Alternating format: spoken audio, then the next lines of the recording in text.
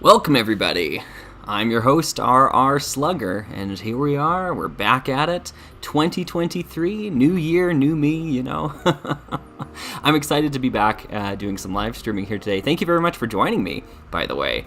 A ton of people here today, and probably a ton of new folks as well, too. It's kind of crazy. The last couple of months have been a source of huge growth for the channel. And honestly, I think it's probably doubled in size since the last time we were together live streaming like this. So I'm very happy to see a bunch of regulars joining us again, and I'm also excited to be seeing a ton of new folks as well too. So I hope I get a chance to know all of you fine folks as well too. As we hang out here, and we're going to be doing some building. I just want to check to make sure everyone can hear and all the sound levels are sounding good so far. I've got a computer fan on as well too. If it's too noisy in the background, let me know. I can turn it off and maybe cycle it in intervals. But yeah, I just want to check in. So I'm going to take a look at the chat here. Hopefully, folks are able to hear me. Sounds great. Sounds good. Awesome. Good. Awesome. Then we are ready to roll. That's great news. Okay. Oh, now the fan's fine. Good. Okay, sweet. That will help keep the computer cool and to keep the stream going. Awesome. So one thing I want to point out here, I think there is a slow mode in the chat. I think I set it to 30 seconds this time around, but I could be wrong. Honestly, I'm seeing so many comments pop up really quickly here. Let me know if the slow mode is working or not. I don't know if I have settings on my end to be able to change that now, though. It doesn't look like I do. I only put the slow mode on just to help myself keep up with the chat a little bit. Hey, Matthew, thank you. Yeah, welcome from the UK. That's awesome. Great stuff. Okay, good. Oh, it's 25 second slow mode, and it's working. Good. Okay, cool. Awesome. Thank you, everybody. Thank you for checking in. I'm not very technically savvy. I don't purport to be. I know I do a lot of video editing and stuff like that, but there's a lot about computers I do not understand. So, hey, awesome. Hey, thanks, everybody. Now, here's what I'm going to do. Now, I know for a lot of new folks joining us here for the first time, they might not know this, so I'm gonna type it in as well too. Remember to use the @RR Slugger if you want to throw a question my way, or if you really want to get my attention about something as well. If you go @RR Slugger, and I'll put it in the chat here. I think nowadays, do you have to do the full RR? Let me just try this here real quick. What does that do? That didn't do anything. No. I guess you do have to do the R dot. Yeah. Yeah. You do have to type in the full thing. I forgot about that. Yeah, exactly. You want to ping it just like JH just did there, right? Yeah, you want to ping it so it turns up bright orange. Yeah. JH is already asking me questions here too. That's great. Did you buy any new January sets or plan to do so? I have not bought any of the new January sets. There is only one that really interests me. It's one of the city themed sets. It reminds me so much of Extreme Team. It's a truck with like a lot of suspension to it. I really want to get that one eventually, but Toys R Us doesn't have it in stock yet, so I'm gonna wait until they do. But yeah, there we go. Okay, cool. Everyone's testing it out, making sure that the tags are working. That's good. So I'm gonna pin this here. Just 1 sec, everybody. Remember to use at. Oh, nice. Okay, sorry, I got distracted. Rhonda Bros is saying, your wonderful videos have inspired me to start working on a retrospective series of my favorite Lego theme that people rarely mention. That's great. Oh, okay, cool. Keep me in the loop on that. And if you have questions or want advice or anything on that, please send me messages. You can reach out to me on Instagram or Discord. Yeah, I'd love to help out as much as I can with that. That sounds awesome. Remember to use @RR Slugger if you want to.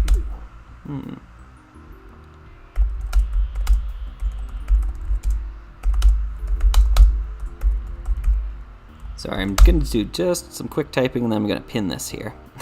Say my name, please. You will have bricks. All right, there you go. All right, if you want to ask a question.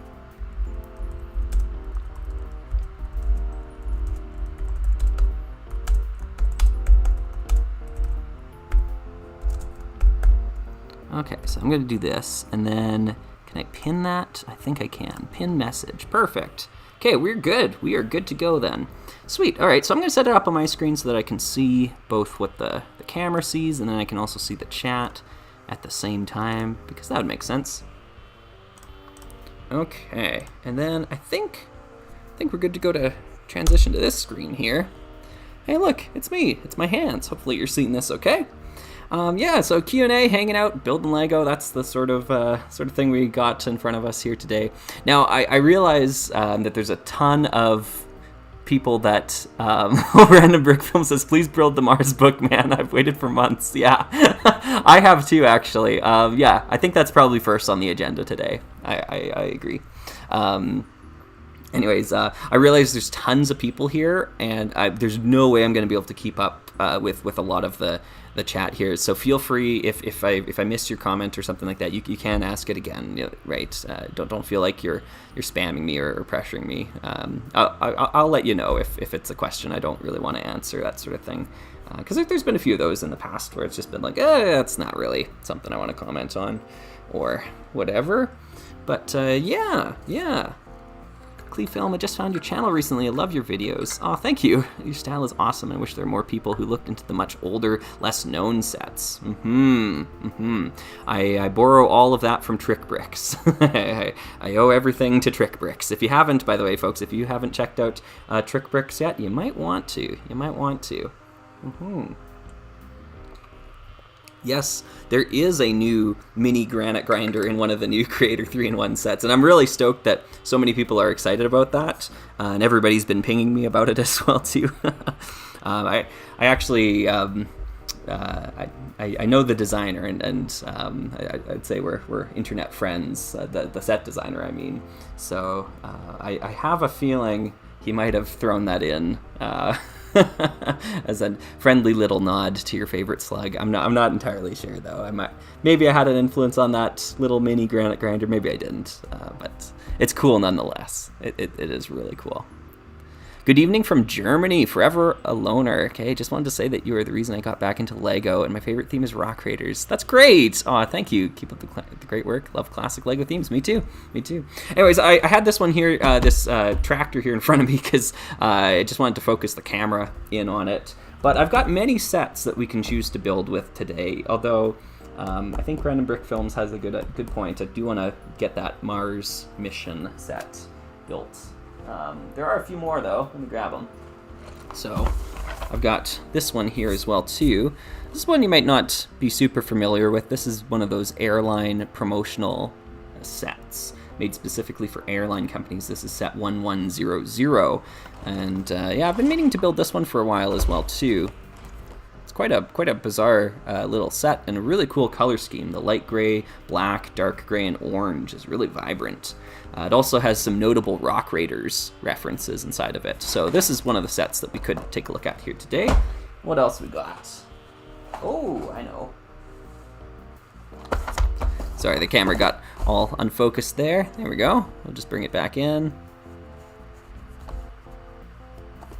There we go. Are some of these sets sealed? Yeah, the two that I've showed so far are sealed, yeah. These ones are not sealed. Okay, PJR is asking, what is your opinion on the new style of instructions with the progress bar? 4th time's the charm. Yes, sorry. Yeah, I know the chat is just going a million miles a second, sorry. I don't mind it. I think it's fine. I use the app for instructions these days. I don't use paper instructions whenever they have it. I know I'm maybe in the minority on that, but I find the paper instructions take up a whole lot of room, whereas my iPad I can set it off to the side and just tap on it as I go from step to step. I don't know, the progress bar, it doesn't faze me. Here's some tiny dinosaur sets. We could build these. These ones have been opened before. These are used sets, so they're not sealed, but they are cool. From 2001, I believe, if I recall correctly. I had a few of these growing up. I think I had the 2 blue ones. Actually, you know what? I had this one too. I remember having the young Brachiosaurus. So I think it's just the Ankylosaurus. That Y and the L, I think it's one of those Berenstain Bears things where I think we remember the L being on the other side of the Y, like Ankylosaur, but it's Ankylosaur. Anyways, Let me move these out of the way here too. So that's another option we could take a look at. And then I've got this surprising one right here. This is sealed as well too. This is from the Lego Movie 2. Emmett's Thricycle. I don't know what compelled me to pick this one up. It was cheap, and it's cool. It's kind of a neat idea. But before we get to any of these here, I think what we should look at is Mars Mission Master Builders. I think that's where I want to start here today. Mars Mission Master Builders. This is quite the odd set, if you could call it that set. It's got a book inside here that will give us the instructions that we need. Yeah. Oh, okay. Clee Film's asking, I think my main question would be, what is a Lego line that you want to make a series on, like Rock Raiders, that you will do further in the future? Yeah, there's a big one coming out here for 2023 that I have plans, or not plans, more so is in production. And that is going to be for the Orient Expedition, the Adventurers sub-theme. So we're going to be going on the Orient Expedition all together. We're just about wrapping up Time Cruisers, so Time Cruisers will just be reaching the end of its run here, and then there'll be the odd Time Cruisers video in the future as well too. But Orient Expedition is where I think we're going, as well as Alpha Team. That's right, Random Brick Films. Yeah. Alpha Team is another big one.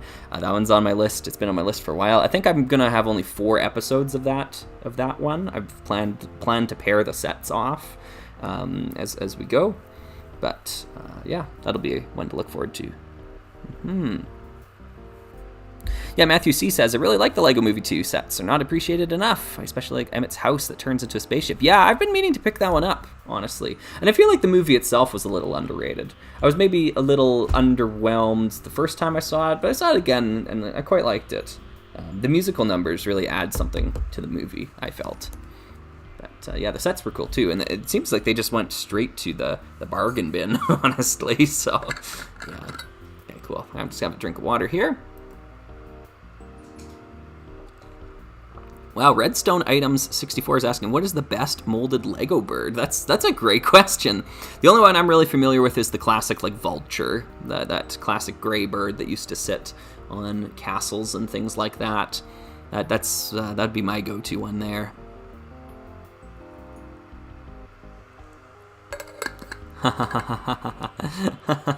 Caved and bought that Blacktron cruiser, eh?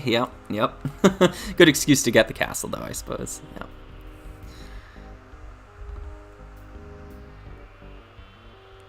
6442. I'd recommend getting set 6442 if you can. I'm going to look that one up real quick just so I don't forget. Lego 6442. Oh, yeah, that is a cool set. That is a cool looking set. I don't have any of the Divers sets. Yeah, that'd be a good one to get. Oh, Ian Stanley's asking, not the parrot? I think that's the parrot. Is it not the same mold for the parrot? Yeah, the same little gray vulture bird. It should be the same mold, right? Were we always in slow mode? I feel like this is a new development. I think the slow mode was a little bit more laxed before Hylian Batman. I think it was about 10 seconds slow mode. I cranked it up a little bit higher because I anticipated there'd be more people here today. But yeah, I'm gonna open this thing up here because I know I've got it in front of me. I've been looking at the chats here. OJH is asking thoughts on the new minifigure series. I've got, you know what? I want that. I want the Black Falcon, Falconess, I suppose. Like she's got the hawk she's training. That one looks great. The hairpiece for her looks amazing too. But I don't really follow the collectible minifigures line all that much. Anyways, I've been talking about this, or I want to talk about this here a little bit. This is Mars Mission Master Builders. This would have been on like the store shelves in like a chapters back in the day. I remember seeing these in chapters, and they were expensive, like really expensive, to be honest. So they've got the price stamped down here. USD $19.99, Canadian $29.99. So $29.99 in the year 2000. That's about $50 Canadian today, I would say. It's pretty much on par. So about $50 Canadian, and you're getting about 50 pieces of Lego. That's an amazing price per part ratio there, if you can do the math in your head, right? Yeah. So yeah, this is the set prequel to the theme of the same name. You're right, Pixelfile. Or is it Pixel File? Because I remember I was actually going through. This is kind of funny. I was going through watching one of our old live streams, and I saw that you were explaining to me, and I missed it at the time, that it's a shorthand for the name Felix. So I feel like I've been mispronouncing it. Maybe I'll just go with Felix. That's easy enough to pronounce. Yeah. Oh, Cleve Film's asking, what are your thoughts on the Time Cruisers board game? I love it, and I can't wait to do a video on it. Yep. It's bonkers. It's great.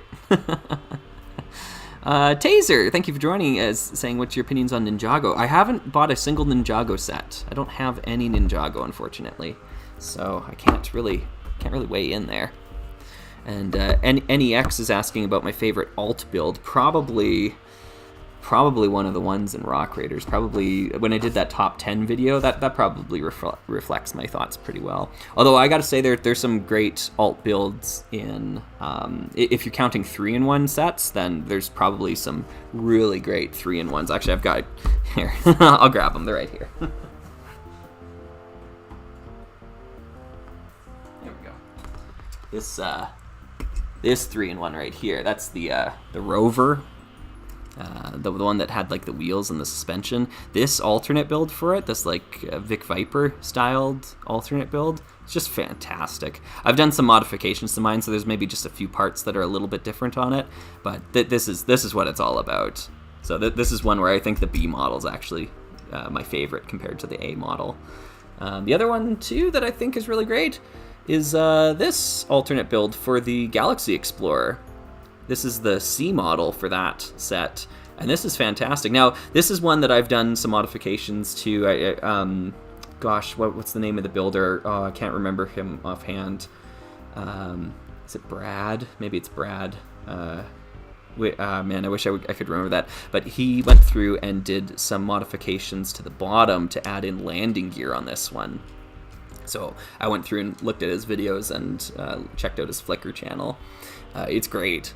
It's great. So this is actually my favorite of the Galaxy Explorer. I always like the smaller design of this one better than the big one. So yeah, sorry, I know I looked away from the chat for a long time there, guys. I'll try to look back here every now and then. Yep. Okay, Casey Hill's asking, great question. What are your thoughts on covering the alternate builds for the Orient Expedition line? You know what, Casey? I'm not going to be doing a lot of that. And the reason why is that I don't have any of the boxes. I think I've got the Passage of Junshi. I think that's the only box I have, and the rest are just all out of reach. But what I will be doing, however, is there were some alternate builds that were made and put on Lego.com, and I've been going through the Wayback Machine and digging these out. So I'm going to be showing off of all those alternate builds in the Orient Expedition line when I do that series. So that's what I'm looking forward to there. Okay, I'm going to move these out of the way here and start digging into this here. Ray's asking, on the topic of alt builds, what are your thoughts on some of the Bionicle alt builds? Now, I'm going to have a Bionicle video coming out later this month. I've written and recorded the script. It's all good to go. You'll be able to get a bit better sense of what my history with Bionicle is from that video. So I'm looking forward to that. I used to build a ton of the Bionicle alt builds, but keep in mind, my era of Bionicle was 2001 to 2003. That was basically it. So I'm talking about like the what was it called? The Mo cow, which is like that cow-looking thing out of Gali and Pohatu. The little spider that you made with Onua and Pohatu. The Toa Kaida. Like I'd build all of those things back then. I loved them. Yeah, they were really cool. Okay, I'm going to have another quick drink of water here.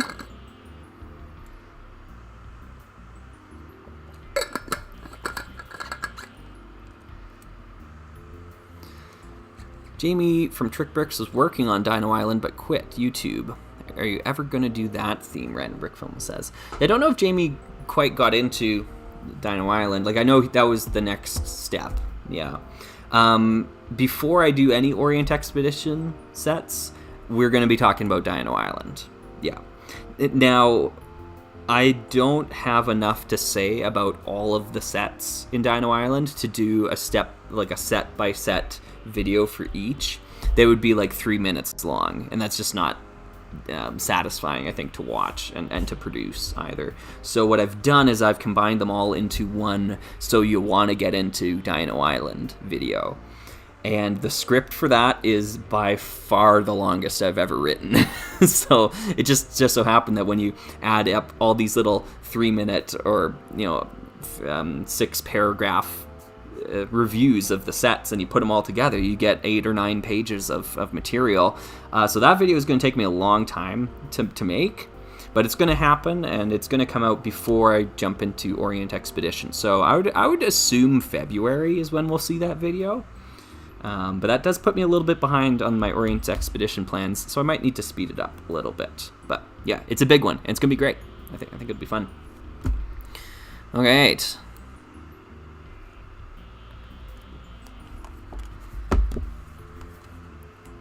472's asking, have you ever made or thought about making any new Rock Raiders characters for fun? I did, but they're tough. Like little minifigures, they're tough because it's tough to find the parts that feel like they fit that era of Lego.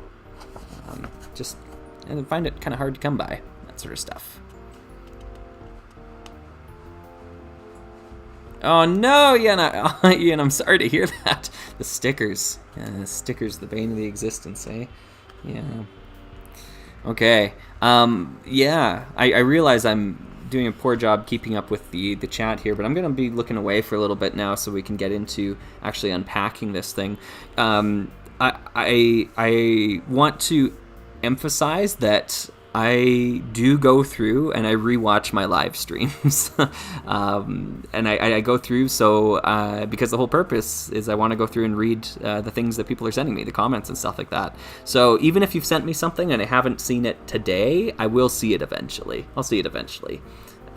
So feel free to like if it's just something that you just wanted to tell me, you don't have to repeat it multiple times. It's all good. I will see it at some point. But I thank you for sending me any of the comments that you have. So the idea behind this book here, yeah, Counter Clockwork, yo, Master Builders, yeah, exactly. I can't wait to become a Master Builder, and I think by the time we get to the end of this book, we will all be Master Builders, which is pretty great. The one thing I want to do with this is I want to go through and see if we can build some of these models, see if this experience is any good, and I might just scoot away to take pictures of the models as we go, just take a quick photo of each one, because my photography setup's just behind me here, so we'll see. Oh, pure nostalgia, Draconis Films is saying, yeah. Okay, Nicholas Losing is saying, just rebuilt the LEGO Mars Mission 2007 Recon Dropship at my cousin's house, and it is truly the best set of the wave. What's your favorite? 2007 is a little late for me for LEGO. I was pretty much out of LEGO at that point, so I kind of missed Mars Mission. Sorry. The only one I have now is the remake of the T3 trike, whatever the Mars Mission equivalent is called. Yeah, I know Mars Mission is pretty dear to some folks, but I missed that one. Sorry. Yeah. TJ Boyd says, just want to drop by and say you've been a huge part of why I've gotten back into LEGO over the last month. Keep up the amazing work. Thank you, TJ. That's awesome. I really appreciate that. Mason's asking me about something about Ninjago. I don't have any Ninjago sets. Sorry, I just don't have. I've got no experience with that theme. Yeah. Floor is asking, I need an opinion on black sausages versus green sausages for my molding process of the slug. Ooh, making new parts perhaps. Molding. Yeah, I guess if you can make them in green to match the rest of the slug, then yeah, I'd say go for green. Honestly though, I don't find the sausage pieces to be that great. I actually prefer the flex tube in that scenario.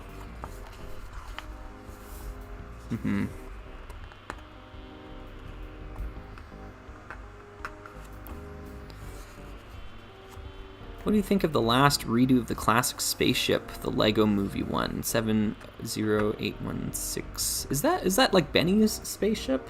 I thought it was pretty cool at the time, but the Galaxy Explorer really kind of blows it out of the water now, doesn't it? I'm not too sure if that's the one I'm thinking of. JH is asking, how was Christmas and New Year's Eve? Hey, it was pretty good. Thank you for asking. Yeah. I went away and visited the parents for a bit. Went to one of their live shows. They both play in a band together, and then of course they had me up on stage playing with them at some point because it's just kind of public knowledge that I'm a musician. So yeah, but it was fun. Hanging out, played some chess. I actually was able to beat my dad in one game of chess, which was really good. He's the only person I've never really been able to beat at chess. But I was able to get him in one game. We tied basically over the course of 2 games. Yeah. Oh yeah, the Hover Scout. Yeah, we're building the Hover Scout today.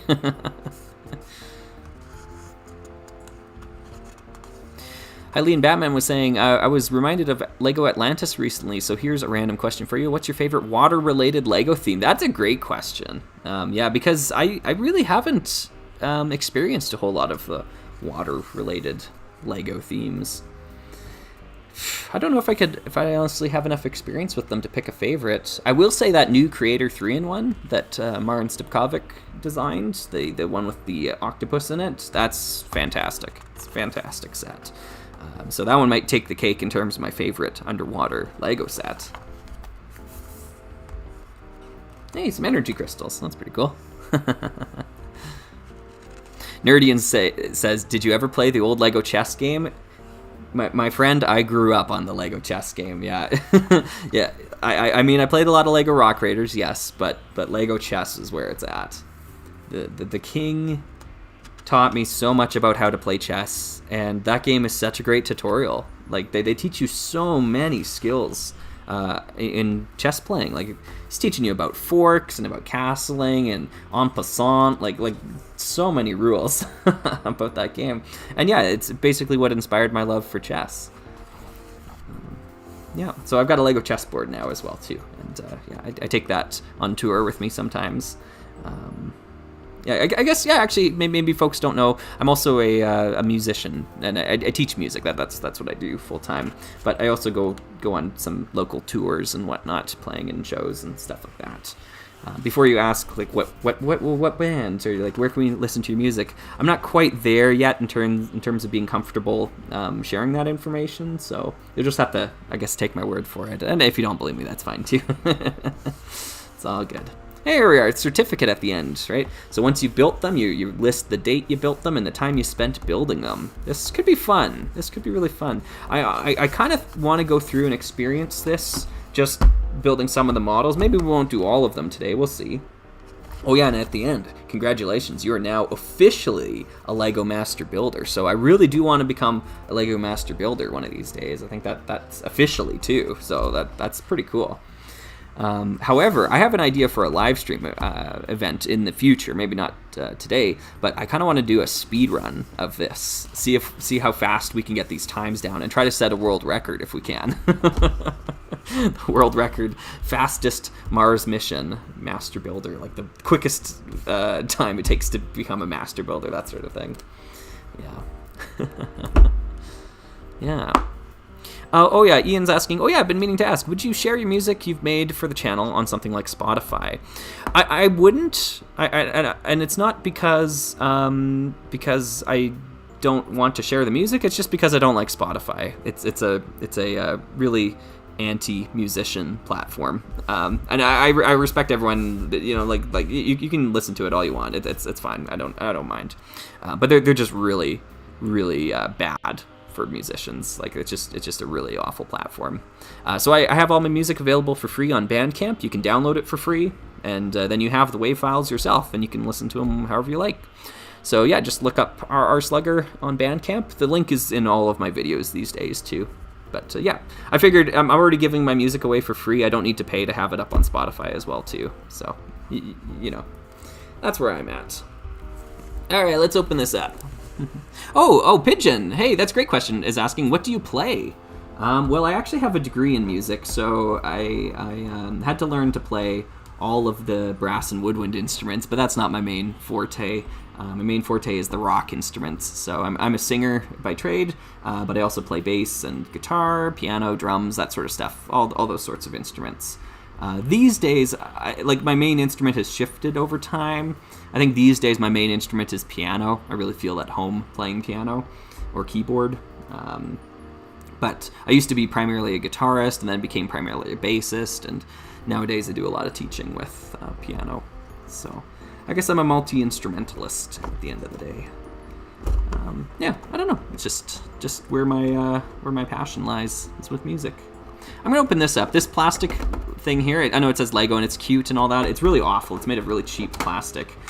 It just breaks apart super easily. So that's basically garbage right out of the gate. And these are the pieces you get in the set, and you get them in this this old style bag with the holes in it. I don't know if folks remember that. You get this little bag of pieces here, and then you get a set exclusive sticker sheet.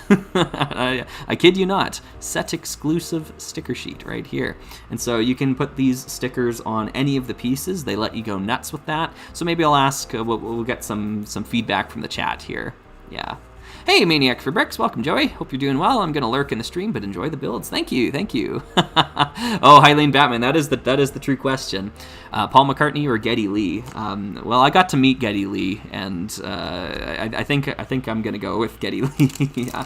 He came to my city for a book signing event, and yeah, got to meet him and talk to him for a little bit, and that was awesome. And I mean, I've seen Rush several times, so yeah.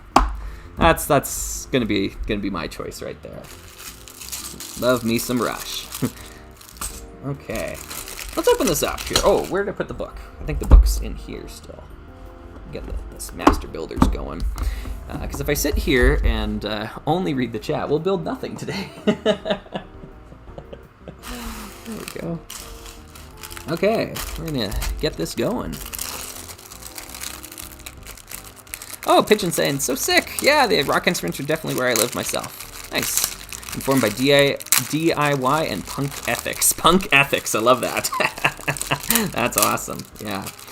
For any folks that are curious, there is a video on my channel I did some months ago where I talk about the music creation process. It's not about Lego, it's just about music. So if you're interested in hearing how I go through and make the songs and how I record them and advice that I've got and that sort of stuff, it's on my channel. It's about an hour and a half or so, I think. It's a pretty long video. And I'm actually really proud of it. It's a great video, I think. I know it doesn't like perform well, and those metrics don't matter to me. I knew going in that was going to be a niche video, but there'd be a niche audience that would really appreciate it. And yeah, I was actually watching it again the other day, just, going back and having a listen. So we got part of our astronaut here. They come in right out of the pack with the heads already on. That's how they used to do them back then. So we're just gonna get him going over there. And open up this stuff. Get some smaller bits out. There we go. Okay, cool. Got our helmet. They should have some air tanks in here too, I'd imagine. I wonder if I'm missing that. Oh, there's the feet. There's the feet. No air tanks? Really? How's our astronaut gonna breathe? Huh. Okay, well, I guess there's no air tanks. Oh, well. Yeah. Get this going there, this going there. And then you get the nice chrome heat shield for the helmet. That's the same one you see on, like, Ogle and stuff like that. It's really a great piece to get here.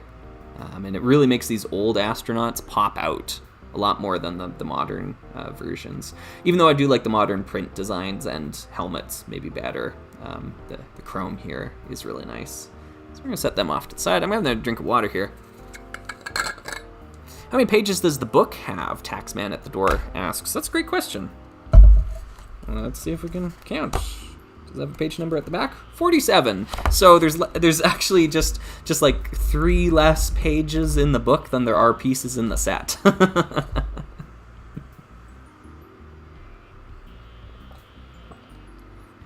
Oh, has Slugger got my message yet? Maybe, King Boss. I'm not sure. I can't really check Discord or any other things right now. Yeah.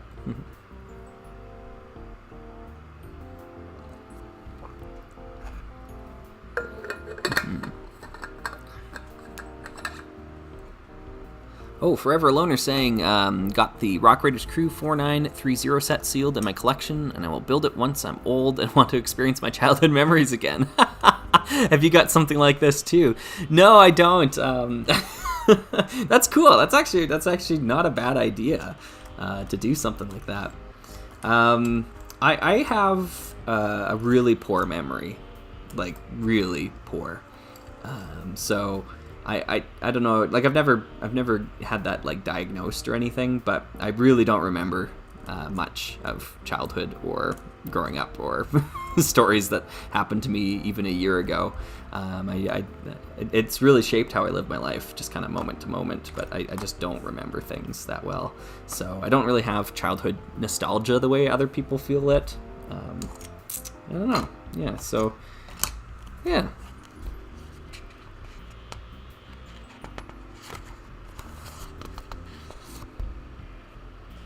Oh, it's about your thoughts on modding a set and giving it to another theme. Oh, yeah, I've never tried that before, but I've seen some good results from that before. Yeah. Do you have any of the other spaceport sets this book belongs to? They look really cool, JH. Yeah, okay. I have one right over here. Let me grab it. Here we go. So we got our big old spaceport rocket, and it actually has the rocket launch silo as well, too. And the rocket rests on top there, and as you pull it away, the silo moves. Now this one also has lights and sounds too, so you can take it off and make the rocket noises, scanner noises, and then this last one here, probably noises you don't want your rocket ship to make. So I picked this one up pretty cheap recently. I thought it was going to be like kind of like ho-hum, but I'm actually really impressed with it.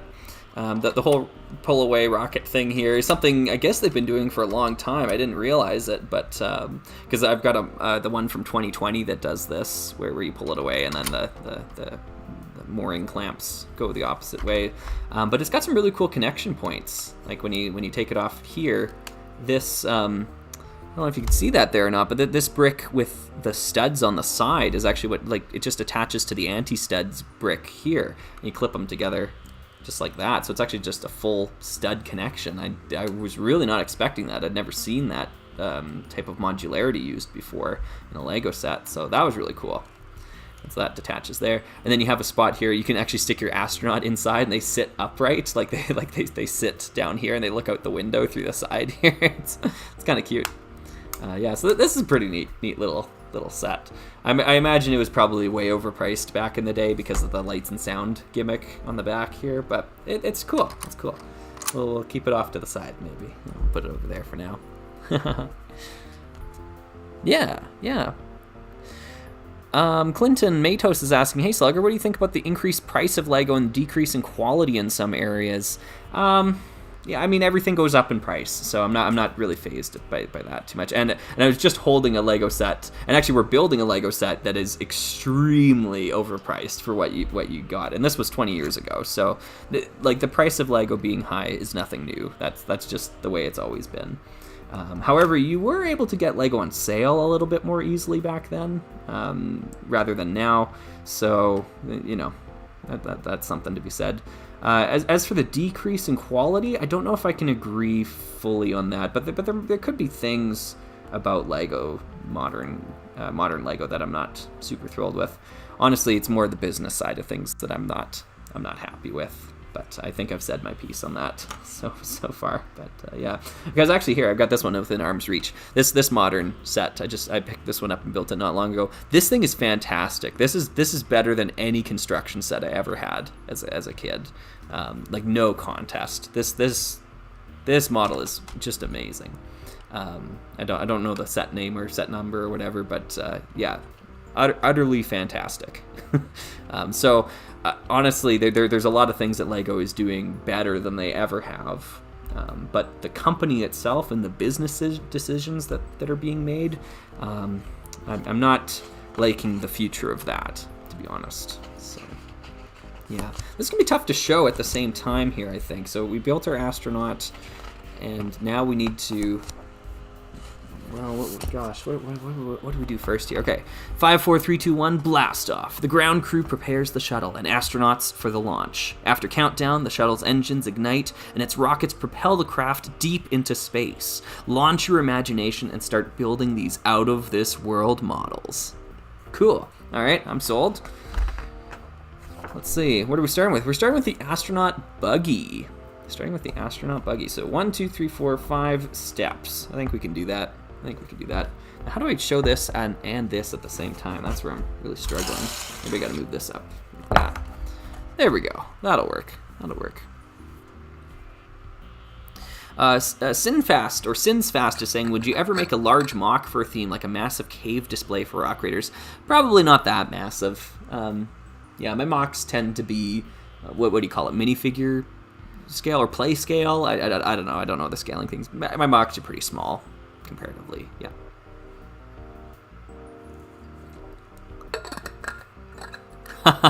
Eileen Batman says, I beg you not to show off modern Lego, otherwise you'll make me want to go buy it and I have no money. Yeah. Well, this is one you should buy, I think. No. I don't want to inform purchase decisions. I get really self-conscious about that, to be honest. I do get people messaging me all the time saying, like, oh, your review made me go buy this set, or stuff like that. And I'm like, I don't know. I hate having that influence over people, but I understand it's part of, like, it's just the nature of the beast. If I'm going to talk about old Lego sets or new Lego sets, there's just going to be some that inspire people to go purchase things. I don't know, not much I can do about that. But yeah. The rock monster truck, that little poly bag. Gosh, if I had a nickel for every time someone told me they went and bought one because I inspired them to go buy one. There's probably a number of people here in the chat right now that have one because of the review I made. So that's yeah, I don't know. It's not something I take lightly, I suppose, is what I want to say. Yeah. Just Think is asking, what was your first Lego set? And that's a good question. I remember it very distinctly. It was called Frontier Patrol. It was from the Lego Western theme. And it... I'm skipping ahead a step. What am I doing? Sorry. It has some cowboy minifigures in it. And I remember being just blown away at the time that you had to build the minifigures yourself, because I'd never experienced Lego before. I was like, what? The figures come in pieces and you got to put them together? Yeah. And that was my first Lego set, and then that kind of started me down this road. But yeah, it was a great little set. A little minifigure pack, basically. Okay, cool. I get these wheels on. I like these old space wheels. These bricks feel great. I mean, like, obviously they came right out of a sealed set, but honestly, I take it for granted sometimes how great old bricks feel, like old school Lego bricks. Because I mean, I can definitely feel the difference in the piece quality from this to something like this. Like, I don't know. It just, you can really feel the difference between the two. Like, I mean, this is something that came out 22 years later compared to this one here. Okay. Draconis Films is saying, have you any tips on photography and stop motion? Notice how much you adored it. Yeah. Yeah. I would say if you can afford it, get the best quality gear you can afford. Because basically what I did at the start of my channel is I saved up about $600 for buying gear. And that's 600 Canadian dollars, I suppose. So I bought my camera for about 300, and then I spent 300 on the tripod, the lights, the memory card, the filter, the all that sort of stuff that you need as well. and none of my gear has failed me yet. So I think it speaks to the quality of it. So if you can get good gear, you need 2 points of lighting as well too. Like I've got 2 lights on me even now, and these are different lights for my live streaming. These are just table lights that turn on with LEDs. So you need 2-point lighting, and then the most expensive camera you can afford. And yeah, you'll see returns in dividends like that. And then you can cheap out on other things too. You don't have to spend a lot of money on backdrops. The backdrops I use are poster board, like poster paper from Staples for like $2. And that's as long as you've got good lights and you've got a camera that can focus and take good quality photos, I think you're good to go. Then you got to experiment with the lighting a little bit as well too. I find I like to have one backlight, one that's kind of high up above, kind of backlighting the set, and then you move the other light to match where you place the camera. So if the camera's low, you move the light in behind the camera, and that'll give you the foreground lighting that you need on the set. Yeah. Oh, Forever Alone is saying Frontier Patrol is about $150 sealed. Wow. I go get your childhood memories. That's funny. That's funny. Yeah. Yeah, I guess I never should have opened it, hey? Yeah. Very good. Astronaut Buggy. We've got the Astronaut Buggy built. It's honestly pretty cute, actually. I have a hard time with these wheels. These are the small-scaled space wheels. And I mean, they've been making these for years and years and years now. But they're kind of tough to fit into builds and keep them in scale, because if they're not only 2 studs apart, they kind of look weird when they're 4 studs apart. But actually, this buggy doesn't do a bad job with it. It's just the wheels are so wide and so narrow, I guess I want to say. Like, they're wide this way and then short this way. Yeah, it's just a weird scale length for these. Draconis is also asking, I see, what software do you use for animation? I use DaVinci Resolve. DaVinci Resolve has its issues, but if you can get a good stable build working for it, it's good. It's good. It's real good. Yeah. Okay, cool. Have you ever heard about the Rock Raider Radium from LEGO Stunt Rally? Yeah, exactly, yeah. Apparently he was part of the team and was kicked out. Yeah. Armored Struggle Wagon is saying, have you ever heard or seen the Rosart Lego 3D puzzle sets? I have one with a space volcano. I want that one. that one's been on my radar for a little while. I've got the Western one with the canyon that you build and whatnot. It's pretty cool. It's interesting. It was challenging. Both me and my partner really struggled with building it together. All the 3D puzzle elements. It took us a good hour or so. Yeah. All right, cool. This astronaut buggy's pretty great. It says attach a long white antennae and receive dish and receiving dishes. Oh, okay. So these are receiving dishes on the back. All right. So it can keep in touch with mission control. Cool. Better safe than sorry. Astronauts board the shuttle many hours before blastoff to check the equipment. This buggy drives astronauts to the shuttle and patrols around the launch pad to make sure the area is clear. Once you have built the buggy, try making a launch pad. Okay. Well, we made a buggy. Are we supposed to make the launch pad right now? Okay, cool. Just trying to keep up with my water intake here. 472 is saying, do you have a main website where you post your LEGO photography? They're so cool, but I wasn't sure if you had like a main place for pictures of sets or something like that. Yeah, I wish I did. I don't know anything about website design. So what I do instead is, if you check the video description for any of my videos, there's always going to be like a top link there that says, or not always, I guess sometimes, more often than not, that says photography and other resources used in this video. And you click that, that takes you to my G Drive where I organize the photos and I store them up there. And you're welcome to download them and use them for whatever you like. Yeah, so the photograph is there for sure. Yeah. Darth Bricks is saying, your favorite LEGO color? Honestly, it's probably the old dark gray if I had to choose one. Like this color right here. I love old dark gray. I think that's a great LEGO color. And I think dark bluish gray doesn't adequately represent what this color brought to LEGO. I think the new light bluish gray is a good enough substitute for light gray. If I bring this crane back over here, like the two grays here. They're pretty much identical, but when you compare the dark bluish gray color to the old dark gray, there's a significant difference in the cleanliness, I guess, or the sterileness of the sterility. Is that a word? The sterility of the color. This one seems more grungy and lived in, and this one just feels too clean and pure for a lot of builds. Like the Crocodile locomotive is a great example. That locomotive set really should have been built with old dark gray. That would have made it look so much better. I know it's a subtle difference, but I think it's an important difference nonetheless. Yeah. Klee Films asking, do you think you may review Lego video games in the future? Honestly, no. I haven't played video games in years. They don't really appeal to me anymore.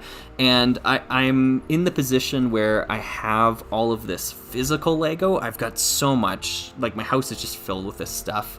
And if I'm not spending my time talking about the physical sets, what am I doing, you know? Right? There's other people out there that can talk about the video games that have more experience with them. So I'm just going to try to stick to my lane a little bit in that regard here.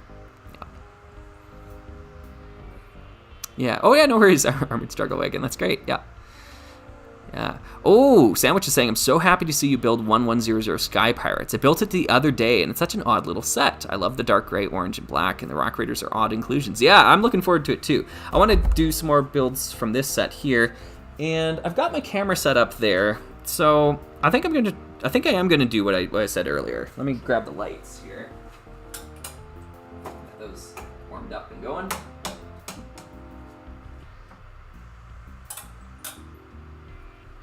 Maybe that'll work. The bulbs are starting to go, and I might need to get some replacement bulbs pretty soon. Yeah, so what I'm going to do here, folks, is I'm going to just pop this model over onto my onto the side there, and I'm going to take a quick photo of it, and then I'm going to pop it back here. We're going to disassemble it, and we're going to move on. And then, yeah, we'll see. We'll at least get through all the mission control ones here. I think we can do all of these. There's a ton of models in this book. What is it, 50 models or something? How many we got here? 2, 4, 6, 8, 10, 12, 14, 16, 18, 20, 21. Oh, it says number of models 15 down here. What? Okay. Sorry, here at the bottom of the page, this number of models 15. That's... No, that's not right. That's not accurate at all. Oh well. That's quite a few, actually. I don't know. We'll see how many we do. Maybe we'll do one from each color. So this will be our first red one, and then we'll do one from the blue, and then one from the green, and then one from the purple, and then we'll move on and build some other things here today too. Yeah. Oh, Box Fox, hey, welcome, is saying if you had to choose one single color to add back, what would it be? That's a big power, or that's with great power comes great responsibility. That's one of those moments.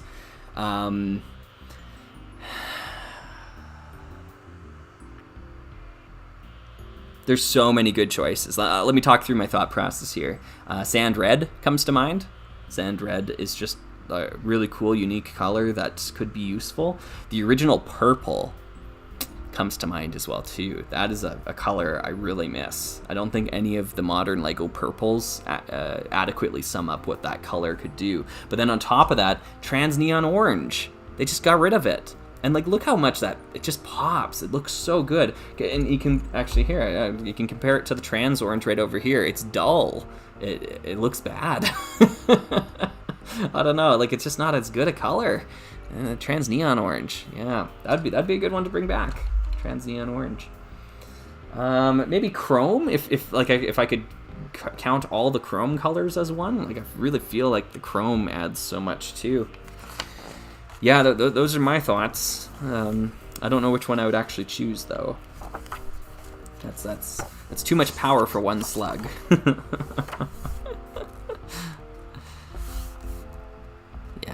Yeah.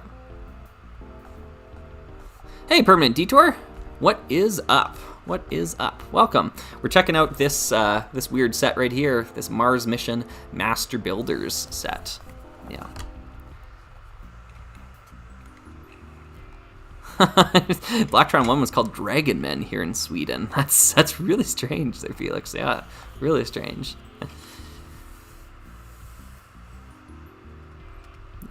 Yeah.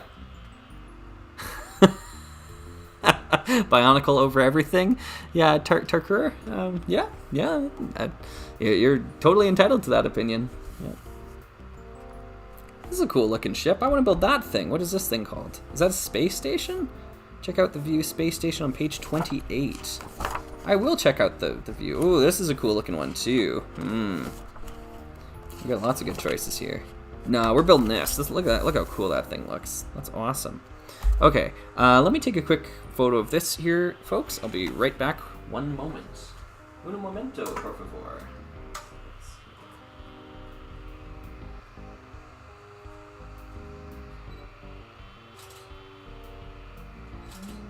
Let's see if we can get that a little bit brighter.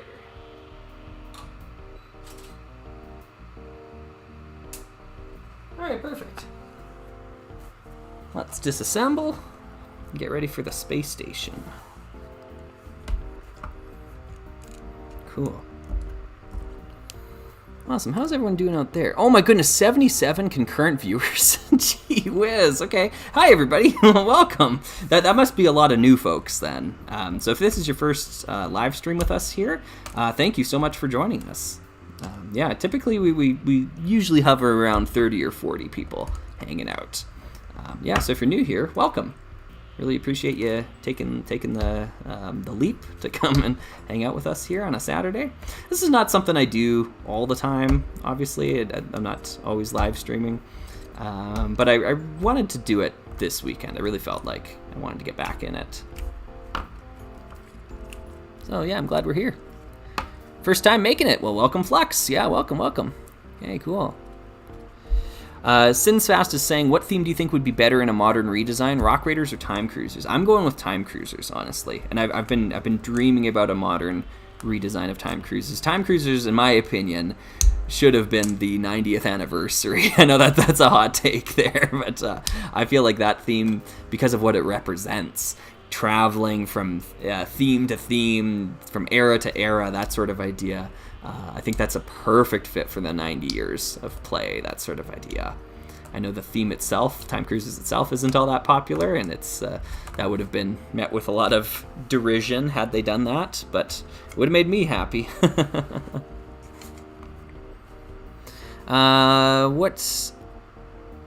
and that'd be my answer to that question too, Ian. Yep, it'd be Time Cruisers. What set that was available when you liked Lego that you didn't get, now you want?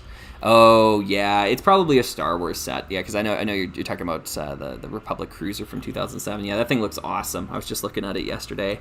Honestly, for me, maybe it's probably Cloud City, the original Cloud City. Not that I like really want it, or that I'm like mega a fan of Star Wars or anything like that, but it did look like a cool set back then.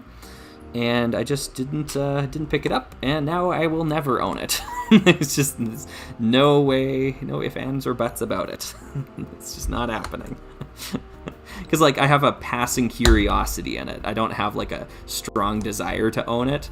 I would like, if I saw it on sale for like $50, I would go for it. But obviously that's so unrealistic at this point. So that's my level of engagement with it, though. Okay, wow, they really don't make a distinction on that. Oh, they do? What? This is really tough to decipher here, folks. You won't be able to see this on the video, but the studs, like the Lego logo on the studs, is rotated to try to help you see, because you can't see the seam lines between the bricks. So this big row of bricks here just looks like a big blob. So I'm gonna have to build it from the back. So that's a 2x2 slope. That's a 2x2 brick. Do I have one of those? I don't. I've got some 1x2s. Maybe I gotta use those. This is tougher than it looks.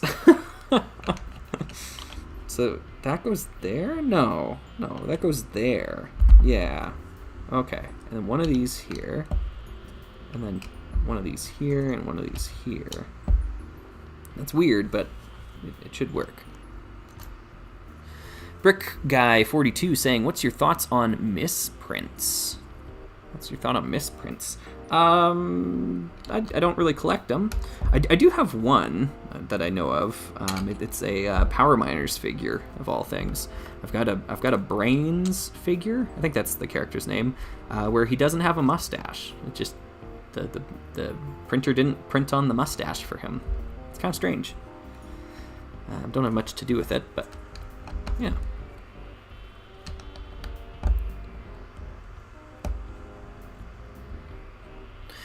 Darth Bricks is saying, "What do you think of Hidden Side?" Hidden Side.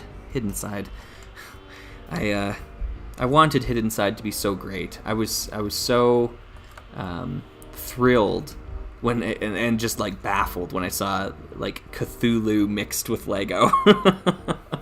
But I don't know, the sets just didn't go the full mile. I was really unimpressed with the sets. To be honest, I only ended up buying one though, so I can't speak to the quality of them all. I bought the Shrimp Shack, whatever that one was. That one was the one that to me looked the best of all the sets. But yeah, I just felt like it was, I don't know, kind of undercooked in terms of the sets themselves, and I know that's probably due to the app integration that was baked into the theme as well. But I really wanted that series to be great, and I just didn't feel like the sets were all that impressive, which is too bad, because maybe they were, and I just missed out on it. I don't know. They didn't seem that interesting to me. The transformation features were cool, but they weren't cool enough, I think, is where I'm at. Where, like the Shrimp Shack's kind of neat. Like you split it open, there's a tongue there. Like that's cool, but there should be more things that you know. The lighthouse, it just kind of like opens up, and there's like teeth. Like, I don't know. That's not all that interesting. There's a ton of things you could have done that would have been cooler. But oh well.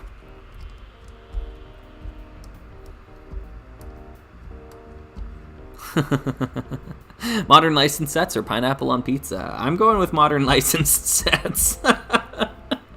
I'm not a pineapple on pizza person, sorry. That's a cool building technique there. Sticking that in there so it lines up with that. This model's actually going pretty well so far. Yeah.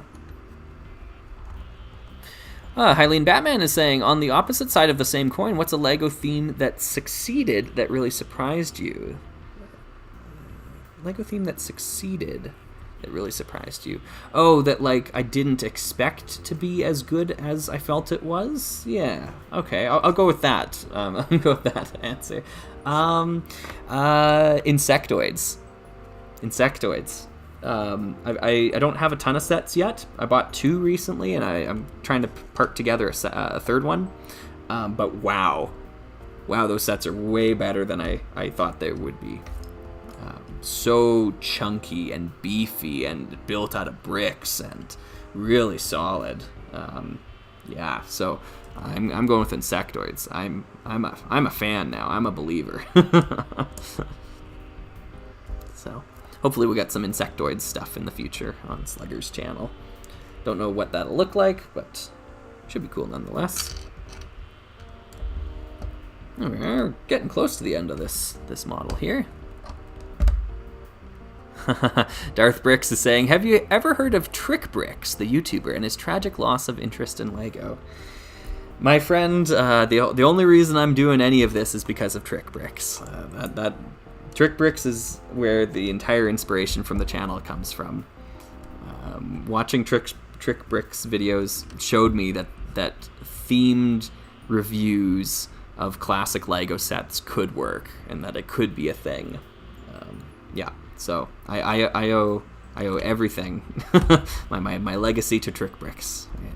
So yeah, it's really cool how coveted and beloved Trick Bricks is for being like a pretty small like YouTuber in the grand scheme of things. But I think everyone that watched Jamie's videos knew that there was quality there.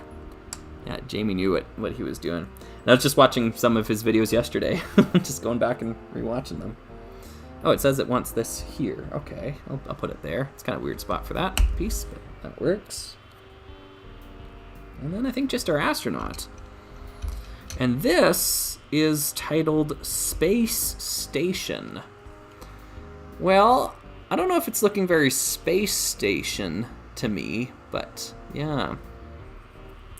Jet Tech is saying, hey, I'm returning to LEGO after a long hiatus and wonder if you have heard of the Heroica board game. Yeah, that's cool, yeah. I had an opportunity to buy an entire Heroica collection about a year ago, and for cheap too, and I passed it up.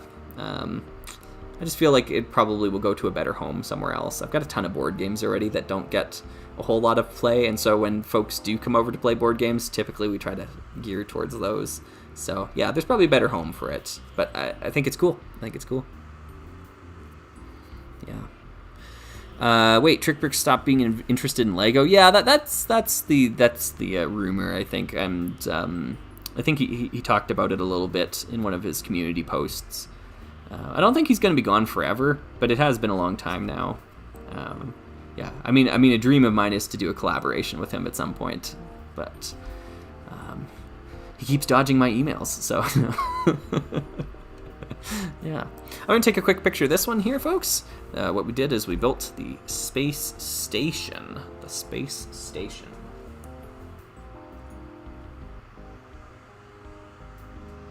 Okay.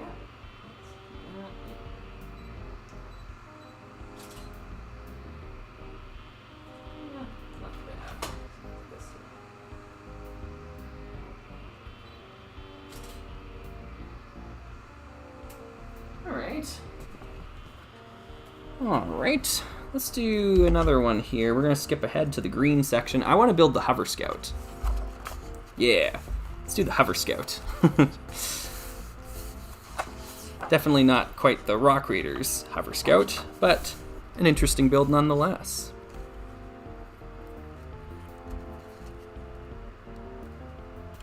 Nerdian saying, what other spaceport sets do you get? I showed this one just a little earlier here. I've got this one here, and I've got the one that's a little, actually I've got a few spaceport sets, yeah. I think I'm just missing the big one, honestly. And the one with the astronaut simulation thing, I don't have that one either. But yeah, it is a cool theme. Yeah, it was a neat Lego theme for us.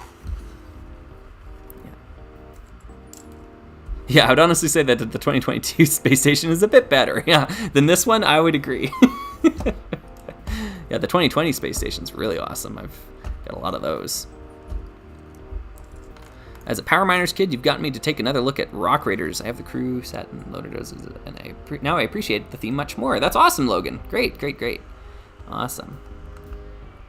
Very Explorian-esque. Yeah, you're right, Ian. Yeah, it really does look Explorian-esque. Lalali. I really want a Life on Mars set, but I don't know which one to choose. Any beginner sets? Slugger? For Life on Mars, I would say go Martians. Go Martians, or go home, that sort of thing. The Martian sets are the whole draw to that theme.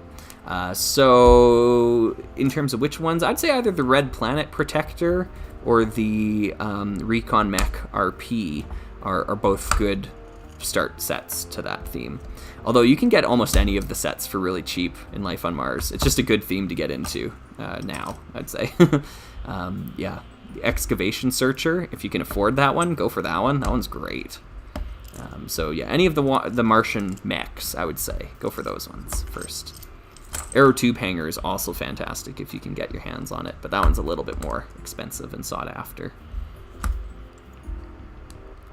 Yeah, I just think saying Solar Explorer, yeah. You know what, that's actually one of the sets that I do have childhood nostalgia for.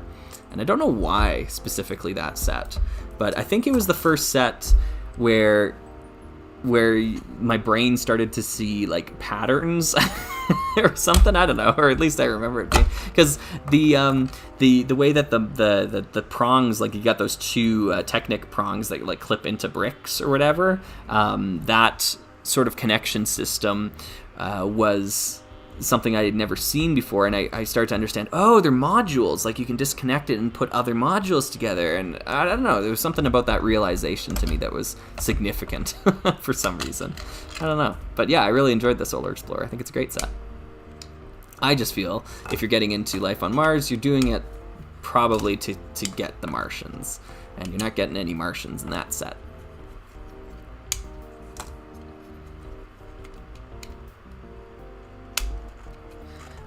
Floor is saying, did you take the picture? I did. Yeah, I did. Yeah.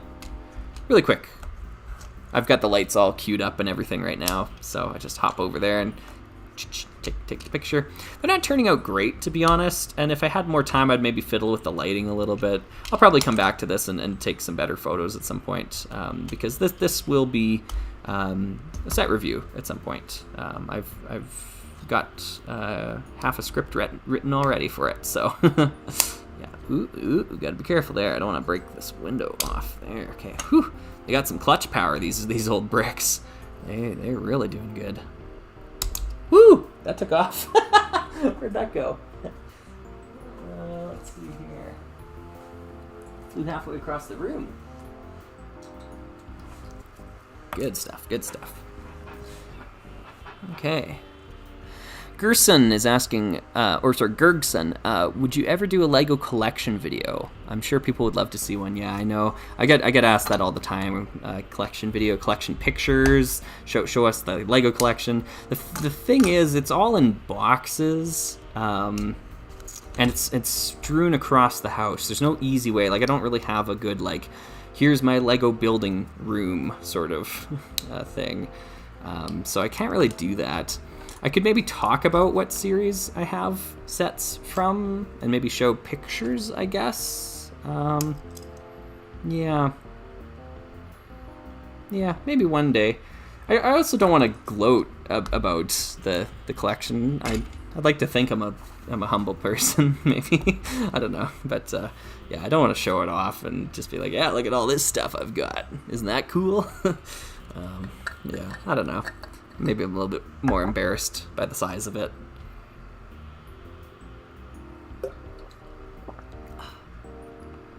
Clutch powers. Yeah, that's right.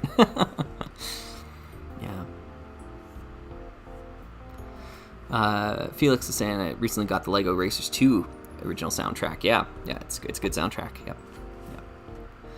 I know you're covering first Alpha Team sets, but what's your opinion on the Operation Deep Freeze? Deep Freeze, yeah, I had a bunch of those sets growing up. Deep Freeze would be so much better if they had released it 10 years later, because the engineering just wasn't there at the time. Some of those gimmick sets are really, really lousy. Yeah, I think it's a really cool idea, and I think the Ice Blade helicopter is about the only one that pulled it off successfully. So, yeah. Kind of too bad. Alpha Team needed an Orient Expedition. That's what it needed, because you had the trilogy of sets there, and then you needed just one more to bring it all home, like Orient Expedition did for Adventurers. And Alpha Team unfortunately didn't get that. It got spiritual successors, so it got like the Power Miners treatment that Rock Raiders got, but it never got the true victory lap that Orient Expedition represents for Adventurers. Just too bad. Still, growing up with 90s Lego, it was pretty common to just have like, oh, these are the 4 RoboForce sets. You know, like themes routinely were between like 4 and 7 sets. And that was it. So the fact that we started getting some like multiple yeared series later on in Lego was like, wow, this is pretty cool. What do you mean there's a second Alpha Team? Like, that's incredible.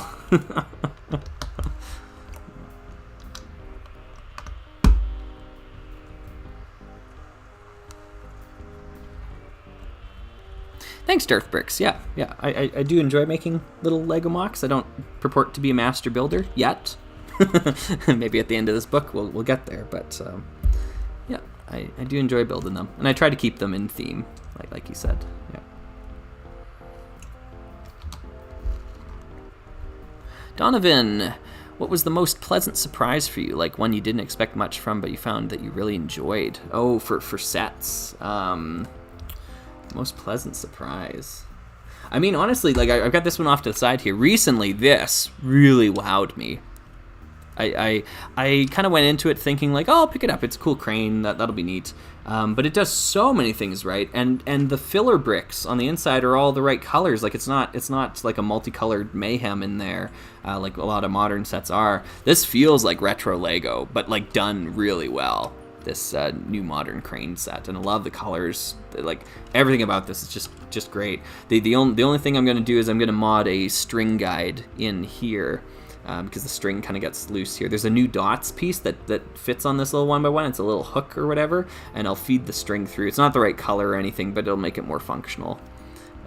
So yeah, that'd be one that definitely wowed me. But I said earlier too, insectoids. I got a couple of insectoid sets, and those have been major wow factors for me. I didn't expect insectoids to be that good, but it's utterly fantastic from what I've experienced. I love how many times he's picking up the crane. Yeah, I know. I just keep talking. Like, man, look at this set. Look at this crane. You know? Lego sent me a $20 bill to talk about this crane. You know? No. Someone was talking to me in the comments recently about the Lego Ambassadors Network or something like that. And I kind of told them that the day Lego starts sending me sets is the day I start sending them back. I really don't want anything to do with that sort of network. So, yeah, that is like a I don't think I could sleep at night sort of deal where I like the toys themselves. I don't know if I really like the company that much. Not the company of people, but I mean like the actual business, the billion-dollar business that runs the show. So the less association I have with them, the happier I am, I think. Let's add some wings to our Hover Scout. Why not? Wings. Oops, doesn't go there. It goes there. Perfect. Hopefully I'm building this on camera enough. Yeah, I think people are seeing this. That's good. Yeah. Shy Guy is saying, here's an idea. What if you tried to make miniature versions of the other Rock Raider sets, like that mini granite grinder? You know what? There's someone named The Wanderer in the Manic Miners Discord that's done that, and they did a great job with them. So I couldn't top it, that's for sure.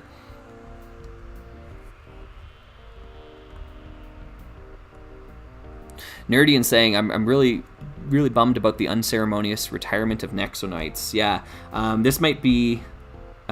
actually, you know what? I've got it. Let me find it here. Here we go. All right. This might be a bit of a hot take, but I think folks are sleeping on Nexonites right now. And you heard it here first. I think Nexonites is highly underappreciated, and I think the sets are really cheap still. And if you are at all interested in that sort of stuff, you should probably run out and grab it. I'm stocking up on Nexonites right now, for real. So, yeah. All right, cool. Awesome. That's my spicy hot take on Nexonites. Yeah.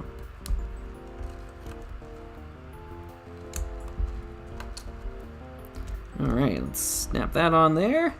This is looking pretty good. You got little clips on the back for holding accessories. I imagine it's for the hammer and the walkie-talkie again. The two accessories they gave us in this set. There we go. We're going to put our little astronaut behind the controls again. And there we are. We got ourselves a Hover Scout. This one's cool. I like the wings on it. It's actually pretty cool that like with such a limited part selection, they've actually been able to make some models that are very different from each other. I mean, from the selection we've chosen so far. But yeah. No, Slugger, you're gonna crash the market.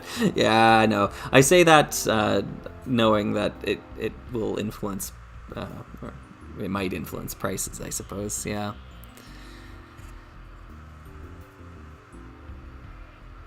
Yeah. Oh, Sandwich is saying, you once mentioned in a Rock Raiders video about the juniorization that was prevalent in 90s 2000 LEGO. Would you be open to doing a full video on the pros and cons? I don't think I have enough to say about it to do a full video. I think my talk about it, I talk about it in the Granite Grinder set. That's the review you're talking about there, the 4940 episode. I think I sum it up pretty well in that video. I don't think I have much to elaborate on. Yeah, it pops up every now and then though. That's for sure. Sometimes you get sets like this that have a lot of bricks in them, and maybe that feels juniorized. I don't know. Then you get a lot of sets that have like pre-made pre-made modules in them like this. Maybe that feels juniorized. I don't know. Lots of things to consider. Yeah, cool.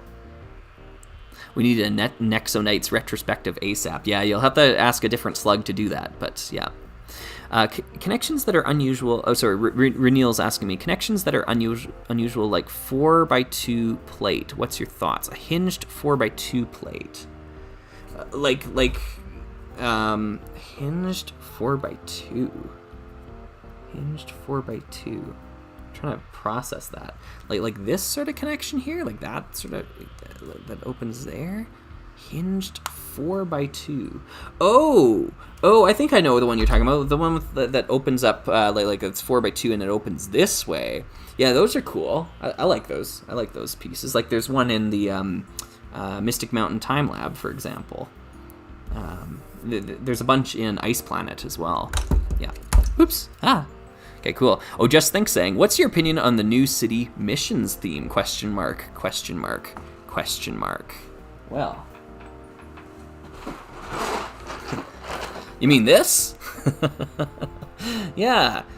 LEGO City Missions. So the video that I have in the works, where I've written half the script, is going to be talking about LEGO City Missions and Mars Mission. 2 different mission sets from 20 years apart, 22 years apart actually. And I'm just going to be comparing and contrasting the two against each other. So we're experiencing a little bit of this build here today on camera. This I did this off camera with the app and whatnot, and it's cool. It's really neat. Yeah, you end up. Let me see if I got some of the parts still hanging around in here. You end up building like a central module to the ship. And then you add parts on as you go, and you open up different supply bags. So it's like an advent calendar in a lot of ways, which that was really unexpected for me. I didn't expect it to go like that, but I was really appreciative of that aspect. You've got a ton of parts that are being introduced in new colors for the first time. So you got these classic LEGO cannons that are being introduced in yellow for the first time. That'd be great for some sort of Blacktron mock, I think. This radar dish is in yellow for the first time as well, too. Again, for Blacktron, that'd be awesome. And then you get some classic parts like these underslung rockets, these underslung engines in gunmetal gray for the first time. So that's cool too. I don't know what to do with them, but that's pretty awesome. I think maybe the only letdown in this set was the minifigures. They're just not as good, I feel, the astronauts. Not as good as the 2020 astronauts. I've got a ton of those. And obviously not as good as the old school. Whoops, the old school astronauts here too. I mean, I like the suit, but the lack of chrome, like the lack of real chrome, is kind of a downer, bit of a downgrade there.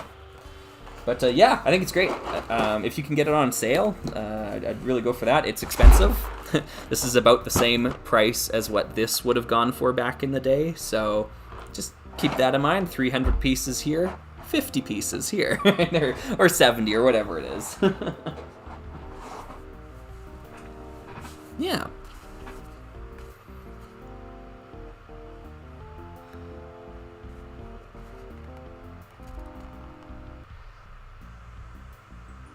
Oh, another hot take is Mixels is the best theme of the 2010s. Yeah, maybe. Yep. Oh, Darth Bricks is saying that is a good challenge, Darth Bricks. Yeah, make an old school mock with modern pieces. I just don't have enough modern pieces. my collection of the new grays is like tiny compared to my collection of old grays. So I don't have enough of those parts, to be honest. Okay, cool. Hover Scout. I'm going to take a quick picture of this here, folks, and I shall return, and we'll move on to the next chapter. We're flying through these, which is good. It's only taken 90 minutes to do 3 models so far, so we're making good time. Go.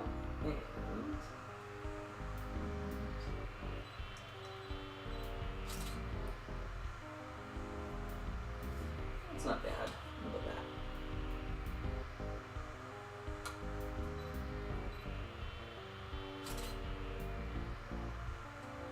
Hey, Zoo. How you doing, buddy? Good. We might have a kitty visitor here in just a moment. I'll clear a landing pad. There we are. You coming up? No? Well, maybe. Maybe not. Okay, cool. We'll see. He's got a mind of his own. All right. Let's disassemble our Hover Scout here.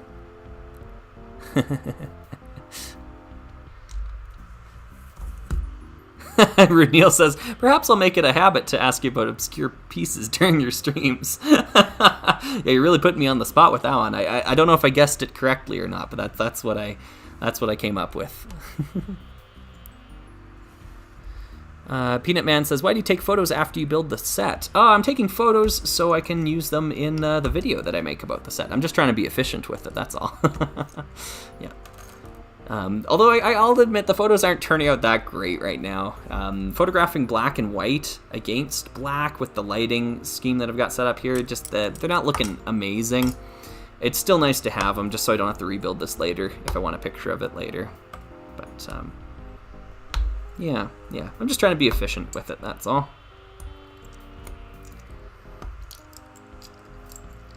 Mira's asking me about model kits. I used to build model kits when I was young. I used to build a bunch of Sopwith Camel planes and some different tanks and things like that.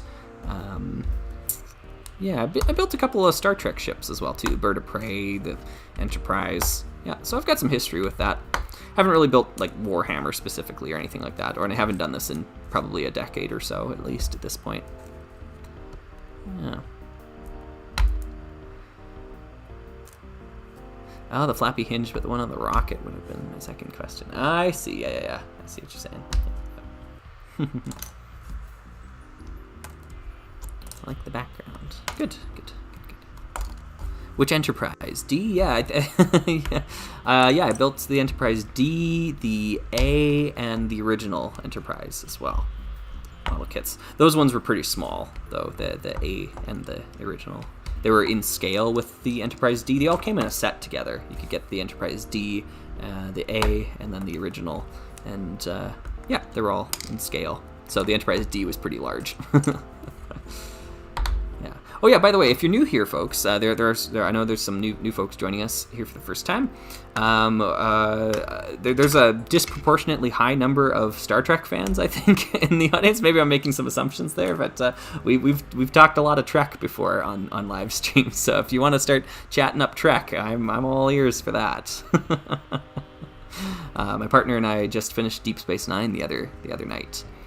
Not saying I hadn't seen it before. I've seen Deep Space Nine a few times through, but it was our first time watching it through together. And yeah, thoroughly enjoyed it. Watched the Blu-ray documentary afterwards, the What We Left Behind. It's a great documentary, and yeah, made a real evening of it all, which is good. Okay, we're on to exploring Mars. Whew, this drilling robot looks pretty bonkers there. Nerd. That's funny. Yeah, it was the TOS Enterprise, Hellion. Yeah. Yeah.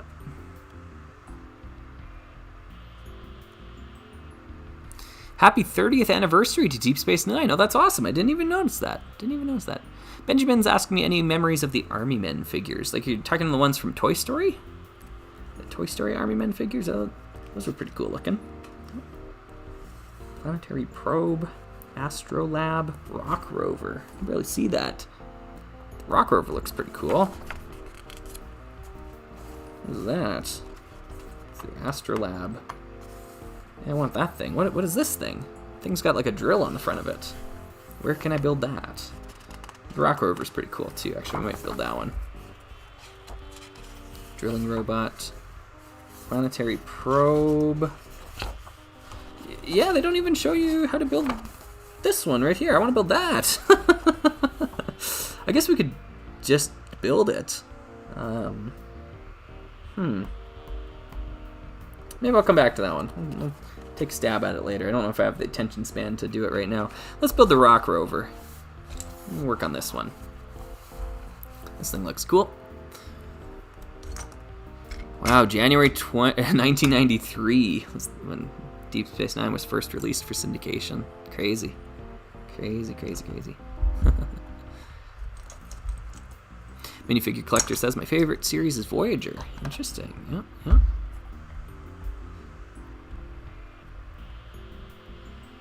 Just Thinks asking, what's your favorite time cruiser? Definitely the Hypno Cruiser. Or unless you're talking about, like, character. I've got a real soft spot for Professor Millennium. I really like Professor Millennium's design.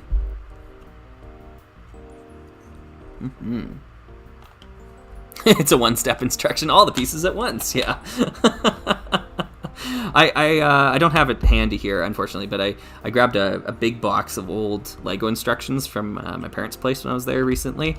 And I had a bunch of the sets, a bunch of those 2002 reissues of old sets. So like the Breezeway Cafe, we had the little pizzeria, the Black Falcons Fortress, all those sets. And I was looking at the Breezeway Cafe in particular. So it's like this cafe set, and you build it. It's got this big arching windows. It looks awesome. The whole instruction booklet is only 13 steps. You build the entire thing. It's like on a base plate and everything in 13 steps. That was just mind-blowing to me to see that nowadays. Like, yeah. 13 steps. It's like step 1, here's the base plate. And step 2, here's all the walls of the ground floor. You know? They really used to throw it at you back then.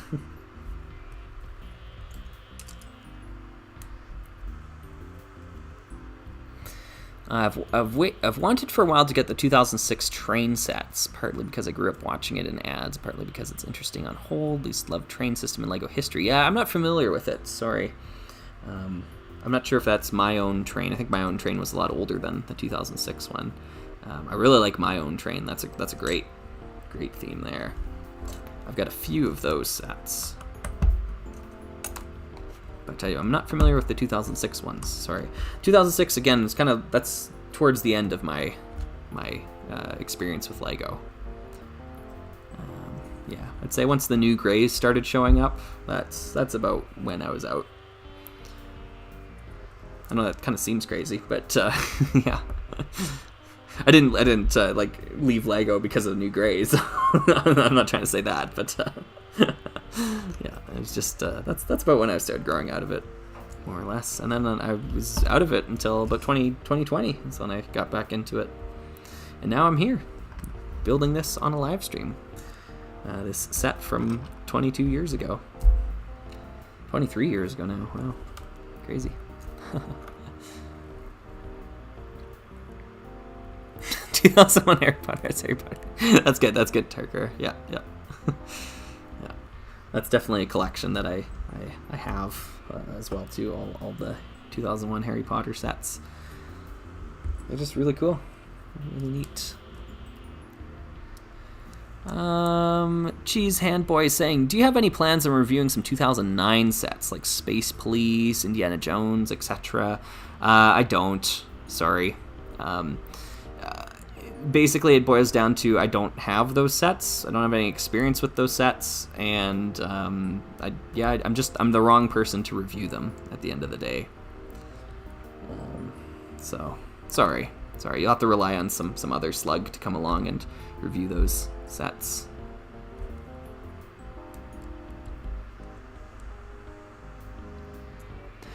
Just Think saying, do you think LEGO will bring back Rock Raiders like they did with the Galaxy Explorer? No, I don't. At least not for another 10 years or so. But the other thing, too, is that we're missing so many of Rock Raiders' colors at this point that it won't even be Rock Raiders if they bring it back. One of the major identities of Rock Raiders was the color scheme, and more than half the colors are retired now. So that's that. It'd be like bringing life on Mars back without the colors that made it so unique. I just don't see that happening.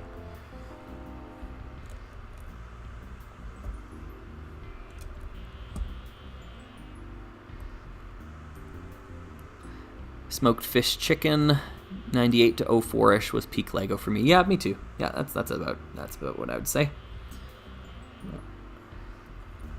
Oh, cool. We're changing off our helmet and changing it to a hat. I guess we've terraformed Mars in the future. That's pretty cool.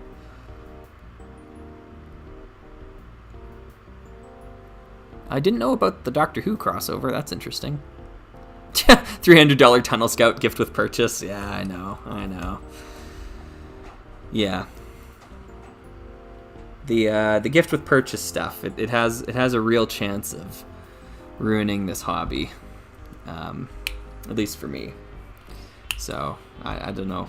The future's kind of grim in that department. I've heard from some folks that work at Lego that it's going to be a significant part of their business strategy going forward, is these exclusive gift with purchase sets.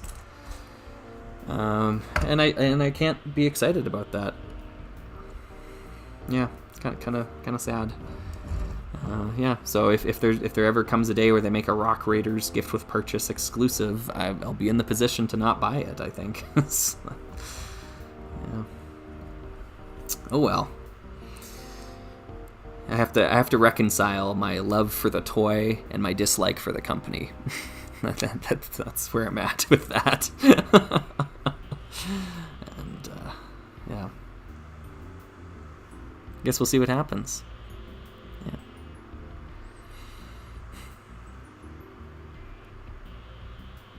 Yeah, gift with purchase life on Mars would kill me. Yeah, I hear ya. Yeah, Pangier is saying Magic the Gathering is going for a similar direction. Yeah, I those collectible card games. See, the thing about it was that Lego used to be a way to escape that. That sort of this was a hobby that wasn't as harmed by these really bad business practices. The same way like the card industry or the video game industry have been just maligned with it. But Lego is going that direction, and it's sad. It's sad. I'm legitimately upset and legitimately worried for what it means for the future of the hobby, and that's worrisome. It's sad. Oh well. Okay, I'm gonna try to stay positive here today. Yeah.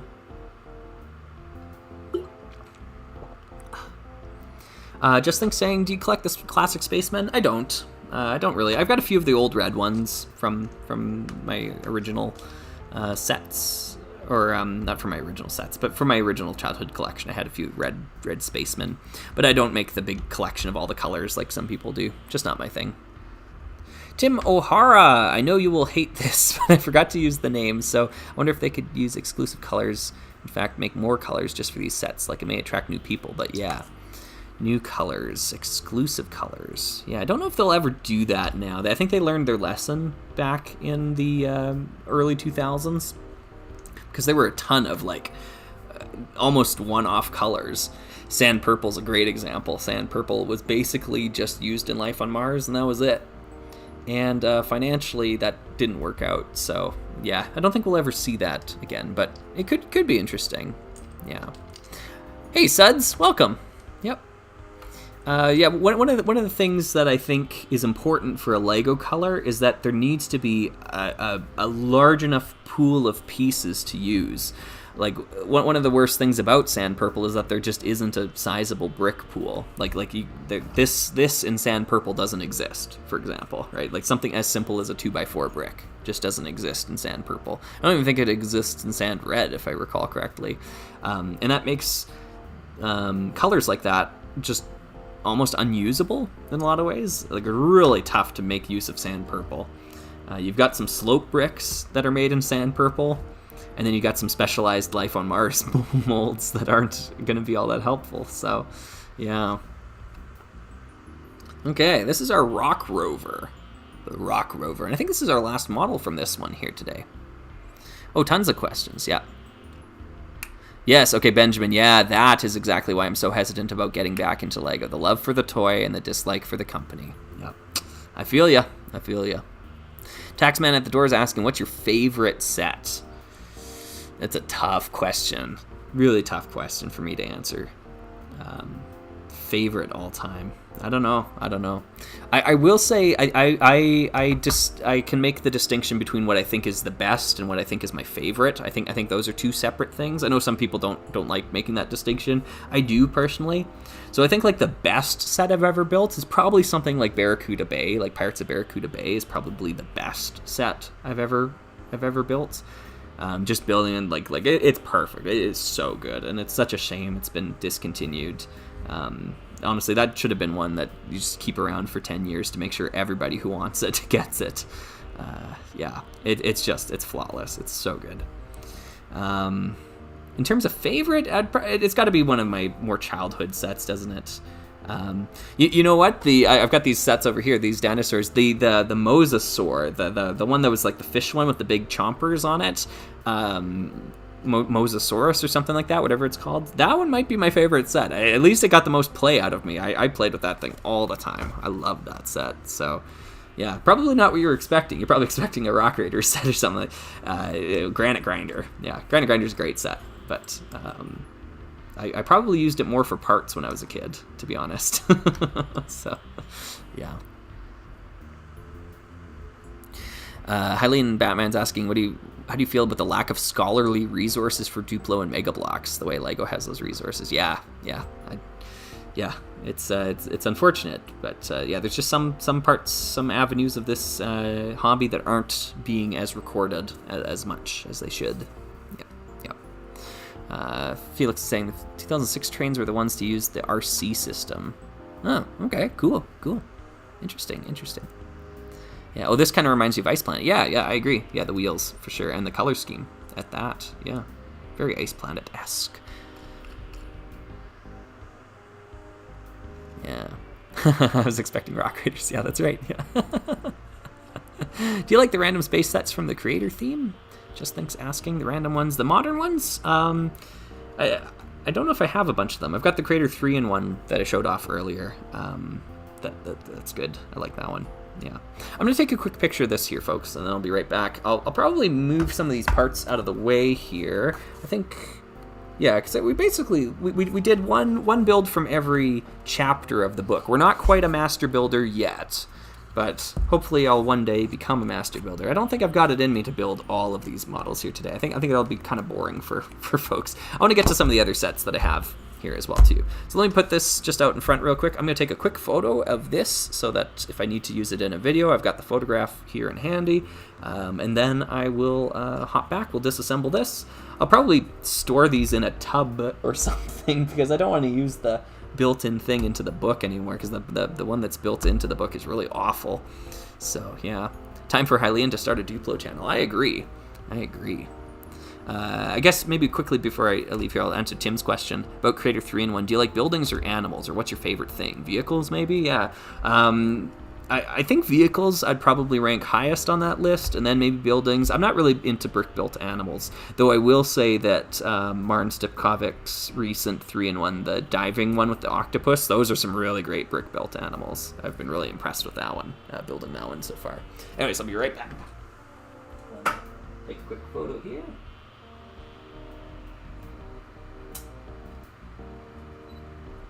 Then I'll actually focus. That's not great. That's a bit better.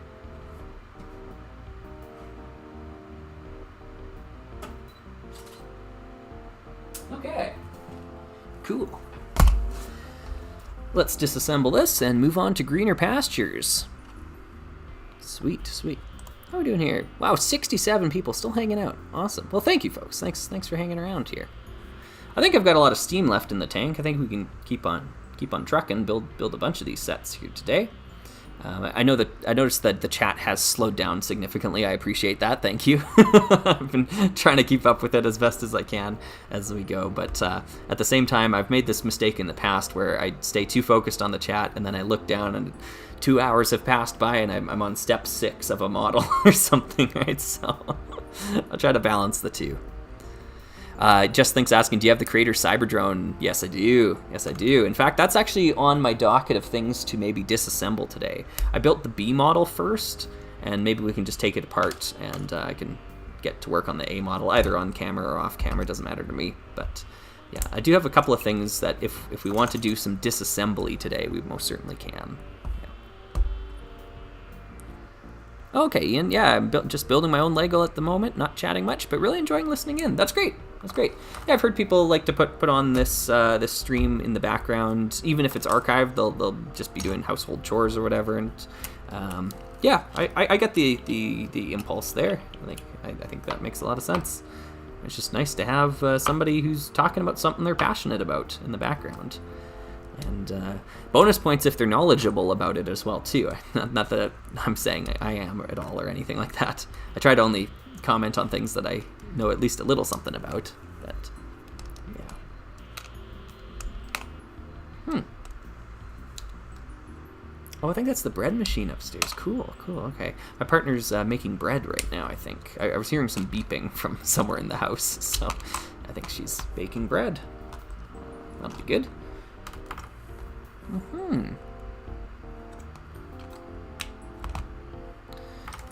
Oh, I see. Okay, sandwich. Yeah, I'm starting to collect the original yellow minifigure Harry Potter sets. What's a good set that encapsulates the theme?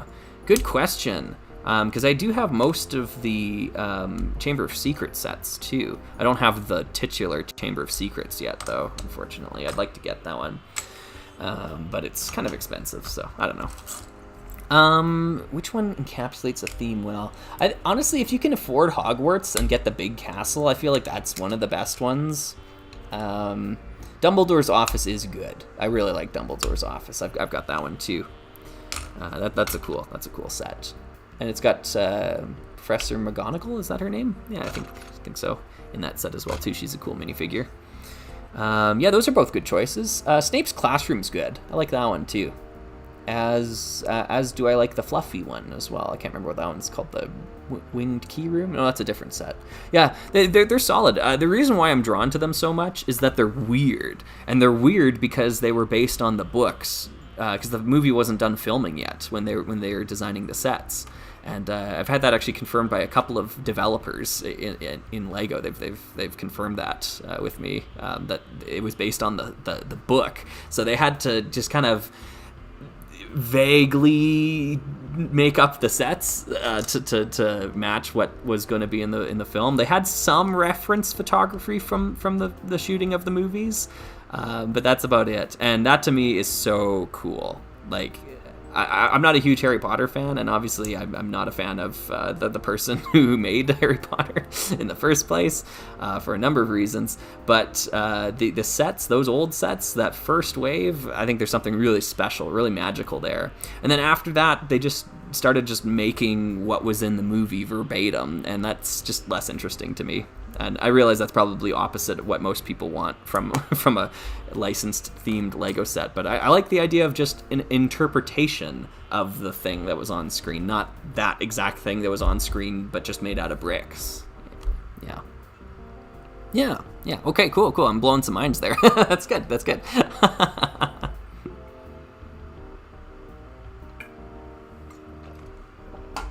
Okay, let me grab a bin here for these bricks. They're all in such good quality. Actually, you know what? I'm gonna bag them. I'm gonna bag them instead. I think my bins probably have dust in them. I want to keep these in good condition. Let me grab a bag. Where did I put them? Oh, they're right beside me. Perfect. Yeah. Do you have the OG Star Wars gunship with Jedi Bob? No, I don't.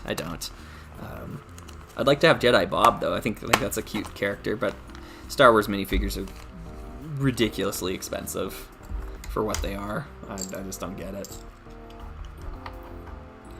I don't even want to contemplate how much money, like how much dollar value of Star Wars Lego I actually have, because I had a ton of it growing up. Got your old Jabba's palace, and with your original slave Leia and stuff like that. So yeah, I had a ton of it. Some of it might be expensive. I don't know. The original General Grievous, is that an expensive figure? I don't know. Count Dooku, is that an expensive figure? The curved lightsaber in chrome? I don't know. Don't want to know. It's not really for sale. So. Jedi Bob's head was in the Solar Explorer, you're right, yeah, and a bunch of construction sets in 2000, yeah. Going off of Harry Potter, what's the set that encapsulates the yellow minifigure's Star Wars theme to you? Oh, interesting. That's a good question. Okay, building on the question. Yeah, I like that. Gee, I don't know. Which Star Wars set did I like? I love the original Snowspeeder. I actually own 2 of them now, just because I saw another one available, and I was like, you know what? I like this set so much, I'd like to buy a second one. Yeah, the original Snowspeeder is boss. Like that is a great set. The original AAT, is that what that's called? The droid tank thing? That's another really good set, as is the original ATST. They're all really good. I bought the Flash Speeder recently too. That was actually like a little childhood white whale of mine. I just always wanted it. I don't know why, and I'm really impressed with it. It's awesome. It's way better than it has any right to be. So yeah, I'd say go with any of those. They get high marks for me. I don't have the original X-Wing yet. That's one that's on my list. I'd like to pick that up at some point. That'd be a cool one. But it's usually more expensive than I'd like it to be, so yeah. Have you seen, Brick Guy's asking me, have you seen Amphibia or the Owl House? I haven't. Are those TV shows? Are they Lego sets? Yeah, I haven't seen them. I don't really watch a lot of TV. Yeah. Permanent detour. I'll take all your sets off your hands. Yeah. all the Star Wars sets, yeah. Yeah, you want some more gray ships for your collection there? Actually, I commented on Jang Brick's video today about the TIE Bomber. He did a great review of the TIE Bomber, the new one. About the, I guess what is it, the 2022 Bomber versus the 2003 original. And it was a good eye-opening moment for me for 2 reasons. Because seeing the original build there was good to see how janky it was. Like, it was really like flimsy as he was picking it up. So that was good to just be like, oh, okay, I understand that maybe the original wasn't all it's cracked up to be. But at the same time, having the blue on the TIE Fighter looked so much better. I don't know if I'm in the minority on that opinion there, but the color, just having a little bit of color on the model just made it pop. So visually, I think the original one with the blue looks like way better than the one that's just all gray monochrome. Because you watch those films and you pause and you look at the shots of the TIE fighters, and they are blue. There is some blue on them in those movies, and I get it's because they're shot against a blue screen, and that's the bleed coming over onto the model. But what you see on screen is blue. Maybe it's not this blue, like this color of blue. Maybe it's sand blue or whatever. But I think they need a little bit more blue on those TIE fighters to really look like TIE fighters to me. But maybe that was a hot opinion. Maybe I should have had maybe I should have had this up there for that as well. Yeah, the color of the old Star Wars sets is better than the colors on the new Star Wars sets. There you go. The original Snowspeeder is far more accurate color-wise than the new Snowspeeders are. The Snowspeeder was never white. It's a gray model. They don't, like Industrial Light and Magic aren't fools. They don't make a white model to film against a white backdrop, a snow backdrop, right? The original Snowspeeder is gray, so maybe it's not as gray as the Lego color is, but it's not bleach white. So ever since 2004, they've been making that model wrong for all I care. There you go.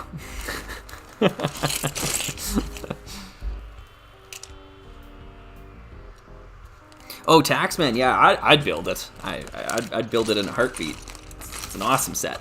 Yeah.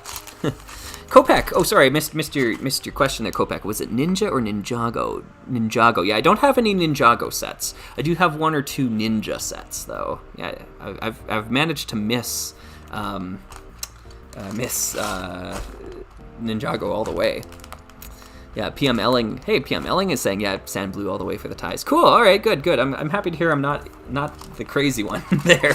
I feel like gray isn't the whole TIE Fighter. I think blue was a major part of the identity of what TIE Fighters look like.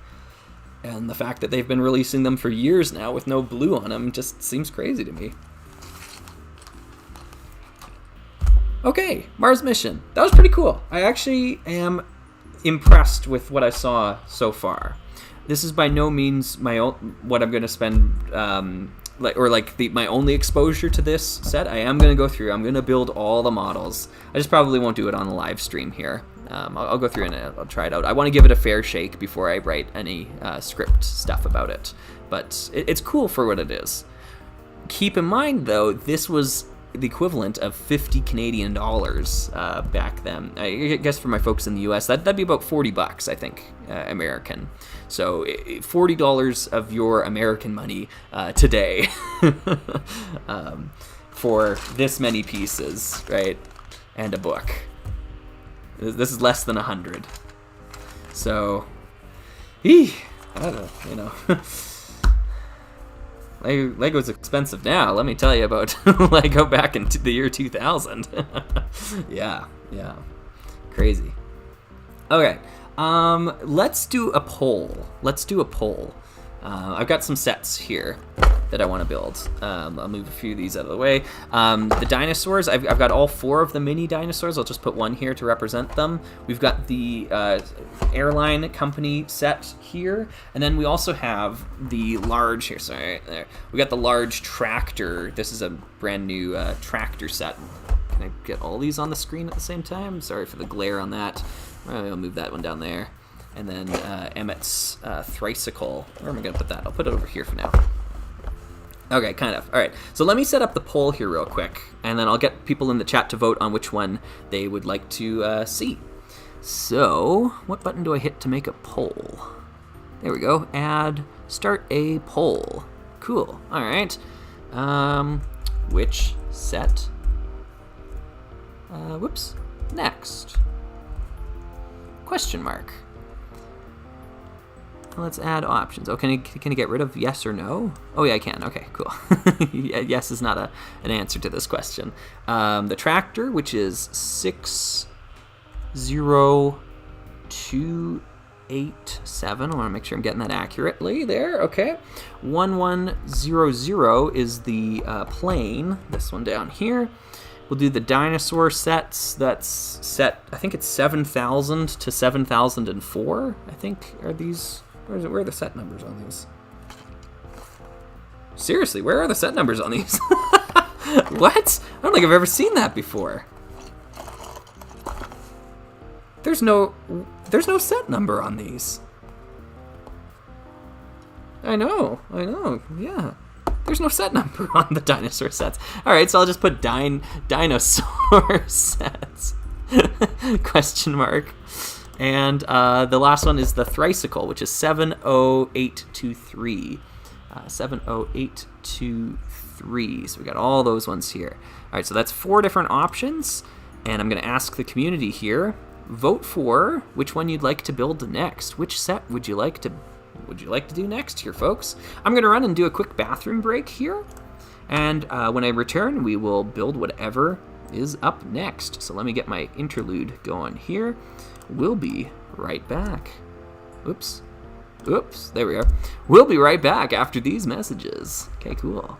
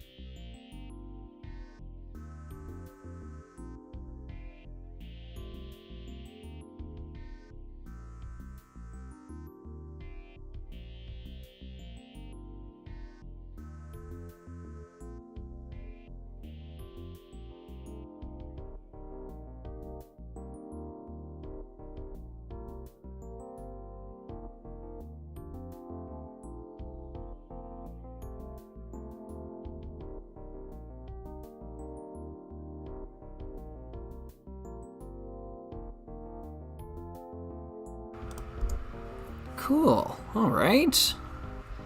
Looks like the dinosaurs are taking the lead here. We're going to be building some dinosaur sets. All right, we're going to do all 4 of the little ones here. And then it looks like in second place we've got the 1100. So if we have time afterwards, and we probably will, honestly. I'm having a good time here, so hopefully folks are having fun as well, too. We'll take a look at the 1100 afterwards. And then I guess what's in third place there? Well, that Lego Movie. Yeah, no one wants to see the... only 12% people want to see the new set. That's fair. That's fair, yeah. I mean, when it comes to Lego content that's freely available out there on the internet, there's plenty of people doing modern Lego sets. Whereas you're probably not going to see someone doing an unboxing of, I don't know, 1100 all that frequently. So... yeah, let's prioritize. We'll go in that order here. So I'm going to move these sets out of the way here. Something down there. We're going to get the dinosaurs going here. Dinosaurs.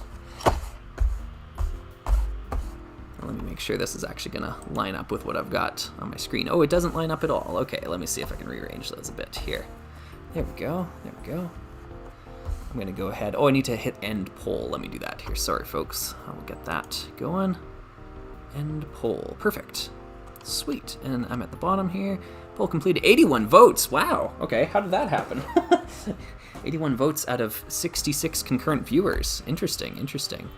Dinosaurs! Yes. Yes. I don't have the Emmett's Dream House, but that's a cool looking set, just think. Yeah. Yeah. Do you know those large rock monsters and rock raiders? Are they expensive? Well, yes, I'm very aware of them. I think they're about $5 each. So, I don't know. If that's expensive, then yeah. Yeah, they're about $5. Cool. All right, so I got my brick separator here. We're going to be building some dinosaurs. I actually have all the big ones just over there, so I'm going to grab those too to show them off as well. Yeah, I'll be right back there. Yeah, 81 votes. That's more votes than we have viewers. I know. I'm a little confused by that. But oh well.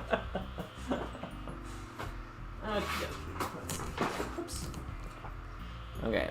There's this, okay, so for the folks that are new to the channel, again, thank you for checking this out. I know that recent Life on Mars video I did brought in a bunch of viewers, as did Big Yellow's shout out. I was immensely humbled to, like, what a heartfelt, just shout out to the channel there in Big Yellow's video, talking about the history of dark turquoise. I was already a fan based on their video of the history of the Lego energy crystal piece, but yeah, I don't know. They just had so many kind words to say about what I do here.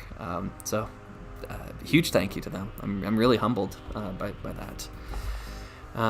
So I wanted to pull out these dinosaurs here as well, so I can show those off. Get some of this stuff out of the way. Oh my goodness, there's more sets in here. there's more sets. All right, here. Sorry, let me move the dinosaurs out of the way. We're gonna build them. Let me just talk about this stuff real quick. There's more sets. This is Lego Soccer.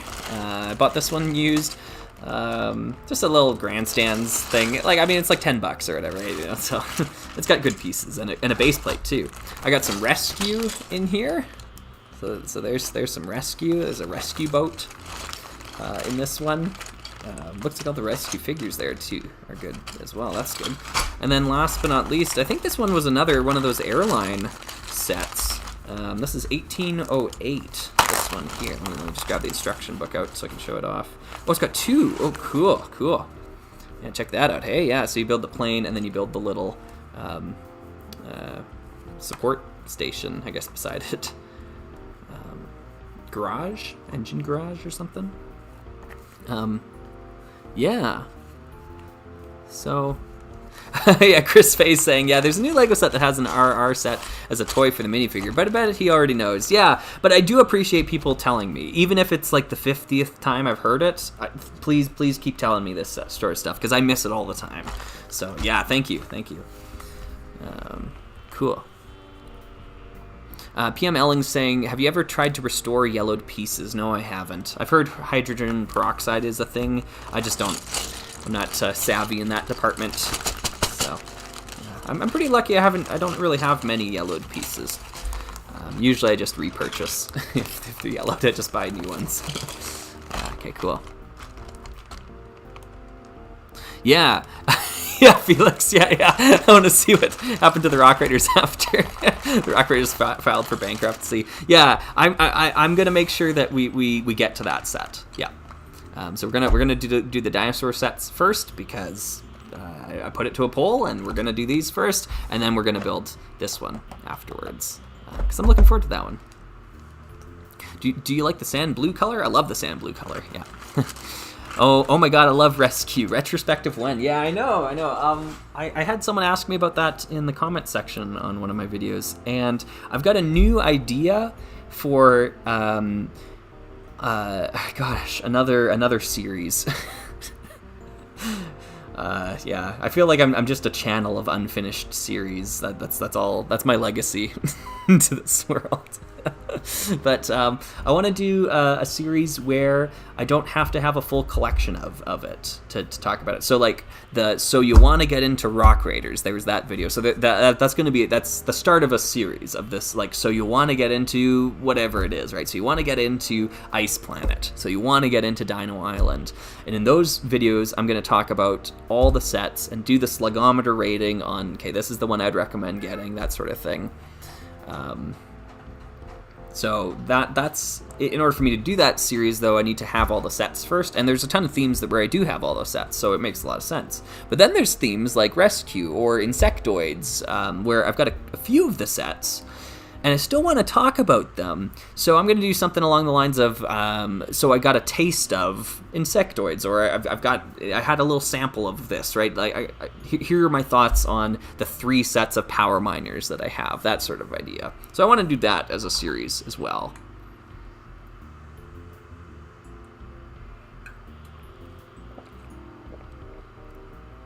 Darth Bricks is asking, how much do these dinos usually go for? I think I bought each one of these for $5, so probably less than their retail price back in the day, is what I would say. Yeah.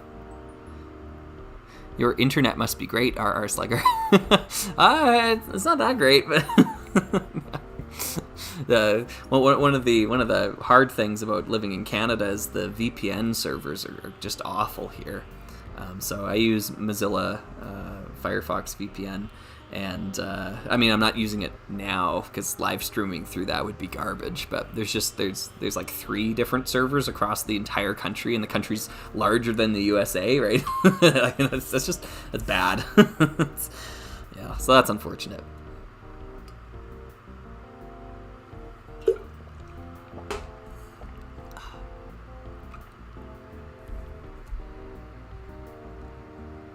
Oh no, Emerald. Darn, I'm sorry to hear that.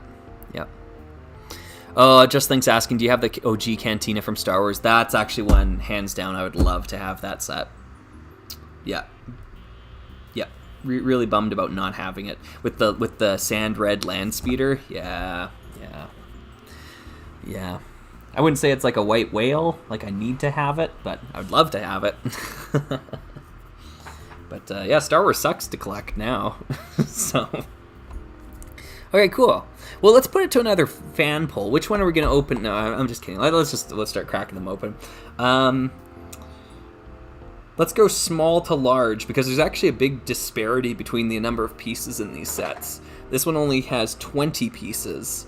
23 pieces, 31 pieces, 37 pieces. So that's almost double the amount of pieces compared to the smallest in the set. I get a lot of these are just going to be the black cones that are on the back there, but that's not insignificant. There's a big difference between them. This one you get the big, cool spine piece, though. So, yeah. Anyways, let me stack them back up here. And we're going to start with this one here. I don't know the set number because it's not on the box.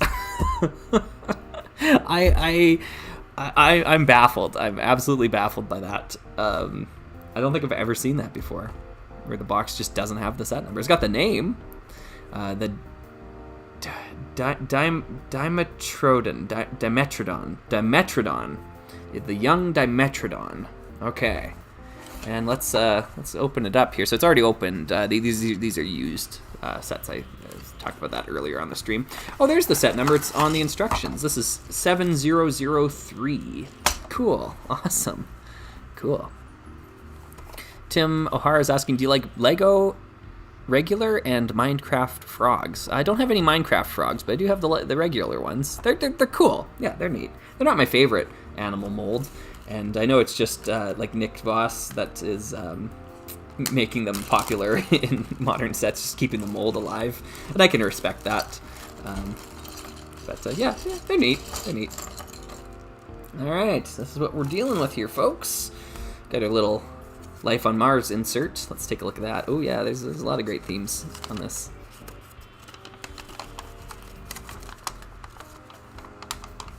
Nice. Nikitoa, thanks for looking that up for me. Yeah.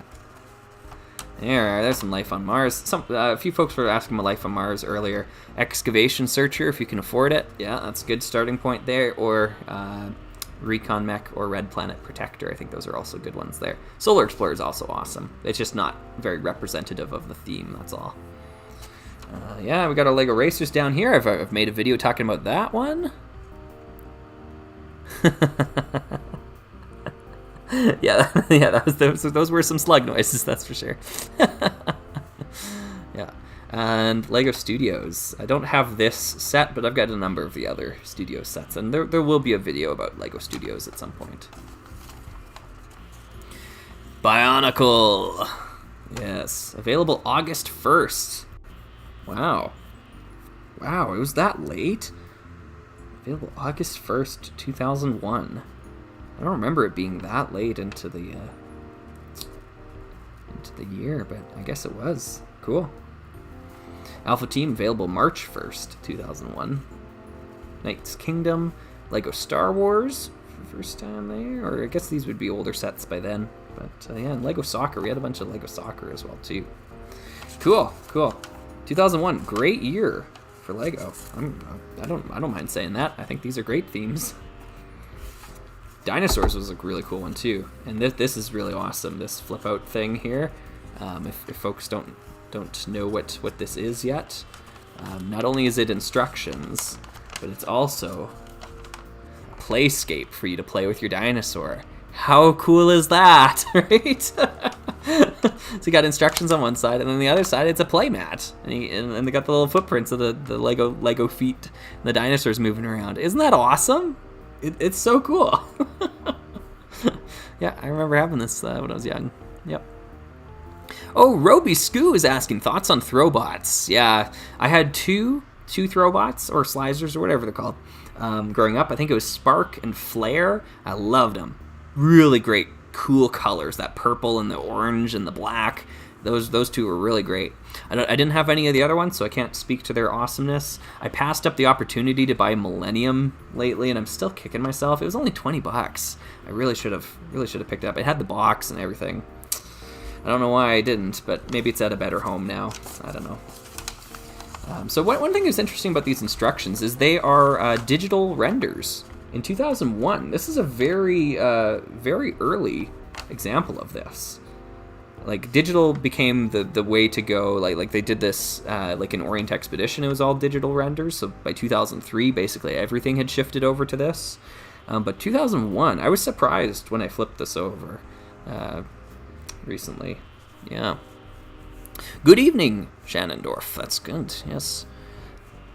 Robo-Riders and Slizers were better than Bionicle, Planet Trendy says. Ooh, okay, you need one of these for that. You definitely need the prepare for an R Slugger hot take. Robo-Riders and Slizers were better than Bionicle. That's interesting, yeah. I mean, obviously Galador was, but, you know. Okay, cool. I kind of got in trouble for ripping on Bionicle recently. Someone was commenting on my video saying, like, yeah, you really shouldn't be saying that about Bionicle. It's a highly unique Lego theme, and I don't disagree. It's just kind of become a running gag at this point, that's all. Alright. Let's start piecing this together. Lots of Technic hole bricks here. AT17's asking, what is your favorite reference to an old theme? I gotta say, it's probably the city bots in the City of Lantern set. That blew my mind. It blew my mind when I saw those. I couldn't believe what I was seeing.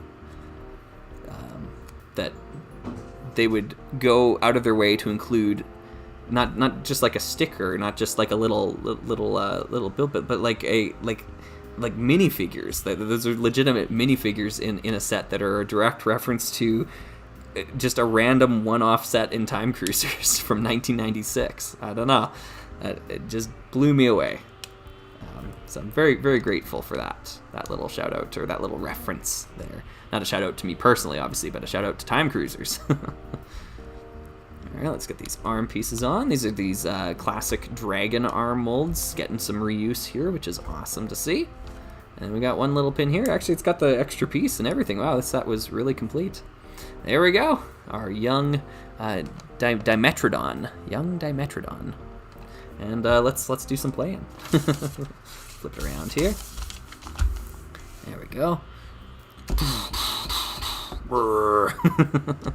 It's good. Good stuff.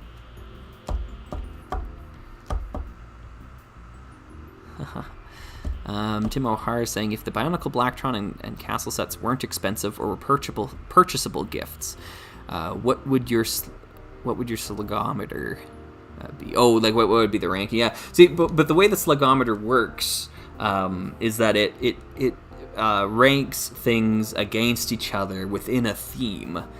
So if there's no point of reference, that it just doesn't function. So like a 3 slug rating for Rock Raiders doesn't necessarily mean it's equitable to a 3 slug rating for Power Miners or Bionicle or Spaceport or whatever it is, right? It's top tier in that series. So the Slugometer ratings are all encapsulated within a theme.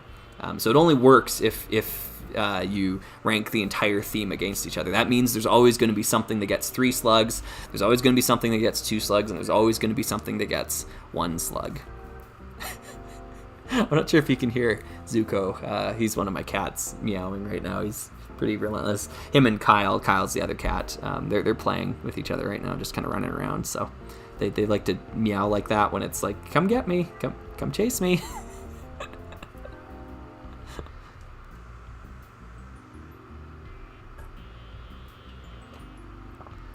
Sinsfast asks a good question here. Do you still play with your Lego, or do you just build to display?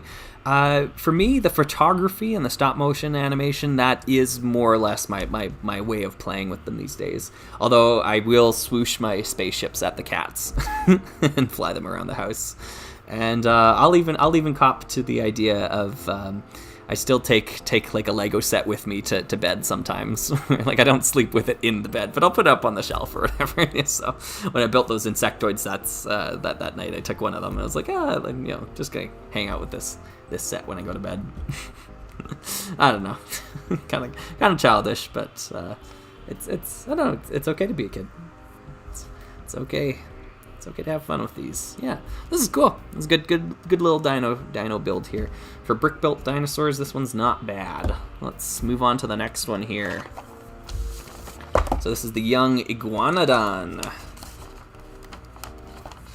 I'll move this out of the way here. There's a good fold up the mat. I believe the mat is the same for all of the dinosaurs, if I'm not mistaken. I could be mistaken, though. Actually, let's keep this dino off to the side there. Try to keep the extra pieces off to the side as well too. Whoops. Yeah. Okay, there we go. Just Thinks asking, did you ever have a Dark Age? Yeah, for Lego? Yeah, a huge Dark Age. From the sounds of it, a lot larger than most people did. Basically, for me, it's like I was actively collecting and building Lego up until about 2004, 2005. I want to say, I think that's about the right time period. Then I was tangentially aware of Lego for another 3 or 4 years, and then I was completely off the map up until 2020. So that's the better part of 15 years without collecting or building Lego. Yeah, so I mean that's a lot. Let's see. Yeah, that looks like the same print. Okay, cool. Same playmat. And, ooh, 10 steps this time. Cool, cool. All right, so let's build our Iguanodon.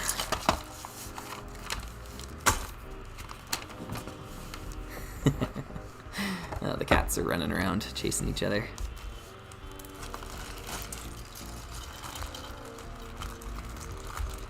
Oh, no worries, Tim. No worries. No.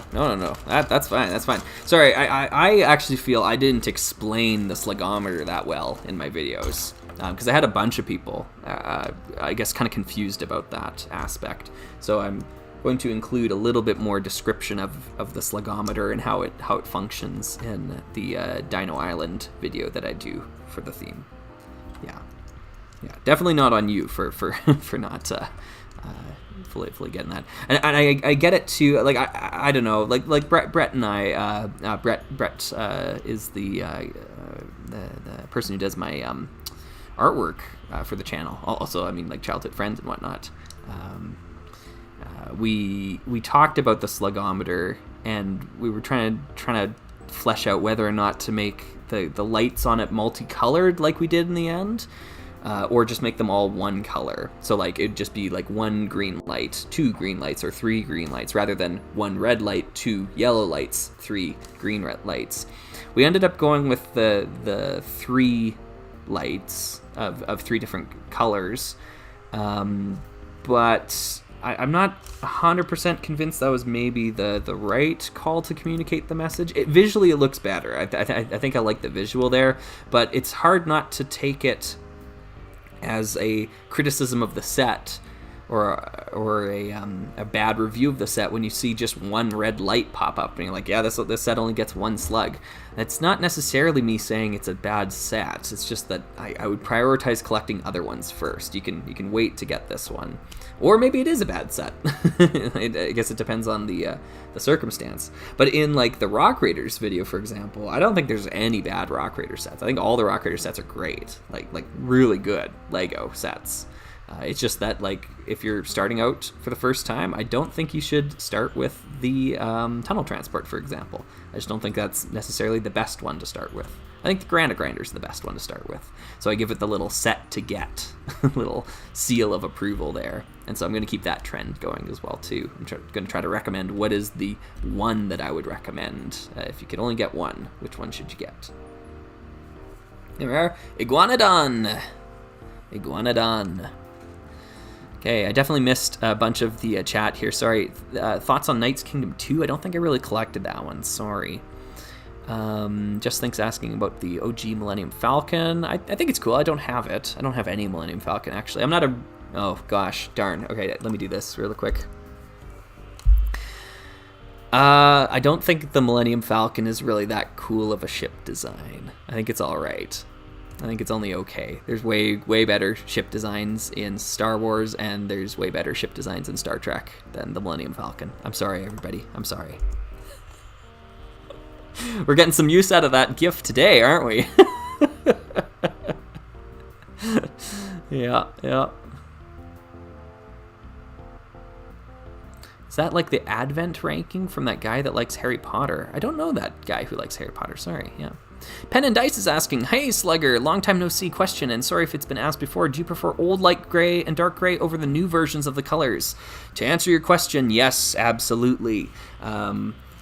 The difference between old light gray and new light gray is very minor, and I find that the new light gray is a worthy substitute. The difference between old dark gray and new dark gray is like night and day for me. The new dark gray is really sterile looking, really clean looking, and that can work for some builds, but for a lot of things, like consider these dinosaurs. These are living animals, like out in the filth and whatever. You want this grungy color. You want this. Rock Raiders, another great example. You want it to look more weathered. And there's a lot of modern sets, and I always point to the crocodile locomotive as an example, because I've got that one and I built it, and as I was building I was just thinking, like, honestly, this set would be so much better if it had the old dark gray, because it's supposed to look weathered and rusted. It's out in a train yard, right? We want it to look like this, not the clean sterileness of the new dark bluish gray. So those are my thoughts on it, at least. They have their purposes. Obviously, those two colors can't exist at the same time. You can't have the old dark gray and the new dark bluish gray. They're incompatible to exist at the same time. But we lost something when we retired this color. We lost something really important, I think, which is a shame. So Iguanodon and Dimetrodon as well too. Our next one up is the young Brachiosaurus. So we're going to be building the young Brachiosaurus next. Just going to move the instructions off to the side here. Ian Stanley is asking, I kind of wish the Rockers HQ was more open. The big bridge and scoop makes it hard to play with as there's little surface space. You're right. You're right. I feel like it leans on that base plate quite heavily, and it also doesn't do the best job of utilizing the space. Yeah. Oh, Eileen Batman, how dare you for the Millennium Falcon. Yeah, sorry. Yeah, I don't know. Like, it's definitely unique. But, I mean, like, the Enterprise is unique, and it looks good. So, you know. Yeah. Sorry about that.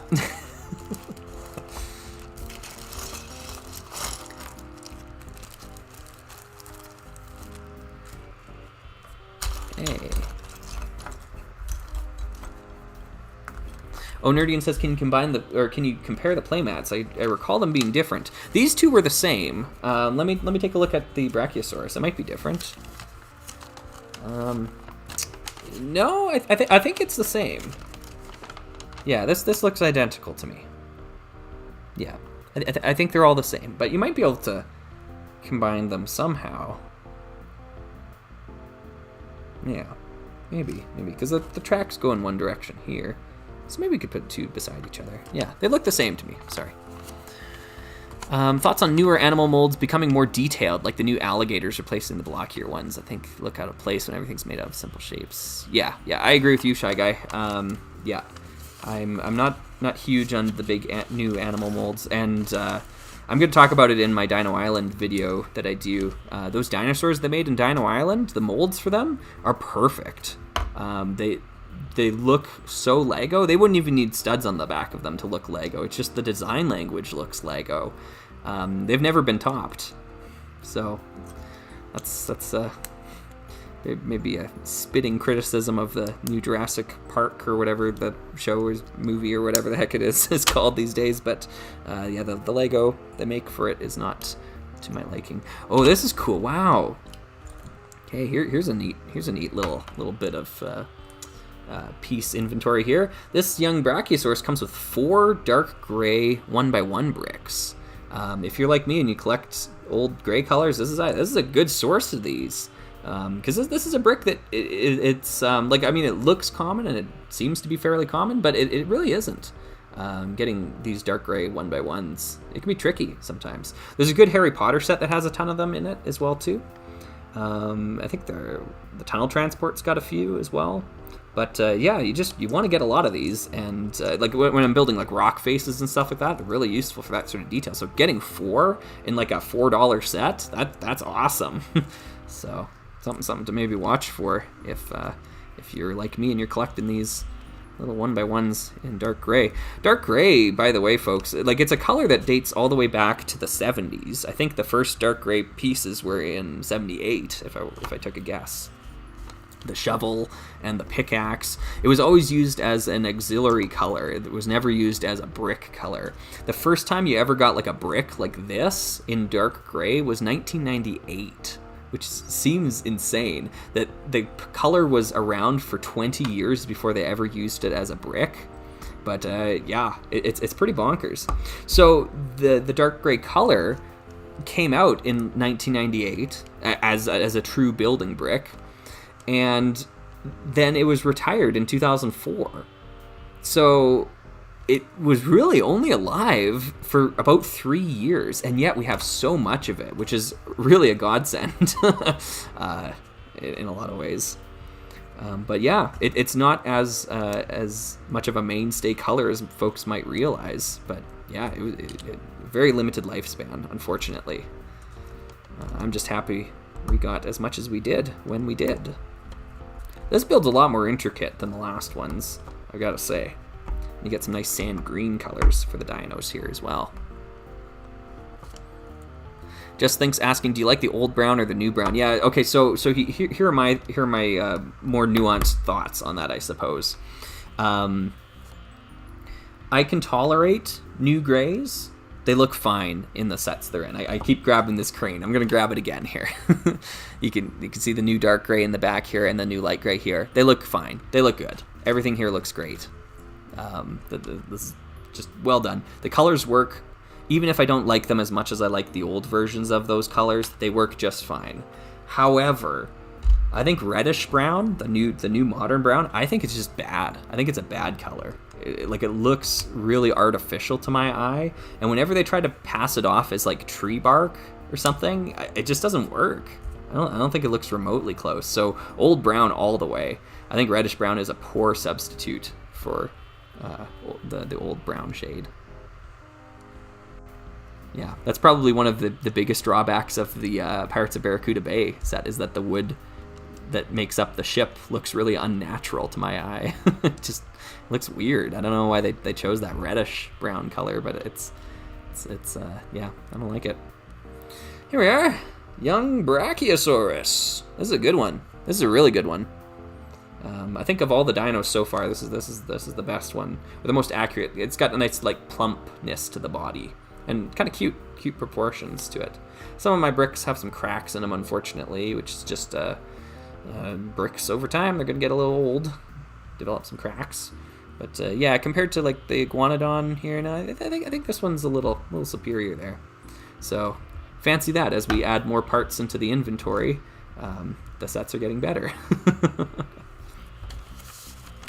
All right, let me fold this up here. He looks so goofy. Yeah, he does.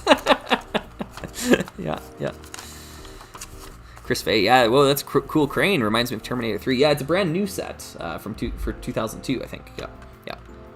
High recommendation from me. All the bricks on the inside of it as well, too. The filler bricks are all colors that belong in the set. There's none of that like random lime green or whatever hiding out in there. That's huge for me. I love that.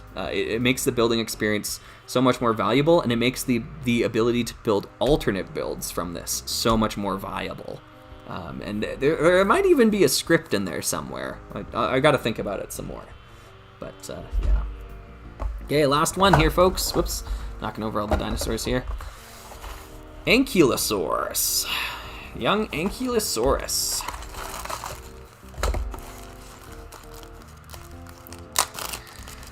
Ooh, good question, Taxman. Taxman's asking, after the dinosaurs, that's bankruptcy time. That's great. Taxman's asking, what's your favorite plant piece? Yeah, because there's a ton of them. I don't know if I can count the original palm trees, the ones you can move all as one piece, because that's a multitude of pieces. If not that, then I would say the little leafy green pieces that you see sometimes in these like Dino Island sets. I think those ones would be up there. Although I really like the modern interpretation of that piece, the one that's like only like one stud on the top, and it's got like a 2x2 footprint to it. That one's pretty cool. Yeah, this one looks the same again, right? This playmat. I'm not going crazy. Looks the same to me, at least. All right. Ankylosaurus. Whoops. Keep knocking over my dinos. Hey, Kyle. How you doing? Yeah, he's up in his cat tree now. I think he'll probably calm down a bit. Okay.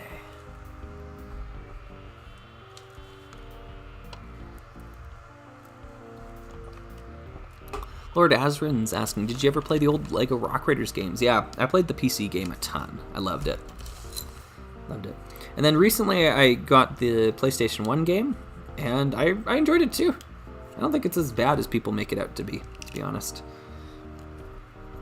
It's definitely no substitute for the original PC game, but yeah. It is what it is. Well, lots of little pieces in this set.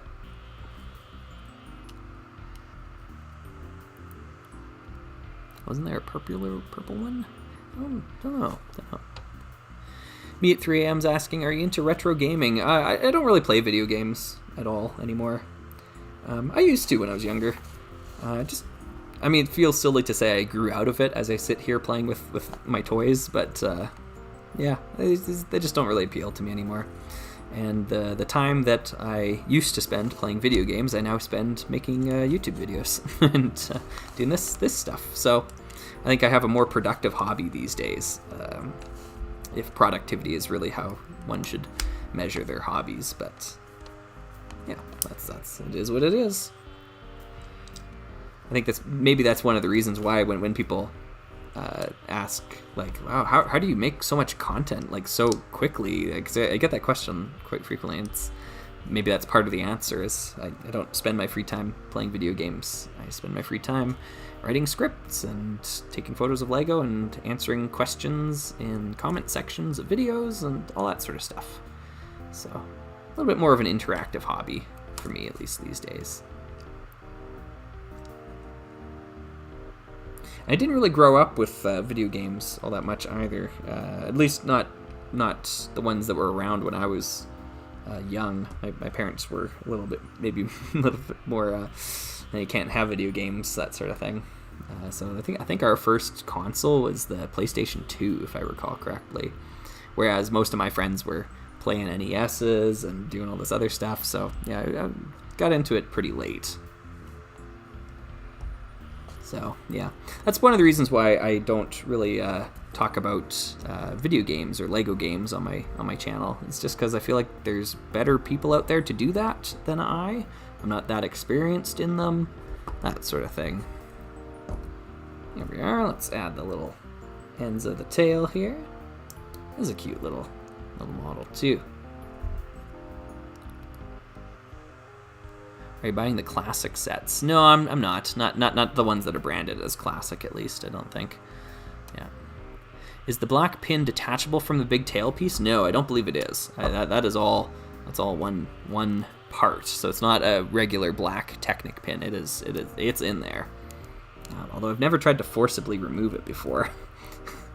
Maybe if I got in there with a knife, I could really do some damage. Yeah. Might enjoy Deep Rock Galactic. Yeah, I've heard good things about that one. Yep.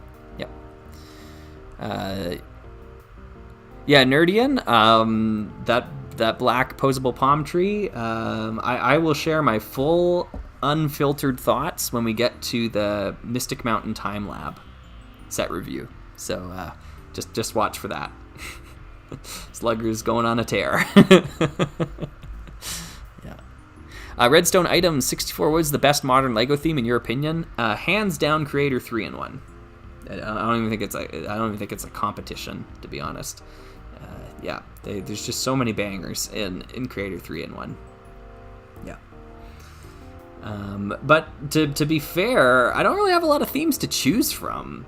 Because, like, back in the 90s, you had things like Spaceport, and then you had Divers, and then you had this and that, and, like, all these other, like, you had Outback, a theme with, like, 3 sets in it, you know, right? Nowadays, everything's just under the city umbrella, and there's a lot of city sets that don't really speak to me. I don't really have any interest in buying a police station ever again, so, you know, there's that. So I can't rank city higher, and I don't have any Ninjago sets. I've never owned any Ninjago, so that there's half of Lego's catalog right there. Any sets that have flesh tone minifigures are a write-off for me. I really dislike flesh tone figures. So yeah, what are you left with at that point? Just it's not a lot. This is a good number scheme here. I just want to point this out. 7,000, 7,001, 7,002, and 7,003 are 4 dinos here. I don't know if I can give each of these slugometer ratings or anything like that, but I think of the bunch, I think that the Brachiosaurus walks away the clear winner here. The curvature to the body, the nice little plump proportions, really cute. Really cute. And it stands on its 4 legs really well. I know the camera angle's kind of not good for this to see this, but these ones knock over really easily. The 2 that are on their hind legs. This one's a neat enough idea. The proportions here are kind of weird to me, though. I don't know. I'm not quite getting it. This one's a nice reuse of this piece, the spine piece. Other than that, I'm not feeling it that much. And then the Ankylosaurus here. Ankylosaurus. It's kind of weird, the way that they use that bottom piece there. It's not bad. But yeah, I think Team Green here is definitely winning over Team Blue. If I had to choose between the two, I think Team Green is walking away their true winners. Yeah.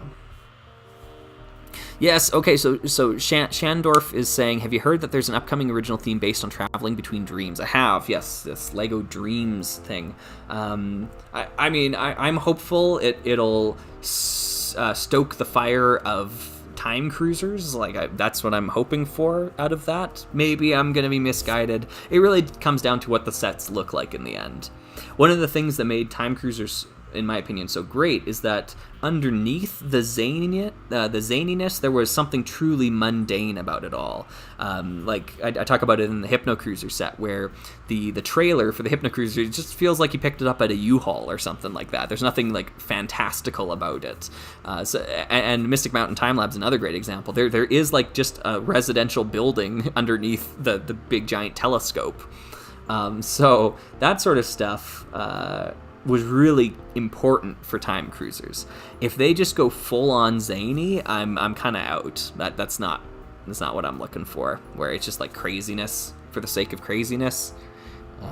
Yeah. So it's really going to depend what it comes down to. I have a feeling it's going to be the latter rather than the former, unfortunately. But yeah, that's what we got. Ever heard of the Discovery Station set? Yeah, I have. Lucky to get yours for $100. Yeah, that is a good deal on the set. Nicely done. Yeah, I saw that Planet Trendy. Yeah, it's a teaser for a set that doesn't exist yet. A sticker, which is interesting. Afol Jim, Afol, adult fan of Lego Jim. Sorry if this has been asked. Is more Alpha Team content on the way? Yes. There is going to be a full Slugger retrospective series on the first wave of Alpha Team. It's probably only going to be 4 episodes. I'm going to pair off the sets. I've already got them kind of paired off. I haven't written any of the scripts yet. We haven't done the artwork for it yet. Me and Brett have been working on that a little bit. But yeah, it's in the works. And hopefully this year. If not this year, then next year. But I mean, that feels silly to say, but gosh, it takes a long time to get through these things. And I've got all of Orient Expedition to do this year. So I don't know. We're going to see. Okay. Do you like or collect the Star Wars microfighters? No, and no, not really. I've got one. So, yeah. Okay. Let's see. Would time cruisers work in the 2020s? I feel like there's less recognizable iconic pieces to connect current lines. With the turnover rate. Yeah. I mean, what was the turnover rate of time cruisers? Like there was 4 sets. That was it. There was no like second wave of time cruisers. Like, you had the time twisters in the next thing, but that wasn't. I don't know. Yeah, like I know we like to complain about themes getting retired quickly nowadays, but there's nothing to compare to the themes from the 90s getting retired.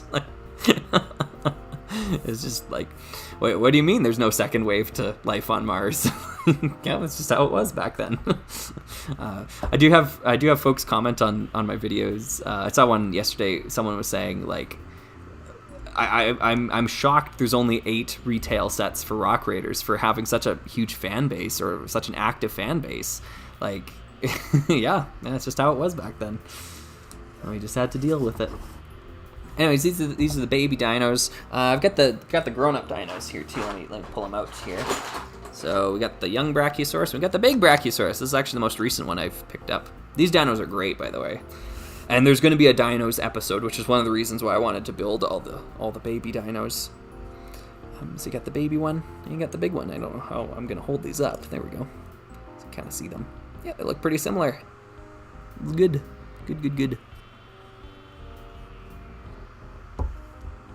Yeah, exactly, Planet Trendy. Yep. Oh yeah, no, you're right, Thomas. Yeah, like racers lasted a long time, and there were plenty of themes that lasted a long time. Look at Star Wars, for example, right?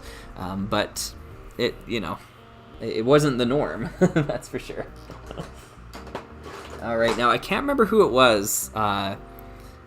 I went through one of my old live streams, and someone was pointing out to me, one of my regulars here, it's probably someone watching right now, pointed out that I had the wrong legs on this, so I went and got the right legs. So now I have the correct legs to go with this dino. Yeah, so I'm happy about that, the Tyrannosaurus Rex.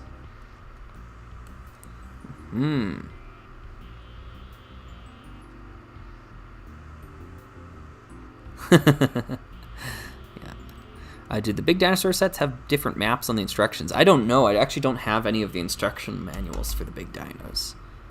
Yeah. Oh yeah, the Star Wars troopers could ride these. That's a good idea. Yeah. What else we got here? I don't think it's a Triceratops. It's got 4 horns. It's a Quadratops. I don't know. Yeah. Yeah. Really cool. Yeah, I always like the colors on these dinos too. And it ate a red crocodile. Yeah, good parts reusage is good parts reusage. Yeah, this is a great modular system they developed with these dinos. You can pop them off, build your own combinations. Yeah, really good. And then one more.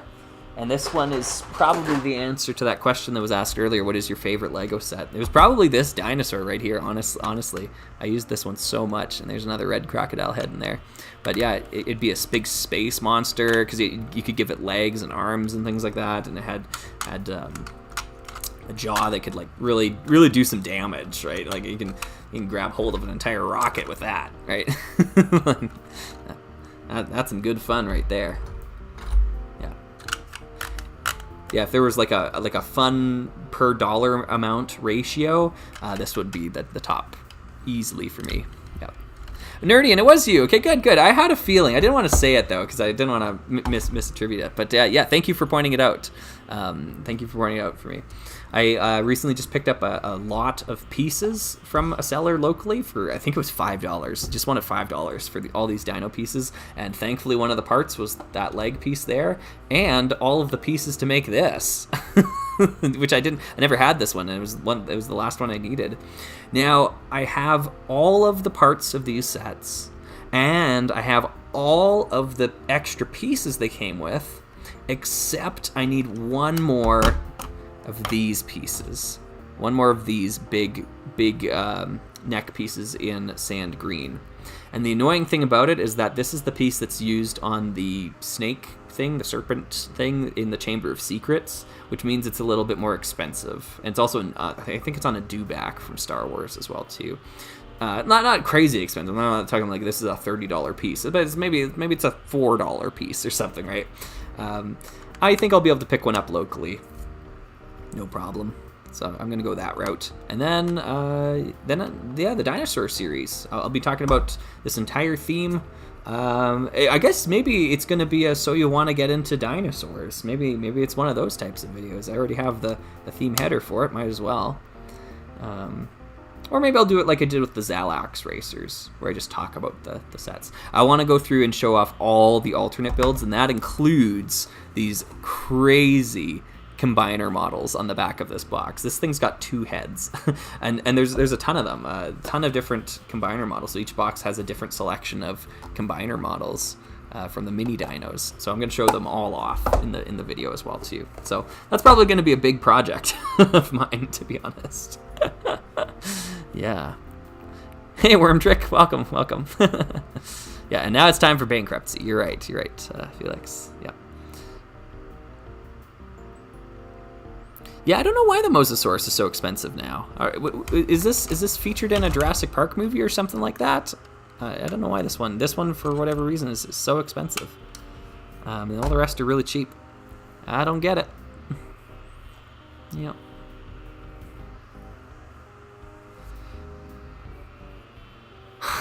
Just thinks says, I had an idea to build a Death Star, but with only old gray pieces from the year 2000. Do you think that's a good idea? It's not a good idea for your wallet.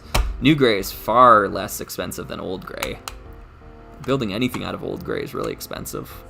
So, yeah. Oh, I see. Okay, Tim's asking. I accidentally pressed post. All right, isn't there an old purple that? Isn't there an old purple, and is there any other old colors? Oh, I see what you're saying. Yeah. Yes, the original purple is a color that is long retired now, and it's a great purple. You can see it. A number of the Zalax racers use it, like Dumbledore, the original Dumbledore. His whole outfit is in purple. It's in the original Technic competition series from 1998. Yeah, but they quietly swept that shade under the rug, and it's such a great shade of purple. Much more vibrant than the dark purple these days. I like dark purple too, but I think both can exist. I think they don't step on each other's toes. So yeah, that old purple shade, I wish they'd bring that back. And there's a ton of old retired colors. Yeah, tons of them. Yeah, they all kind of got axed about 2004, 2005, that era. Oh, you still need the one from the Dinosaurs theme, the Jurassic Park 3 Spinosaurus Studios set. Well, maybe.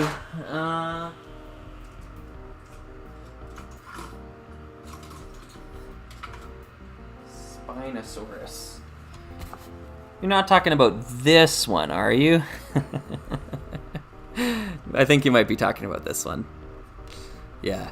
This is a cool dino. I had to pick this one up with the set as well. I don't know if I'll talk about this one in the Dinosaurs video. I think I'll save it for the Studios video that I want to do.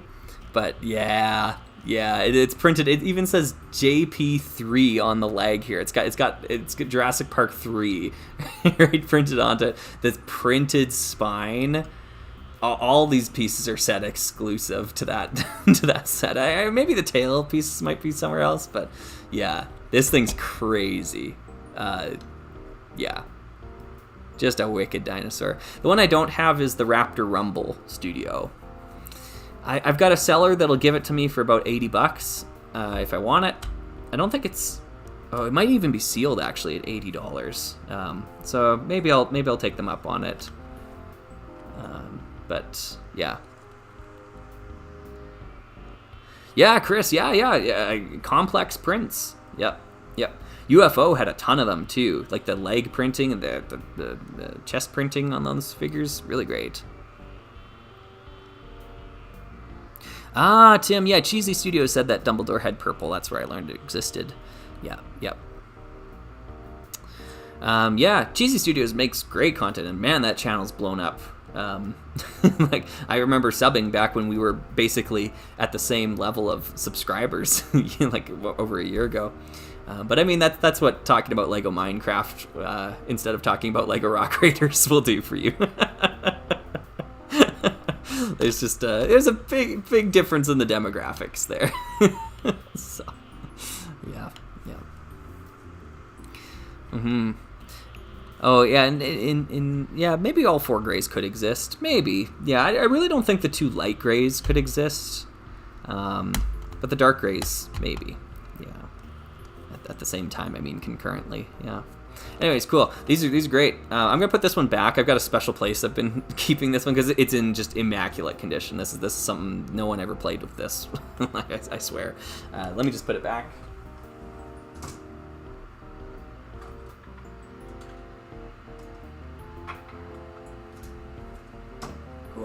It's up on a shelf, terrorizing Amelia Earhart's plane there, so kind of hanging out together. Oh, my internet died. I had to reload. Yeah, well, I wondered kind of where you went there, Hylian Batman. Yeah. What are these dinos? These dinos are from 2001. This is the 2001 Dinos theme. I'm trying to show this off. There we are. Yeah. Really cool little sub-series. It's got the baby dinos and the grown-up dinos. And the sand colors work really well for the dinos, I find.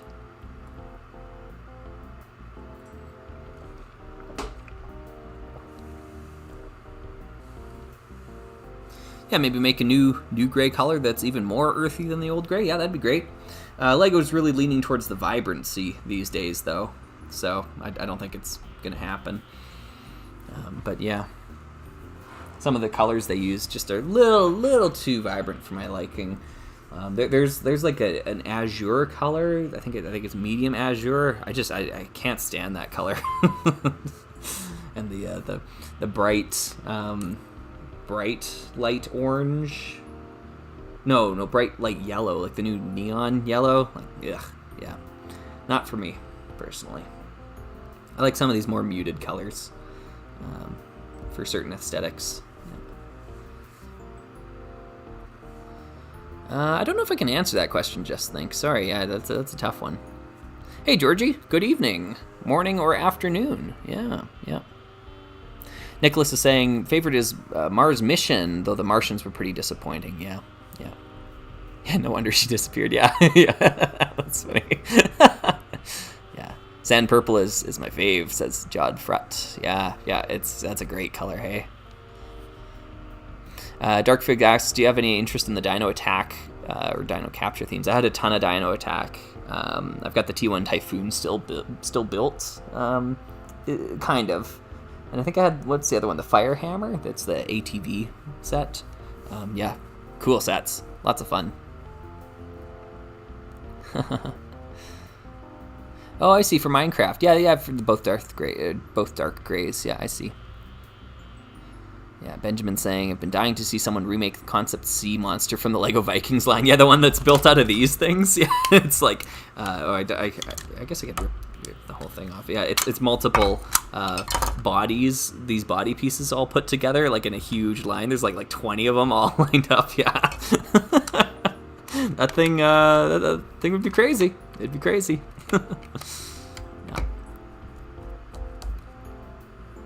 Lord Azran says, before I go, thank you for sharing my video around. I was so happy that a lot of people started to watch it. Thanks, dude. Oh, you're welcome. You're welcome. Yeah, thank you for making such a cool video. Yeah. They just released a pastel Lego color bucket. Oh, cool. Maybe I'll look into that. Do you have any opinions on the Creator 3-in-1 Downtown Noodle Shop? Actually, yeah, I don't really like the look of it, to be honest. I like the build, but it's the colors again. It's just I like a more reserved color palette when it comes to a set. Like if I'm gonna grab this crane again just because it's right next to me. It's an example of a new Lego set that I really like. You got blue, you got gray, you got black, you got red, and then you got your orangey kind of color here, and that's it. A lot of Lego sets have like 30 colors. It feels like just like strewn about. I'm not a big fan of that. I like more conservative palettes when it comes to colors. So yeah, the Noodle Shop to me is just too busy from a palette perspective. There's over 10 colors that are visible from any given angle, and that's just not appealing to me visually. Hey, Lego Sonic Boy, welcome. Didn't think this was still going. Glad to be here. Nice. Haven't had a chance to unbox the HQ yet. Yeah, it's been about a year, hasn't it? Yeah.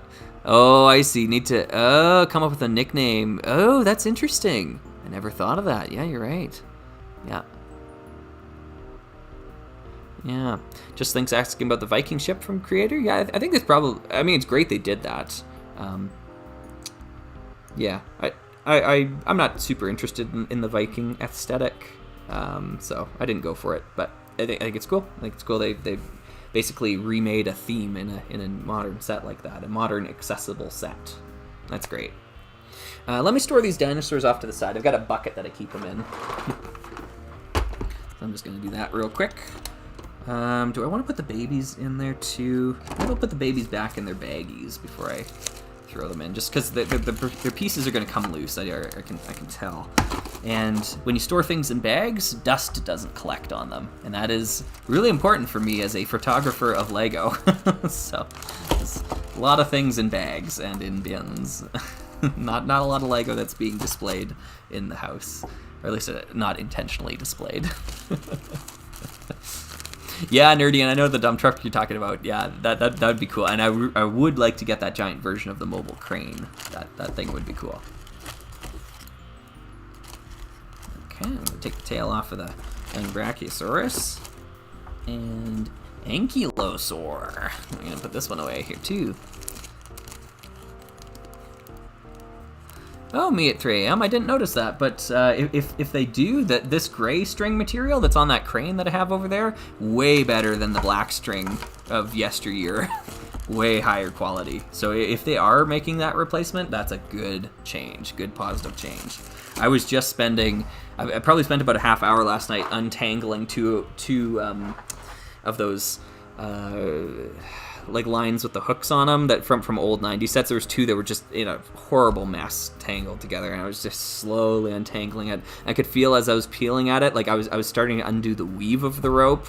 I don't know, just low quality stuff. This stuff feels great though. This new gray string that they've replaced it with, I guess. This is quality stuff. So good on them for making that change. All right, let me get these out of the way here, and we're moving on here, folks. We're moving on to 1100. Quite a strange little Lego set for us to dive into, and I'm excited about it.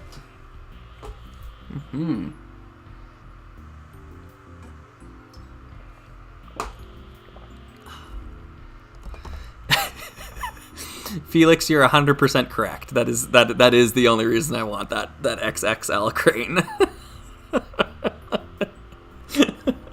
You got me. You got me. Yeah.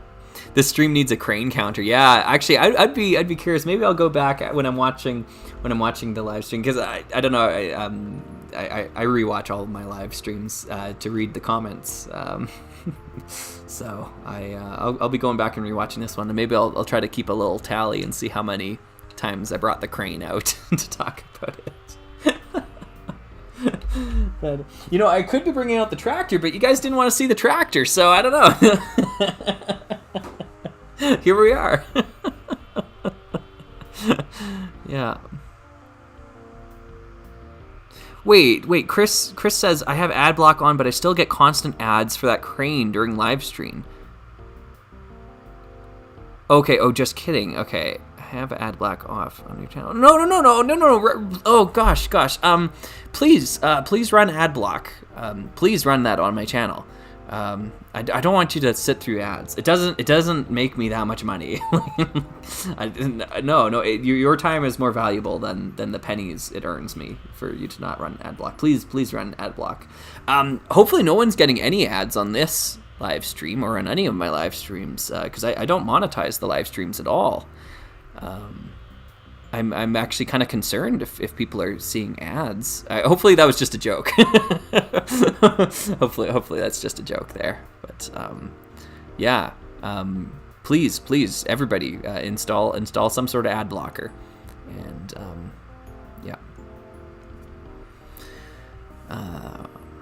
Okay, cool. Looks pretty small despite the size of the pieces. Yeah. This is a tiny box. Yeah, this is tiny. Here's a minifigure for comparison. Tiny. I like the tractor. I can't use ad block because I'm on mobile right now. Oh, okay, fair enough. Yeah. What's the weirdest set you own? That's a great question. Weirdest set. Does Galador count? Yeah, it probably does. Hey, Zuko.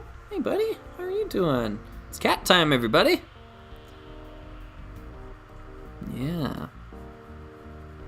How do I donate $10 gazillion billion to Slugger? Please don't. I don't need your money. It's all good. This is just for fun. This is not for money. It's not for profit. Yeah. Hey, bud. Yeah, sandwich. I remember that. Yeah. I'm excited about this one too. I've had it for so long. I haven't opened it. Yeah. Yeah. So this is Zuko, everybody. Some people might be meeting Zuko for the first time. Zuko is one of the cats that lives here. Kyle is the name of the other cat. Yeah. Georgie says, I said I wouldn't, but I did end up getting the Blacktron thing. Oh no. Yeah, I feel some shame, but I have no regrets. That's good. Yeah.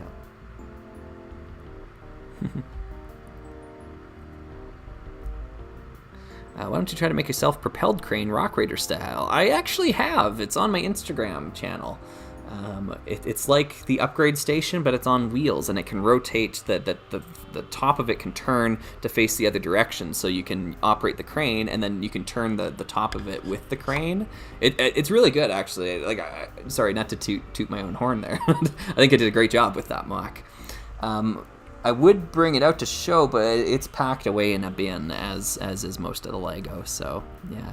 Hey, Toaster Blast! Oh, heck yeah, first stream of yours I've been able to make, and that cat reveal right away. Hello, Mr. Slugger, and hello, Zuko! Hey, hello! Well, welcome! Welcome, Toaster Blast! Yeah, cat for scale, yeah. Sorry, we're gonna take a quick cat break here, everybody, yeah. Kind of wanted the tractor. Also, I can't use ad block because of mobile. Yeah, I hear you, Tim. Yep. We can maybe we'll build the tractor afterwards. I'm still having fun. Hopefully, folks are having fun.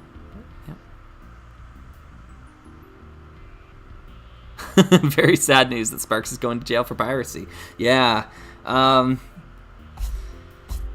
I guess I'll talk about it now here too. Okay, so while we've got Zuko here, this set. 1100. It's called Sky Pirates. Sky Pirates, okay? It was made specifically for airline companies. This set was released in the year 2001 and was probably available with this sort of promotional thing where they would give this to people on first-class flights for certain airlines. Sky Pirates. Yeah, Thrill House is getting it. Sky Pirates in the year 2001. Oof. Oof. Yeah, probably some American viewers out there are getting the implications there. But, yeah. I'm assuming this was made and developed and released in, like, let's say March 2001. Yeah. Okay, yep. People are picking up what I'm putting down. Yep. Yeah. It seems a little, I don't know. I don't know if I'd want my kid playing with a set called Sky Pirates as we're on a plane. Like, because these are sets that you built while you were on the plane. Like, that's the whole point. That's why they made these sets. Yeah. Ooh. Oof. Yeah.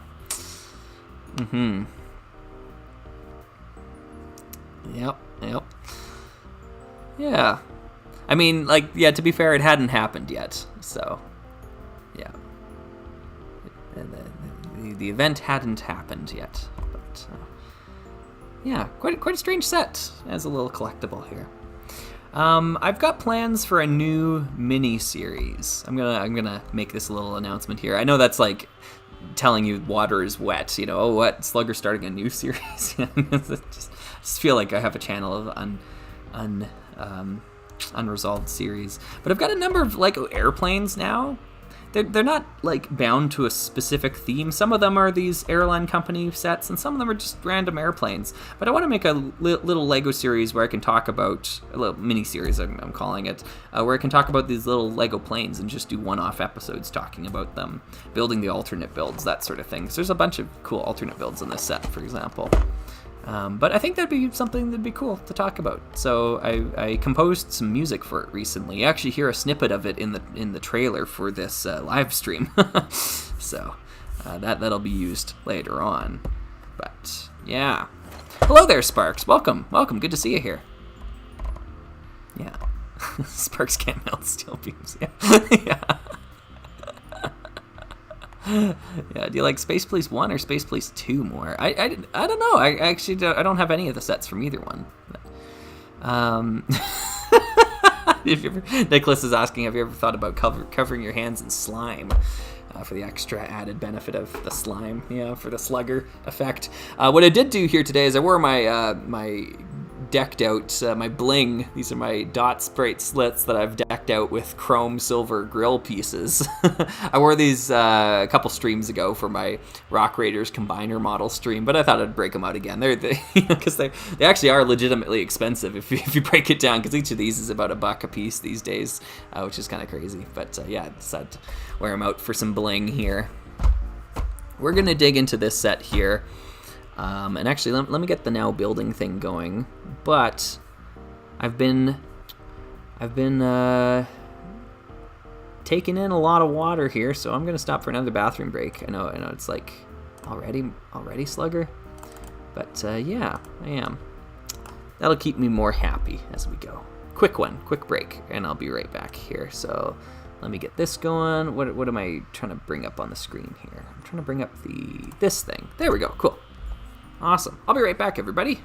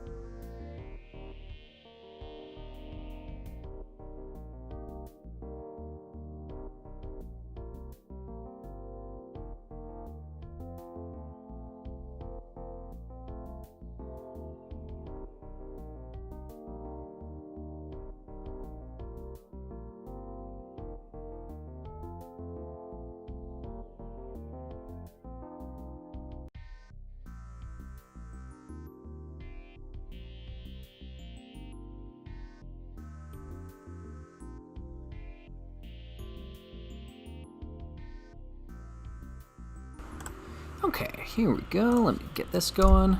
Now building set 1100. Yeah, slugs need water after all. Remember not to die. That's that's good too. Yeah, Sparks is saying that. Yeah, I know there's a lot of new folks watching here today. We've kind of got this running gag going. I don't know, or running worry, I suppose. Every time I get up out of my chair, there's a chance I could fall over and I could die. You know, it could happen. It really could. Yeah, so if you see people worried about my safety, it's because I've nearly tripped on things before. So, yeah. Ian saying, hey, Slugger, do you have any other background themes to play? Oh, you're talking about the background music. I could turn it down if it's no good. It's Soft Funk by a composer named Cami. I love the song. I think it's great, so you get to enjoy it too. Yeah, I can definitely turn it down if it's too loud there. Yeah.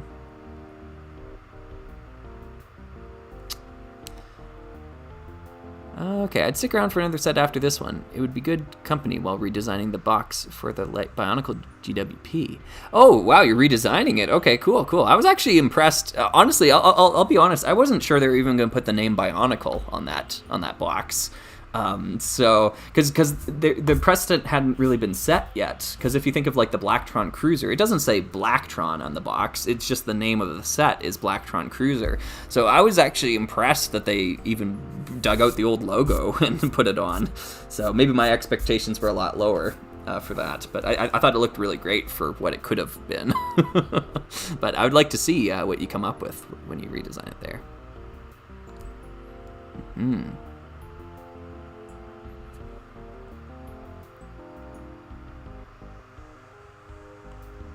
Okay.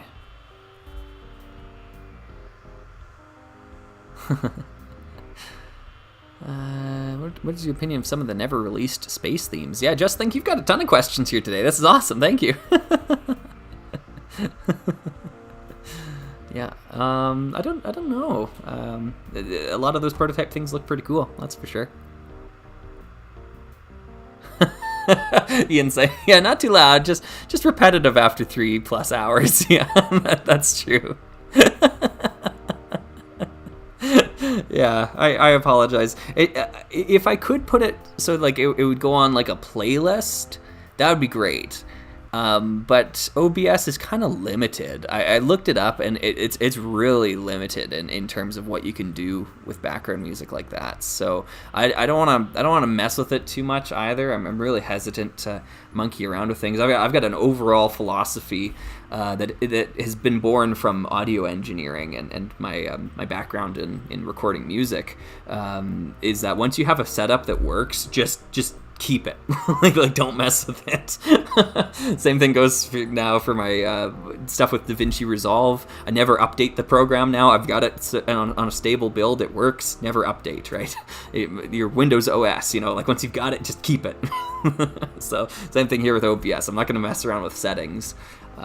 If the penalty is that it might not work again if I do so. So sorry.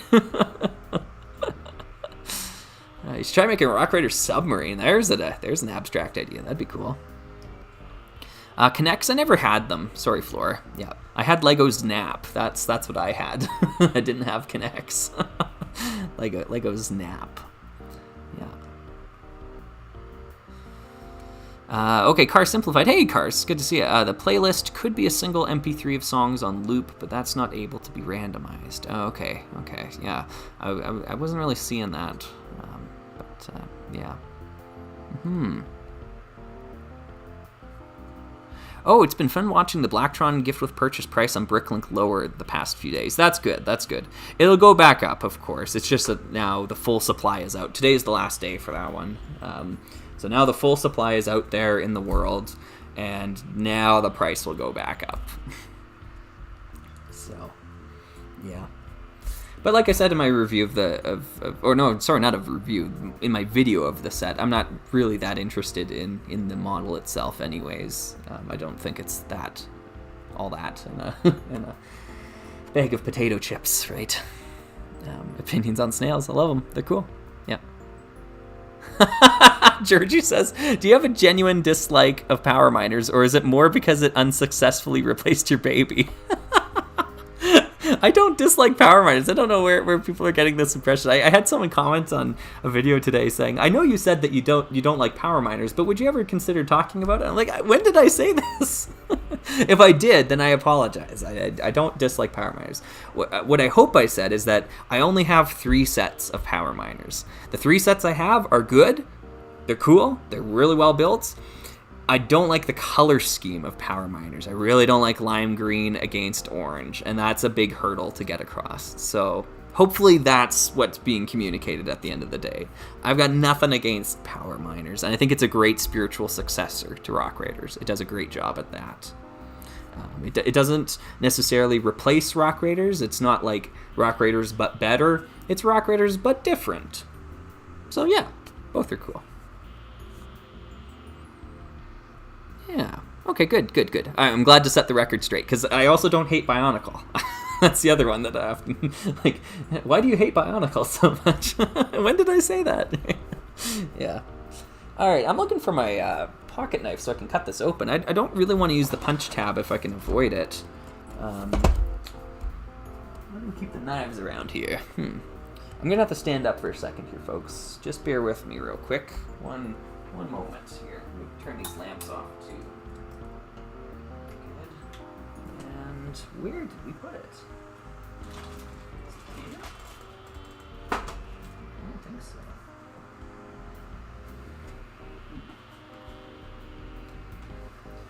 Well, while I'm up and about, walking around, I might as well grab these real quick. Mom, can we get some Lego? No, we have Lego at home. Lego at home?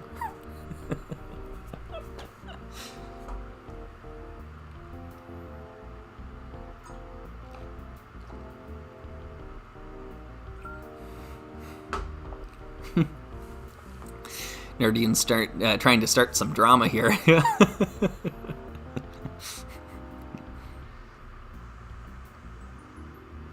Just Thinks asking about the new cozy house from Creator. I love it. Yep, it's gonna be about $80 here in Canada, I reckon. But yeah, I'll be picking that one up for sure. And that's not just for the Rock Raiders reference in it. It's because it's a Mar and Stipkovic 3-in-1. and that guy just keeps hitting home runs every single one I've bought. I love his work. So, yep. Hey, Nick on Planet Ripples here. Hey, well, thanks for checking it out. Oh boy, it's these, yeah. I know I'm showing these off here, yeah.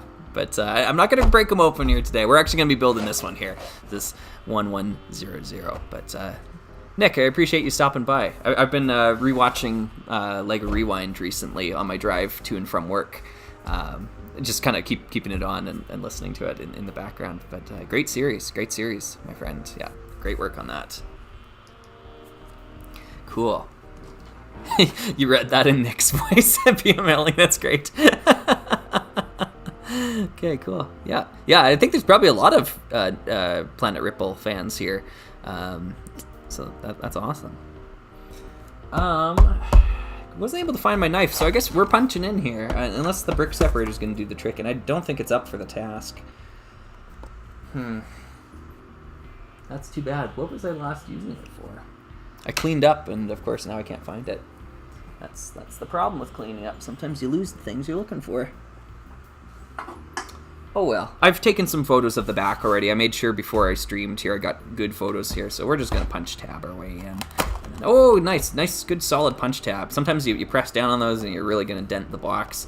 That was effortless. It's high quality Lego from 2001. Nice. Ooh, wait till you see what I have in mind for the 50th episode. Nice. All right, I'm excited. I'm excited.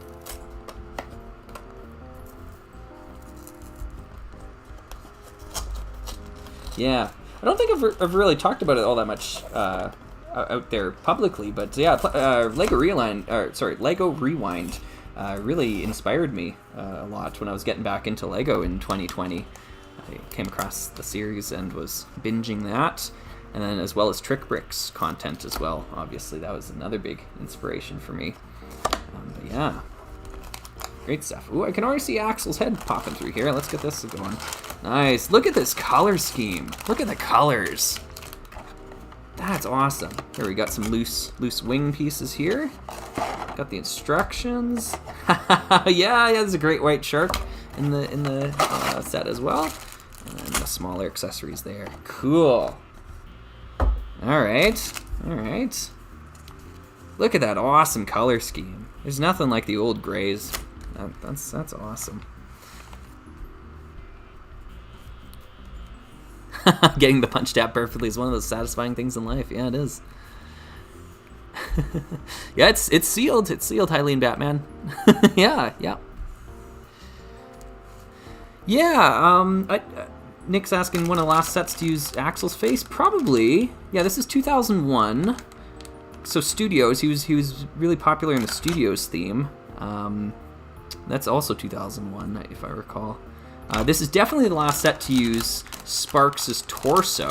I know that for a fact. This is actually the only time it was ever reused outside of Rock Raiders. So there's actually 2 Rock Raiders cameos in this set, which is why I bought it in the first place, to show off here. So let's dump those out there. Let's get that going. Yeah, so we have Sparks' torso right here.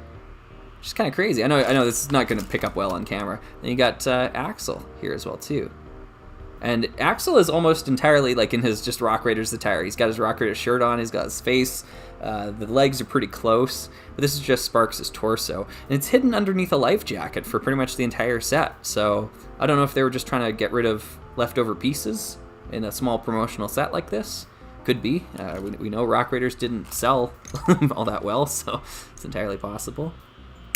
Here's another example of an old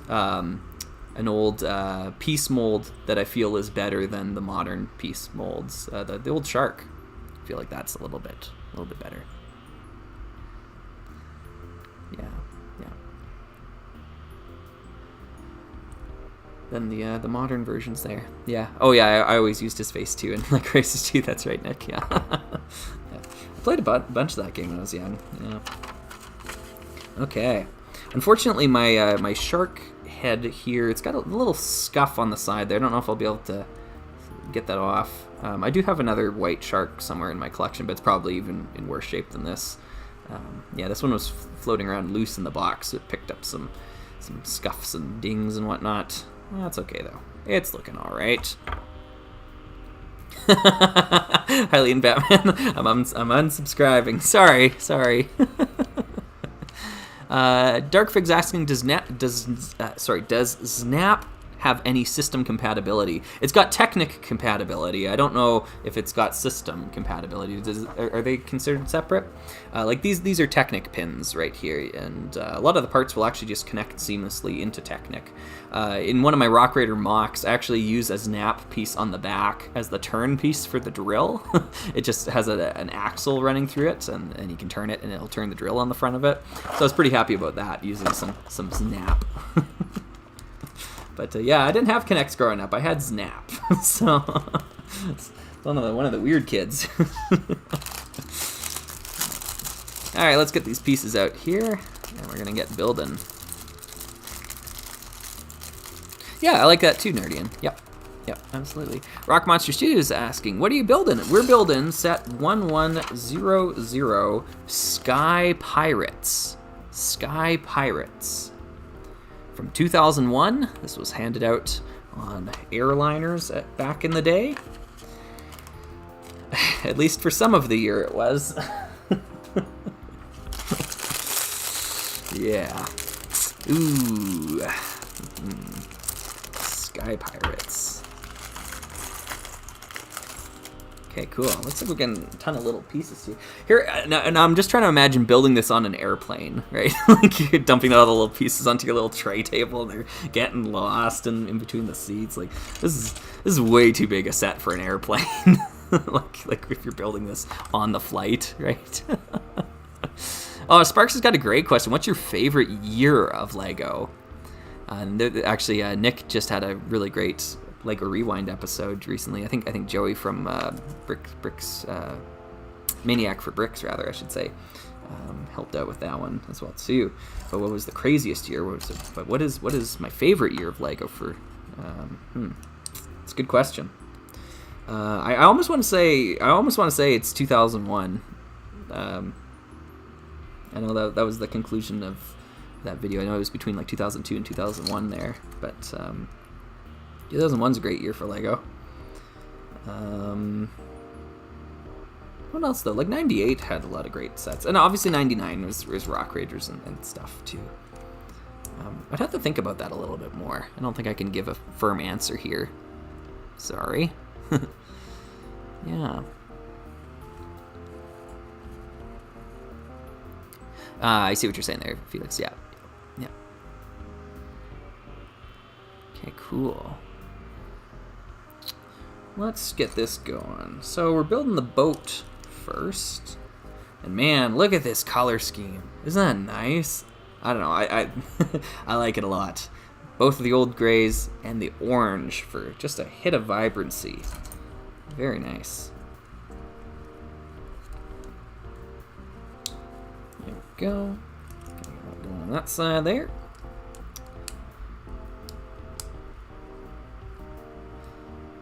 Slugger highlighted as I saw comments without the name being mentioned. Tim, I don't know if I understand the question there, but highlighting the name is a good way for me to tell if folks are directing a comment towards me or towards other people in the chat. So I usually try to get folks to highlight it if they can. I know it's tedious, but it does increase the likelihood that I see it. So, yeah. Oh, Indiana Jones and the Sky Pirates. Interesting. I was actually watching a good video last night on Indiana Jones and the Last Crusade. It was a review. Gosh, if I could remember the channel's name, though. It's a guy who does a bunch of reviews, and they're all really good. They're about a half hour long each time. I don't really watch a lot of film review stuff, but this person's done some good stuff. Yeah. Okay, this is our boat. Not really a speedboat. I guess this is supposed to be the approximation of the engine in the back. just this little bar piece. Yeah.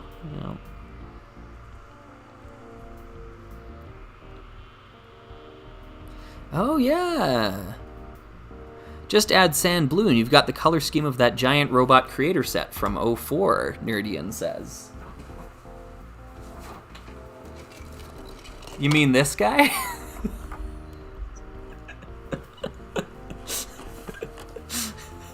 You're talking about Titan XP, aren't you? Okay, this is me showing off a little bit. I'm sorry. Yeah, and this is new gray. You're right. This is new gray. This is also sealed. I had to order it from Italy in order to get it. It wasn't cheap. Yeah. But yeah. Here's the back side here a little bit. Yeah. So I haven't actually built this set before, but I really desire to build it and to do a video about it. But I typically don't build sets until I'm just right about ready to do the video, because you want to get them with as little dust on them as possible. But yeah. Sorry guys. Sorry. Anyway, maybe that's rude of me to show that off, but yeah, it's there.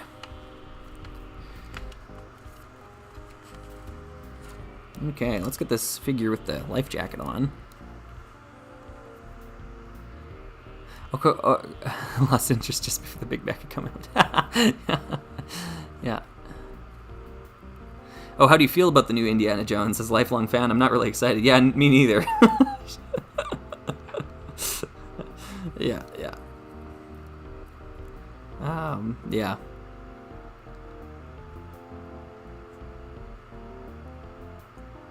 Oh, the legs are a bit heavy. Okay, good to know, Megalorex. Yeah. Cool name, by the way, Megalorex. That's cool. These pants remind me of the pilots, the X-Wing pilots. I think it's the same design from the original Star Wars themes. Okay, so let's get this person going. She's got a brown hair piece there, and a life jacket, and a radio.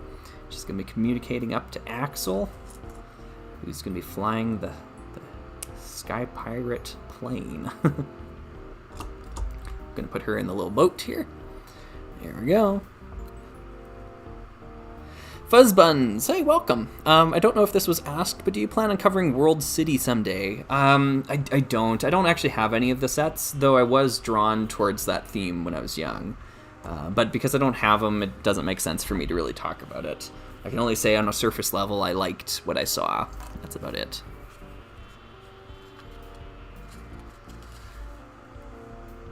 Like nougat, probably not as cheesy as the hairpiece uses. I do have some Lego Minecraft stuff. Yeah. Yes, Felix, you're right. Yeah, which is one of the reasons why I was drawn towards the Cyber Drone set. Sorry, I know I'm a little bit behind in the chat here. I'm just trying to catch up. Yeah, it's because it shares a color scheme with the Titan XP. Yeah. Armored Struggle Wagon. Cool. Okay, we're talking about films now. Have you seen any of the Terminator films? I've only really seen them on television. I wouldn't say I'm a diehard fan or anything, but you know they're cool. It's been years since I saw one though. I've probably only seen Terminator 1 and 2, and I don't really have much interest to go much beyond that. And even with Indiana Jones, I know I was just talking about that, but I've seen like each of the films maybe twice, maybe 3 times. Good films.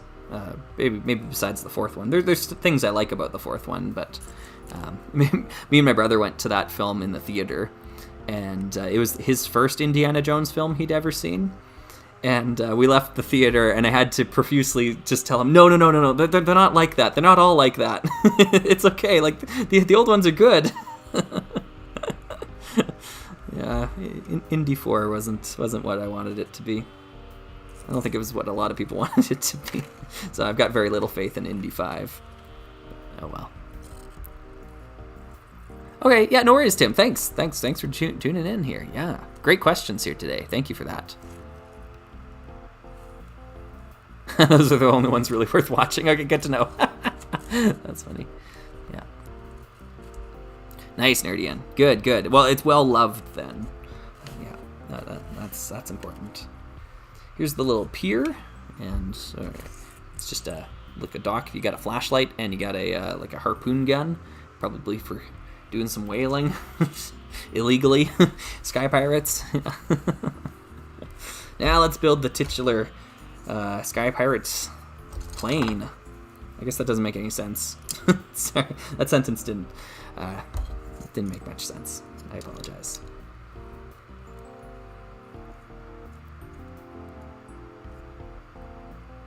Spark says, R. Slugger, I just want to say, the way that you clarify if you own the set makes your reviews feel genuine when combined with other details you state. They just feel complete. Thank you. Thank you, Sparks. Yeah, I've got a real pet peeve, I guess, of like Lego, not just, I don't want to say Lego reviewers, but just people talking about Lego online and saying bad things or negative things about sets that they don't own, or even positive things about sets that they just, like, they have no experience with. Like, they're just like making it up, I guess. I don't know. I think there's a vast difference between the opinions you can give when you're doing this with a set, when you own a set and you've built a set and you've played with a set, versus when you just kind of say like, oh, that set is ugly and therefore it's a bad set, or it's Galador, therefore it's terrible, right?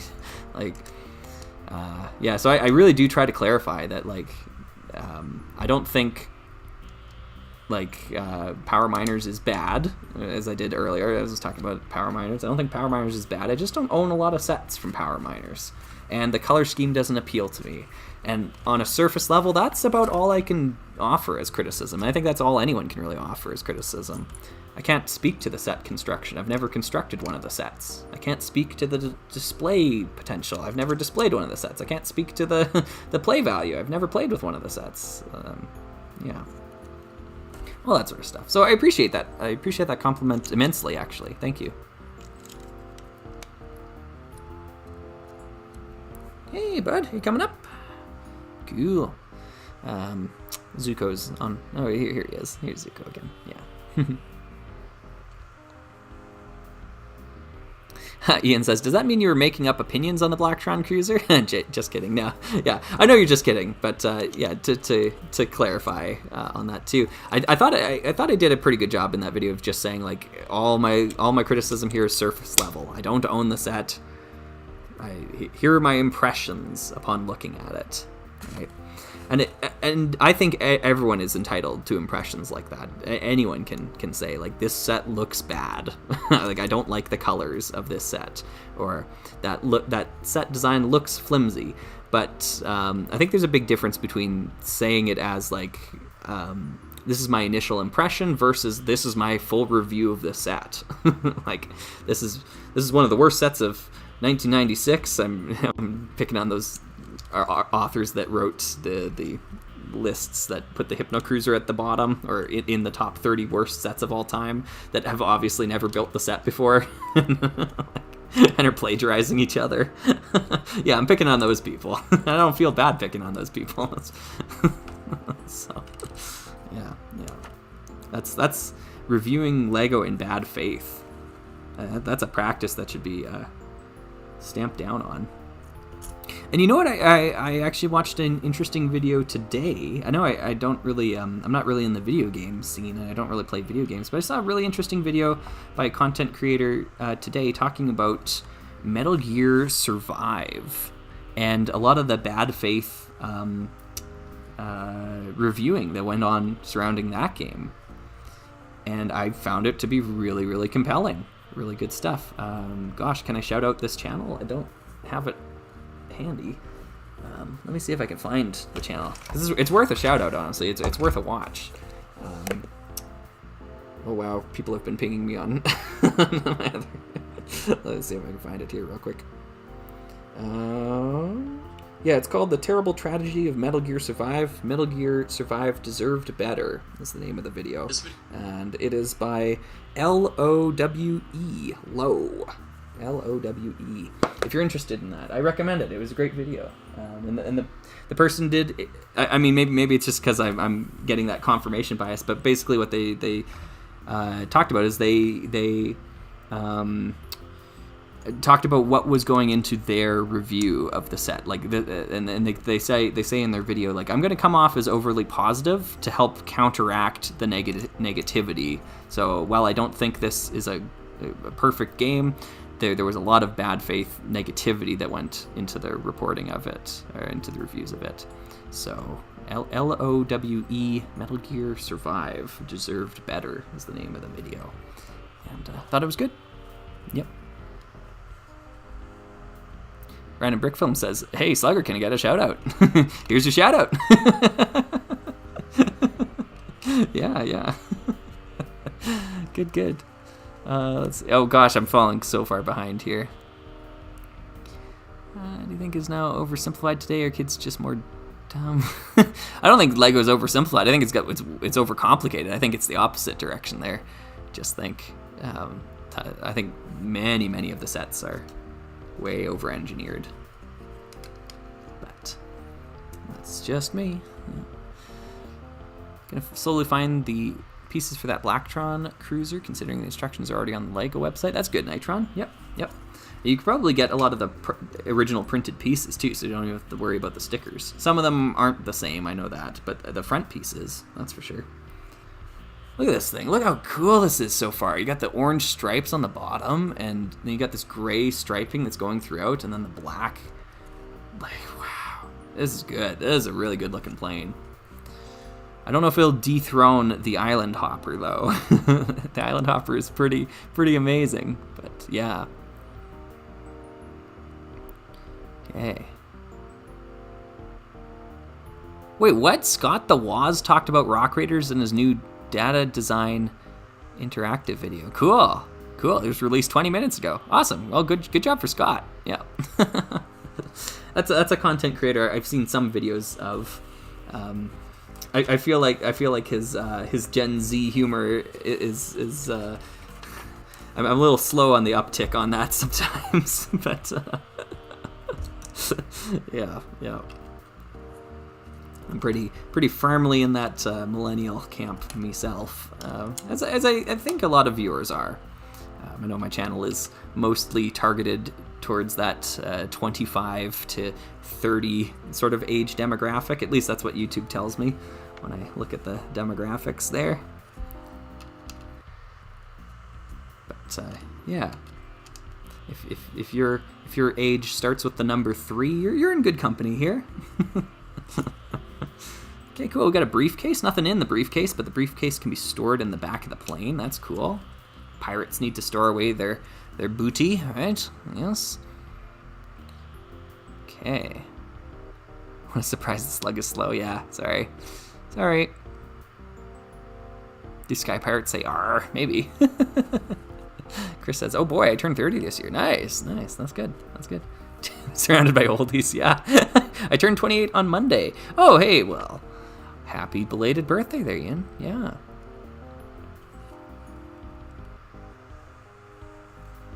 Yeah, Baron von Baron would be proud. Yeah, that's true.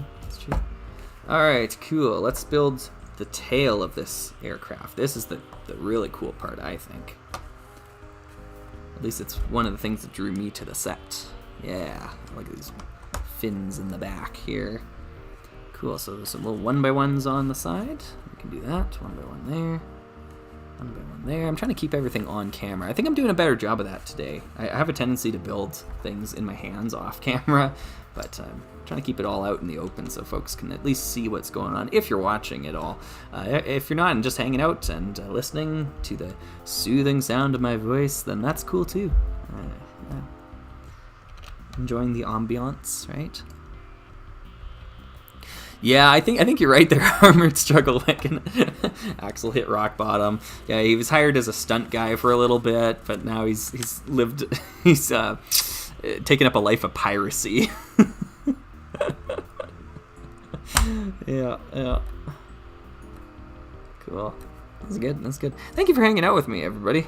I mean that genuinely. I wanted to just have a little live stream today and hang out and talk about things, see how folks are doing, meet some of the new folks, which I've been very happy to meet a lot of new people as well too. And yeah, just spend a little bit of my Saturday doing this with you fine folks, and you spending a bit of your Saturday with me. I really appreciate that. I've got a lot of big plans for 2023, and I don't really do New Year's resolutions, but I do have a New Year's resolution, and it is maybe not one you want to hear, but I think my New Year's resolution is I need to focus a little bit less time or energy on the channel. I know that's gonna be kind of crushing for a lot of people, because I think we've come to expect that weekly Friday video.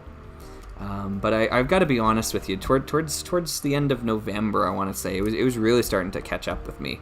Not like stressing out like crazy or anything. I live a very, very stress-free lifestyle. I usually sit around a 0 out of 10 on the stress radar from my usual day-to-days, and I only really start to feel it if it ever pops up to a 3 or something. Which I'm fortunate to be able to do that mentally, I suppose. I recognize that not everyone is going to be able to handle or to be able to do that sort of thing.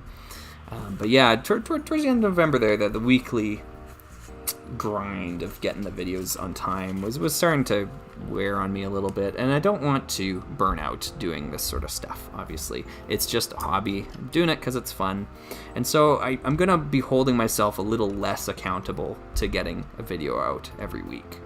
I know that's not an answer everybody wants, but I don't, I'm trying to learn lessons. I don't want to completely burn out. Don't want to trick bricks this, right? That's important to me. So, yeah. Thanks, Chris. Yeah, get the rest you need. Yeah. Cool. All right, so we got a little container here. We're going to be sticking some gems in there. We got one in trans neon green. I love this is one of my favorite gems. It probably is my favorite gem they ever did. Like of this mold, this color. I love this color. Although trans neon orange in this mold is also really cool. Pretty rare too. So we got trans neon green. We got ourselves transparent green, dark green or whatever, and then we got some red as well too. So 3 gems all loading up into storage into the plane. Yeah. Car Simplified says that's a reasonable approach. Thank you. Yeah, and I mean you've been doing this a lot longer than I have, so I should really be taking some advice from you in that department, in terms of the content creation side of things. Yeah, a lot of your advice actually has been very valuable to me, so I appreciate that. I like these these orange dots on the wings. That really helps tie it together. Thanks, Pigeon. Yeah, quality over quantity. Yep, they come out when they come out. Yep. Yeah. Although I gotta say, I was having a lot of fun hitting it out of the park each week. I think 2022 was a great year for Slugger and the channel. It started with the LMS Explorer video. I think that was the first one I released in 2022. That or the tunnel transport video way back when. And then ever since then, I was pretty consistent with getting videos out in a timely manner. There was no longer like the I'm gonna wait a month for Slugger to release a video sort of thing that kind of plagued the starting of the channel. Because videos back then, yeah, they just took a long time to make. So yeah. All right, cool. Oh wow, okay, I fell behind in the chat because I looked away for a second here. Sorry. Yeah, Lego is an escape. Absolutely slow down before you burn out. Yeah, you got it. Yeah, don't worry about us. I understand. Uploading a lot can wear down. Yeah. I hear ya. You turned to piracy too. Yeah, that's right. Okay, cool. Blue gems. Oh yeah, those light blue ones are really good too. You're right, Ian. There's some of those in the Harry Potter theme, I think. Yeah, I think that's where I've got some of those. I didn't play Lego Battles, no, sorry. Sonic Ideas set. Yeah, I never had Sonic growing up. Sorry, Jet Tech. I never played Sonic. I don't think I've ever played a Sonic game. Sorry. So yeah, had no impact on me. Other than it seems kind of silly that they had stacking 1x1 plates when they have that new 1x1 by 2/3 brick that they could have used in that set. Would have cut the piece count in half, I think. So that was kind of odd. All right, let's get Axel in his new pirate attire. Arr. His helmet, and then black visor, because he's cool. There we go. Behind the wheel. Awesome, awesome. Let's get this cockpit on. That's in perfect condition. Lovely, lovely. Let me tell you, it's nice to be able to pull these transparent windscreens out of the box of a 20-year-old set and not have scratches all over it like you do in the modern Lego sets.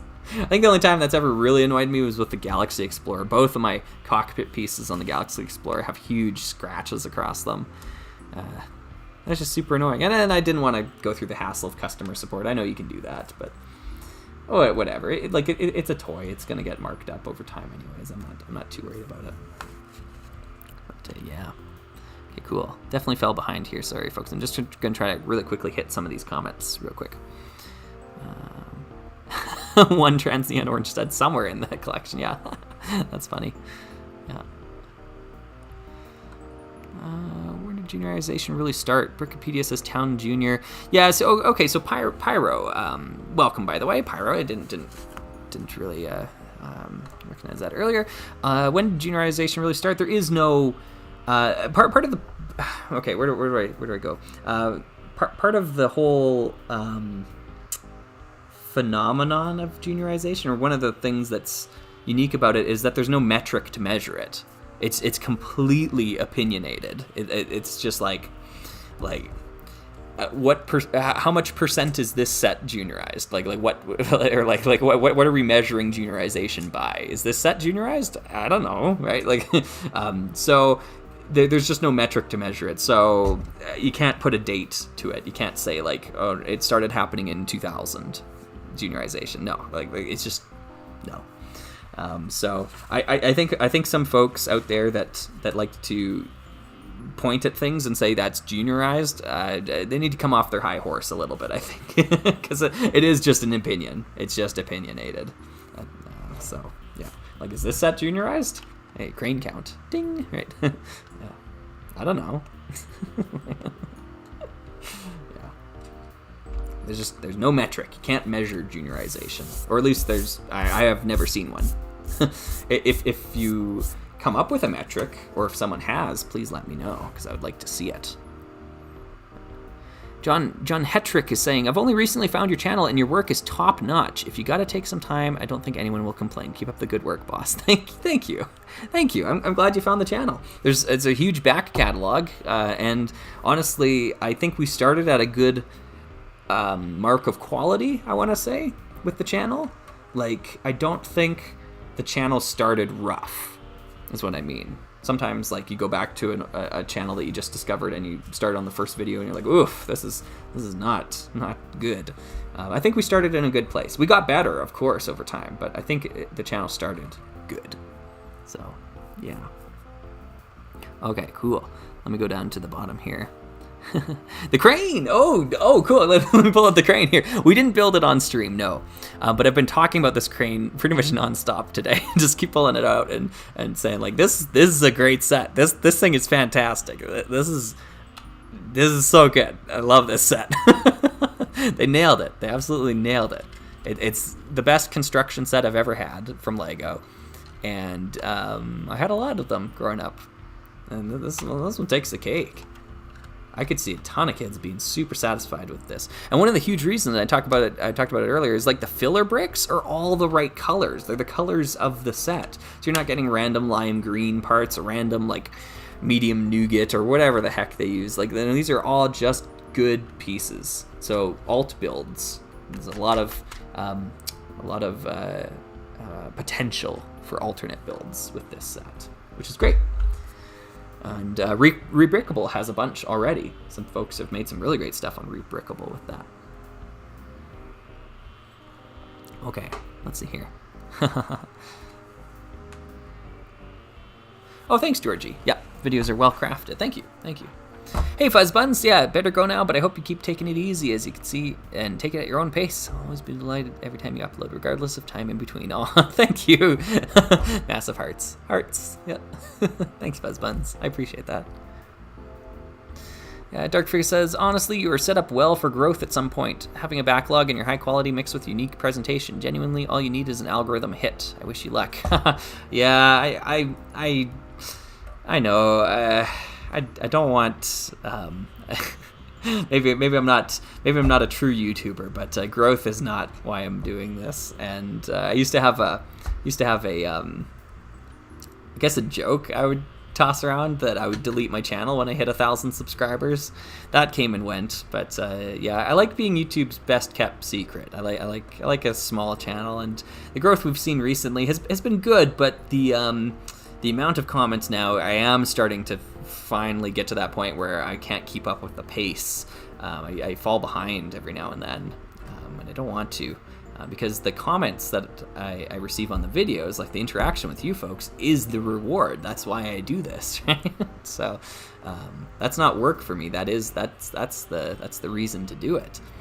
And so if I don't have enough time to even bask in the reward anymore, it's like, ah, man, what am I doing? So, yeah.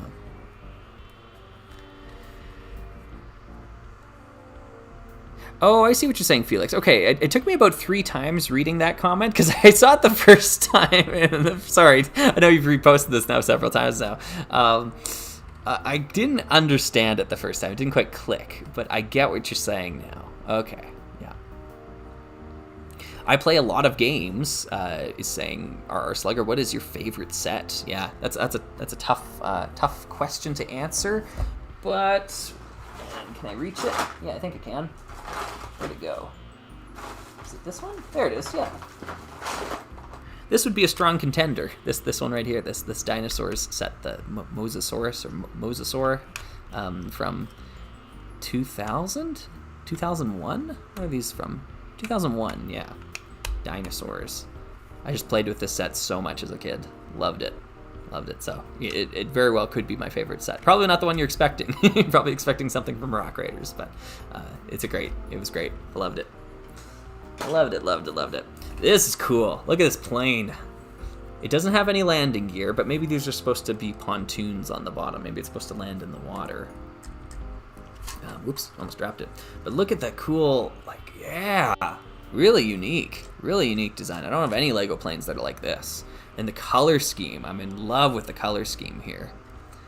It's cool. It's kind of menacing in a lot of ways too. The dark tones and the dark cockpit and the pilot dressed in black behind it. Really cool. Yeah. Hey, Potato Man. Hello, welcome.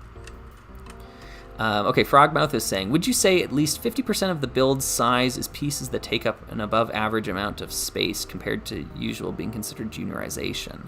Trying not to juniorize the argument. That's funny. Yeah, like maybe you could come up with a metric there. Yeah, I don't know. Yeah, I'm not entirely convinced there's a value in it, in like saying something's juniorized. Usually when people talk about it, they just mean I don't like this set. and then they point to juniorization and say it's juniorized. Who could like that set? It's awful. It's a bad set.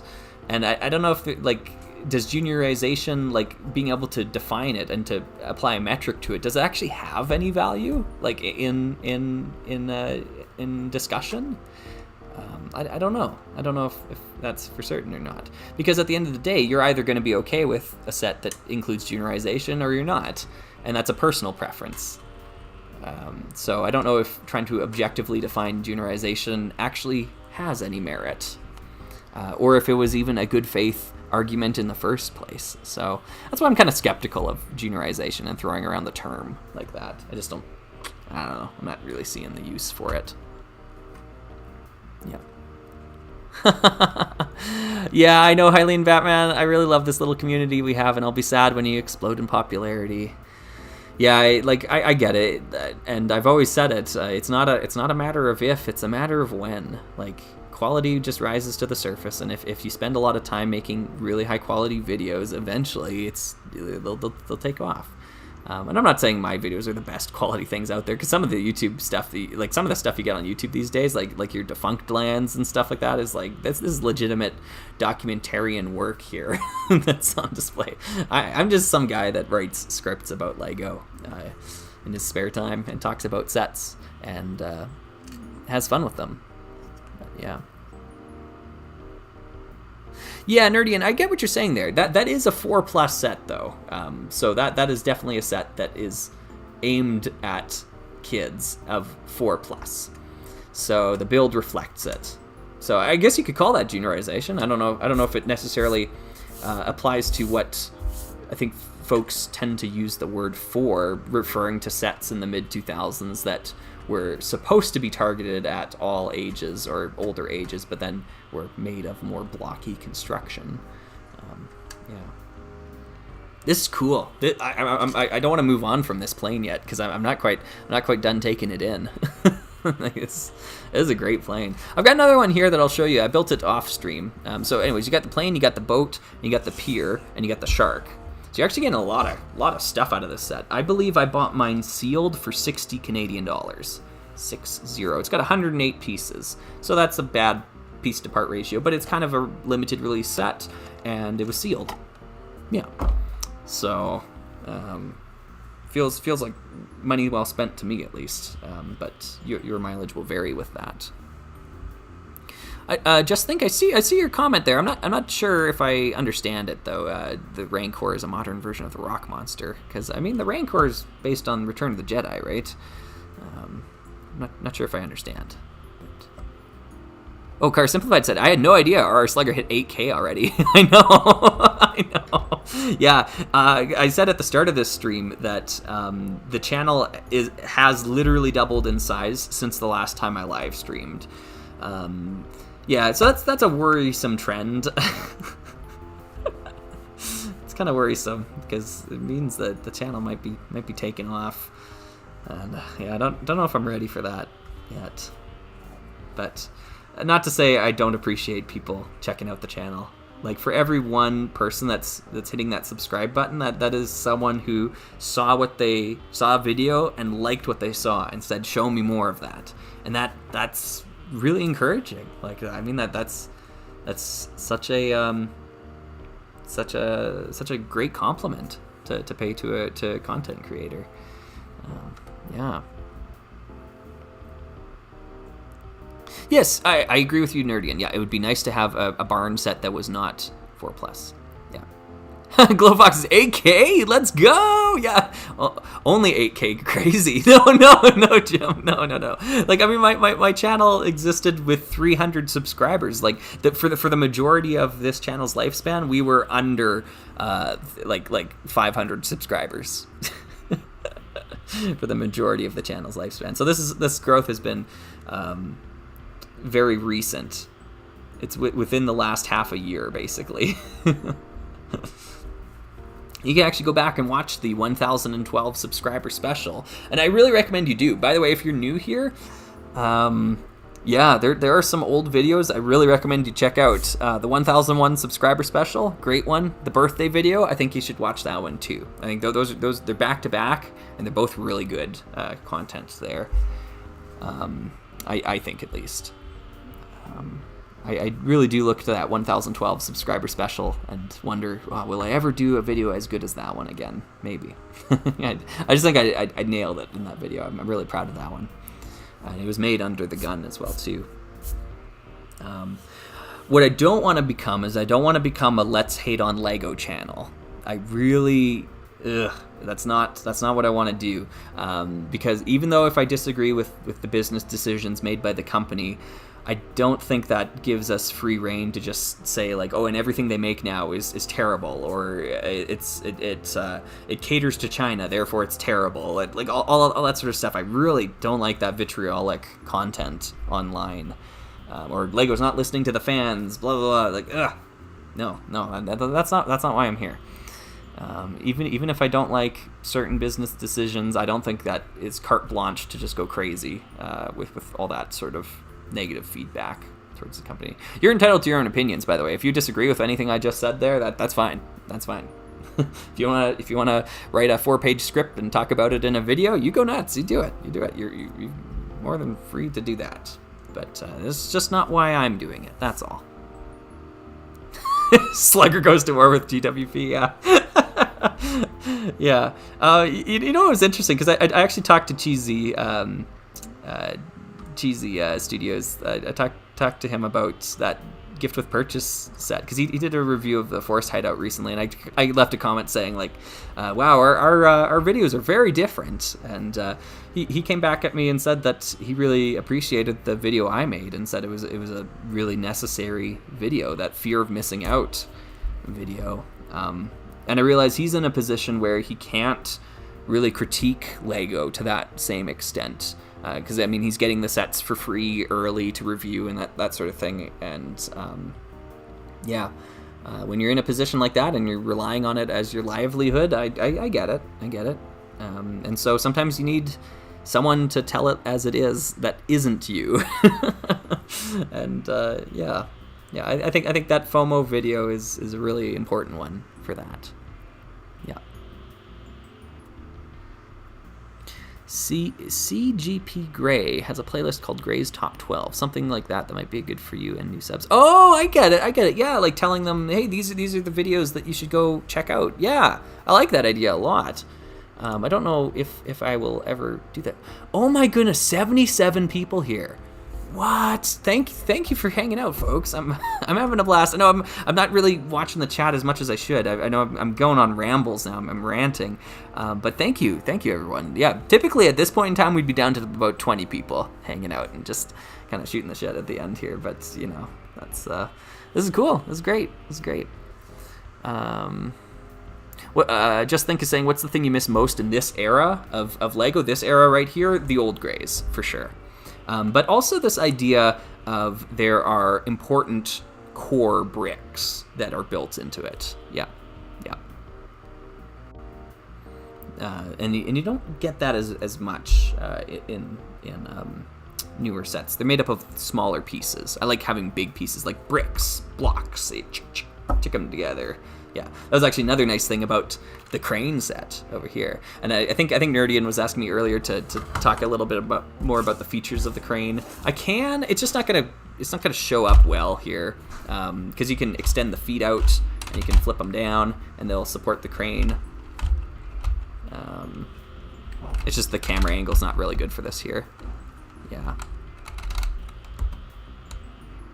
I play a lot of games is giving me a suggestion for April Fools. Don't worry, I've got April Fools covered. I've had a plan for several months now. So yeah, there will be the April Fools special.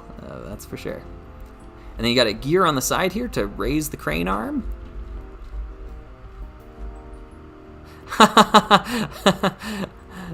That's great, Nerdian. Yep.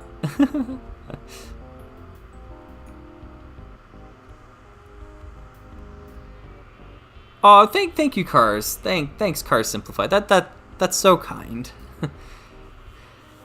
That's really kind. Thank you. Yeah. Crane moves around here, and you can drop the winch down. I haven't put the stickers on this set yet. I really should at some point, but yeah. Snifflebox, hey, welcome. Hey, cool.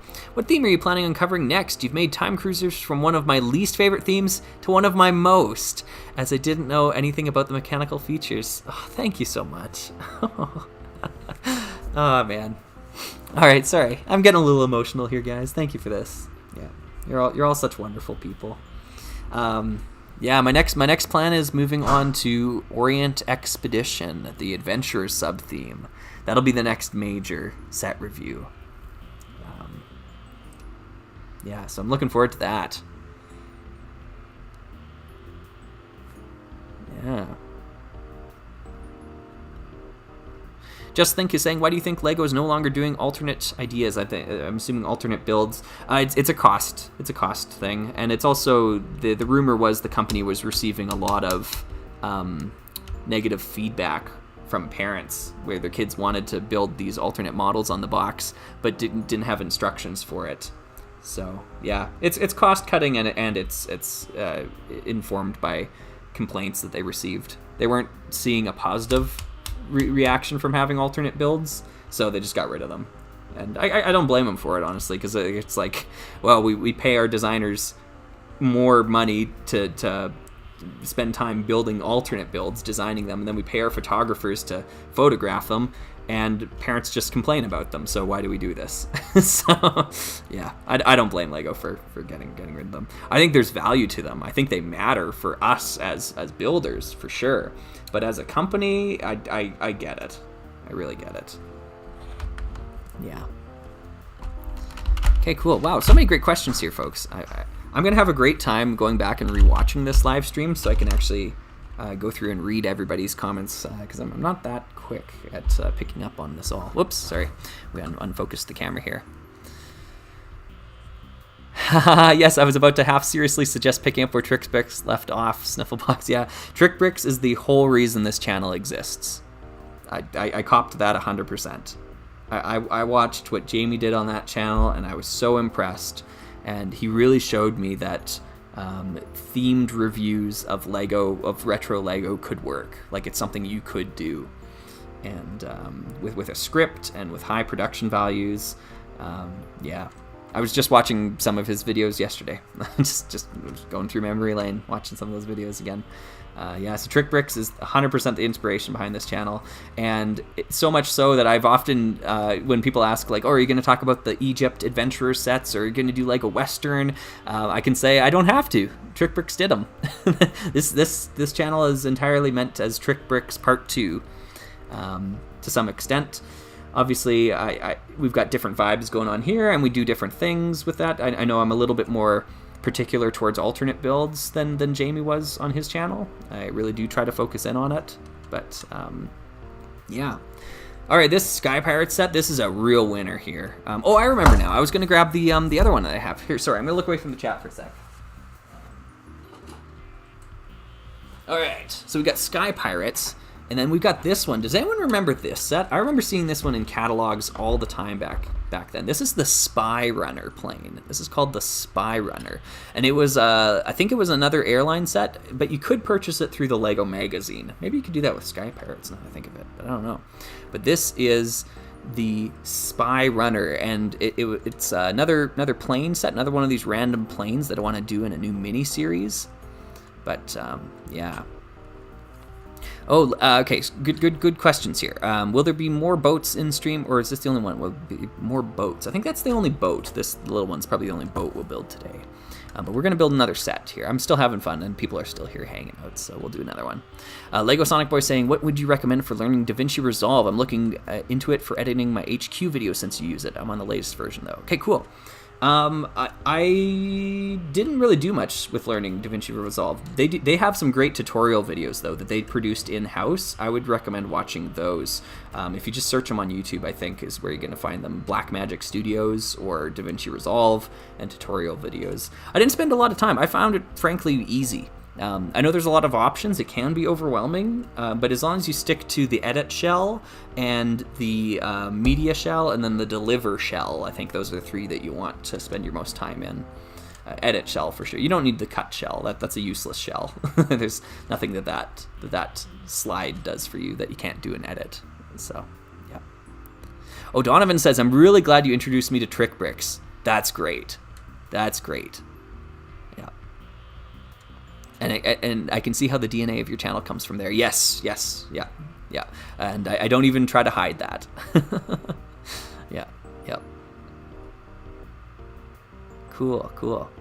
Never in person, only in aftermarket stores, even in aftermarket. Oh, I see what you're saying there. Yeah. Mega Bloks Command Ops. Oh, in terms of coloring. Cool, yeah. The Spy Runner is... Oh, sorry, Georgie. Darn, it's 3 a.m. and my phone is on 5%, so good night. Good night, Georgie. That's great. Yeah, the Spy Runner, it's a really unique set in that it has the name of the set and the Lego logo printed on, not printed, on a sticker on the tail fin. I don't think I've ever seen that, where it's like, here's the name of the set, here's the Lego logo, just stuck on the tail fin. Really weird, kind of baffling. And at first I was thinking, as I was building this, you put on the prop propellers here, and I was thinking, oh, this is cool. And then you put the jet engines on, and you're like, okay, well, this is obviously unrealistic. Like, you're not going to put jets on a prop propeller plane. But I did some research afterwards, some digging, and I apparently it's a thing. I didn't know that. But gosh, I forget, remember the name of what it's called, like hybrid propulsion, maybe dual propulsion, something like that. There's planes out there, and I found this one. It was an American spy plane that used propellers, and then during critical moments of flight, say it was about to be intercepted by a missile or something like that, they could kick on the jet engines and get a boost of speed. So I thought that's pretty cool. I don't know if that was intended for the spy runner here, but really cool. I learned something new about airplanes that I didn't know. So I kind of want to talk about that in a video whenever I do this. Just think saying, would you do a video on the Outback theme? If I had the Outback theme, for sure. I just don't have the sets. They're really cool looking though. Yeah. Snifflebox is saying, what are your thoughts on Alpha Team? I love the first wave of Alpha Team, and I have all the sets, and I am going to review them. I'm going to do a full retrospective series on the first wave of Alpha Team. I feel like the next two waves didn't live up to the first one, but I know other people disagree with that. Yeah. Any guesses as to why they never made another blimp set? Yeah, it's unfortunate they didn't, because that original blimp is really expensive now. I think the original blimp only existed because of its weird packaging format. Like the set itself existed to fulfill that need, and now Lego doesn't really do that anymore. And yeah, that's probably why we haven't seen another blimp. Oh, what camera do you use to record? I'm assuming you're meaning for, this is Cassandra asking the question here. I'm assuming you're meaning for the videos. I use a Canon Rebel. Let me check it here. EOS Rebel T3i is what I use. EOS Rebel T3i. And if you're talking about the camera I'm using right now, it's a Logitech, one of those little cameras. It's the popular one that people always recommend. Cheap, not expensive. Cheap. I can't remember the name of it though. But yeah, I haven't heard of Command Ops. Yeah, I wasn't really big on Mega Bloks there. Sorry. Yeah, Exaforce had stickers where they had the set numbers, but they didn't have the set name on them, right? Like, I don't think they had the set name. This says Spy Runner, and it's got the Lego logo all on one sticker. I just don't think I can't remember seeing that before. It's very strange to me. Just Think is saying, why do you think Life on Mars is so unpopular / cheap? It was probably overproduced back in the day, to be honest. But a ton of series from that year are. You can get into Zalax super cheap. You can get into Life on Mars super cheap. You can get into Alpha Team, the original Alpha Team. I think that's 2000, but you get the idea. You get into that one super cheap. These dinos I talked about earlier, they're all super cheap. Yeah, I think they were overpriced back in the day. That's part of it. Like, if you look up the original retail prices for Life on Mars, it's like, yeesh, yeah. Those sets don't need to be that amount of money. And adjust for inflation for today, yeah, they were expensive. Lego was just too expensive back then, didn't sell well, and now we have a ton of leftover stock. And you can basically buy all of those themes I mentioned for less than they would have sold back in the day, sealed even, which is crazy. So, yeah. Okay, cool. Wait, Life on Mars is cheap? Yeah, Hylian Batman is super cheap. Just go buy it if you want it. Yeah, it's less than it retailed for in the day.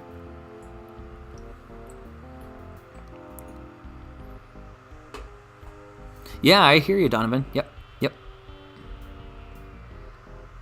That's a good point, Cars. Yeah, it would make sense to have the Lego logo if you're giving it away on flights. I just don't know if this one was made for flights. I know it was in the magazine. I assume it was. Here's my thought process. I think it was one of these sets like Sky Pirates where you'd get it on your first class flight or whatever for booking certain airlines. And then they had leftover stock after the year's promotion was done, so they decided to sell it as a Lego Shop at Home exclusive for club members, sort of thing. Like, make it seem like, oh wow, you could get your chance to get this set, and they probably just had a ton of stock left over that they needed to get rid of. And they did a new one of these sets every year, so there was a new one every year. So they probably had to deal with the airline companies where they wouldn't have the same set over and over, so they couldn't use leftover stock with the airlines. They had to sell it. So, that's kind of funny. All right, let's build one more here.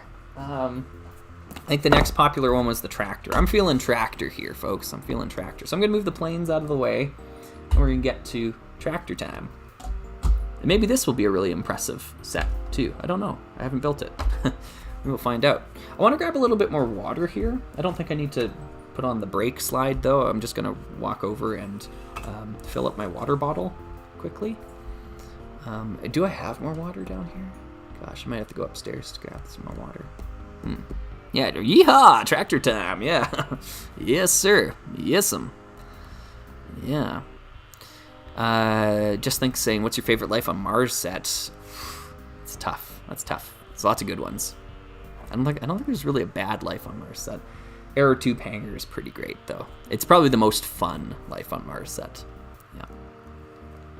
Eileen Batman says, do you recommend Bricklink for buying these sets? I mean, like, if you live in a city that has Lego available secondhand, then try to do that route first so you don't have to pay for shipping. I live in Canada, so shipping from outside Canada, especially from the States, is really expensive.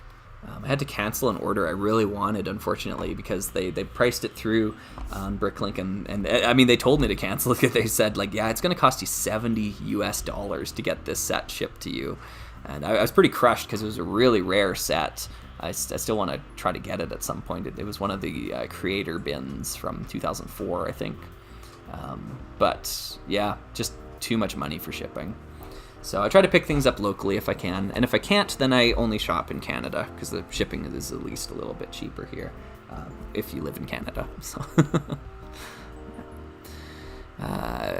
Felix is talking about this main air vehicle I loved when he was younger. It's a 2006 rescue helicopter from City that became a meme a few years ago. Oh, okay, cool.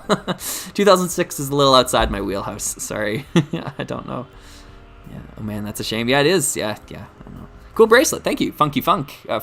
Yeah. These are Lego Dots bracelets that I've glamorized with some chrome grill pieces, like from Rock Raiders. So each one probably has about $20 or $25 worth of chrome on them. So yeah, legitimately expensive little Lego accessories. But I made them a couple of months ago for a live stream I did, a Rock Raiders live stream. But I thought they were cool.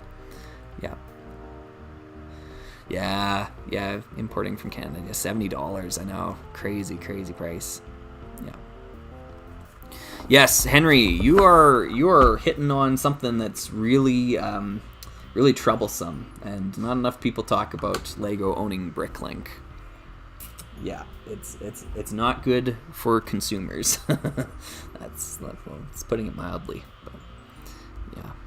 Sorry, Peter. Yeah. Wow, huge flex. Yeah. I hope you weren't talking about my arms, because obviously there's no upper body strength here. But yeah, I don't know. I thought it was fun. I bought a ton of these from some seller in Germany. I think he sold about 90 of them to me way back a couple years ago. It was expensive. Don't get me wrong. I spent a lot of money to get these grill pieces, but I needed a bunch for Rock Raiders. So I just decided, you know what? Instead of me having to just take some off the Chrome Crusher to put on this set and put them back when I'm photographing that set, let's just buy a bunch of them. Just get it over and done with, right? Yeah. Okay, thanks, Felix. Yeah, it's currently 3 a.m. there. Thanks for sticking around for so long. Yeah, really appreciate that. Yeah. Okay, here's what I need, folks. I need to grab something to cut the seals here. I also need to grab more water. And while I'm at it, maybe I'll just hit the bathroom one last time, and then we can power through and work on this set here. So I'm gonna put the brake thing on here, but we are coming back.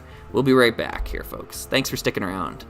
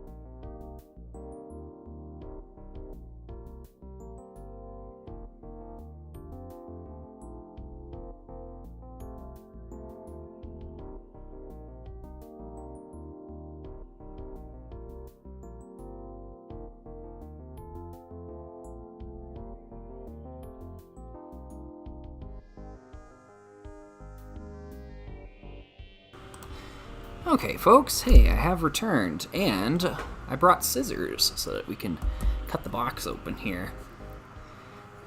Nice. Okay, cool. How are we doing here? Wow, still 77 people. Hey, that's awesome. He's alive! Yes. He got up and he walked away, and he managed to come back to the desk and not die in the process. Yeah. So I got this set at the same time I got the crane set, and I built this one first because I was really dying to build it. And Toys R Us was doing a big sale here, and for anyone who's in the States, yes, we do have Toys R Us still in Canada, and there's actually several in my city. They were doing a big sale, and they've been doing these crazy sales. I didn't really go in on this one recently, but they did this sale where it was buy one, get one 40% off, 40% off.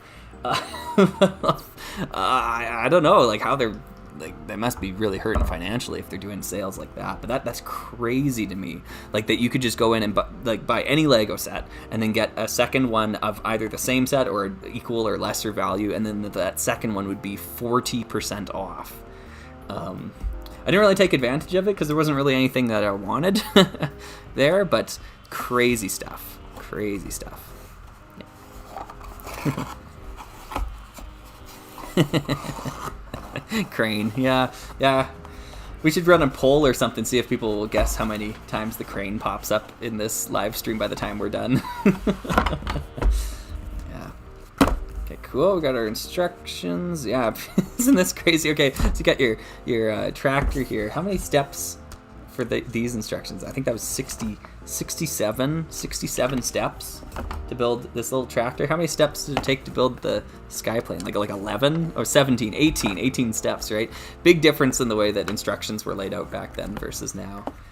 They really do hold your hand a lot more through this, but I appreciate it because some of those old instructions are really obtuse, like just really poorly designed instructions. I was talking about the Breezeway Cafe earlier, how you can build the entire Breezeway Cafe in 13 steps. just ridiculous. It's like step 13, build the entire second story. Like, yeah. Explain the slug rating, how other sets measure up to the crane. Yeah. Yeah, you really do need a crane counter in your streams going forward. Yeah. Good. Oh yeah, so I guess explain the slug rating as how other sets measure up to the crane. Oh, I get it, Peter. I get it. Yeah. Yeah, like the crane is a 3 out of 3 slugs, and nothing else will ever measure up to it. I mean, the crane's awesome. This crane over here, this one, it's great.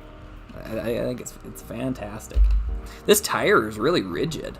I've never experienced this tire before, but it's quite a firm, rigid design. Here's our bucket, classic design. Oh, actually, it's a little different. It's got a little bump in the center. I don't think the old buckets had the bump in the center. In fact, I can check that. I can confirm. Oh wait, no I can't. Where did it go? There it is. Huh. Oh, wait, this is a different bucket entirely. Okay, so this is what I'm used to for construction sets, by the way. Like, this is what I grew up playing with like Lego construction sets. And when you take a look at like this thing and you compare it to like this thing, it's it's like what are we doing here? Like I know, like I got a ton of nostalgia for this. Like it was great. It's awesome. But like this, like, you know, there's just no comparison there. Yeah, it is the Lego Racers 2 digger. That's right.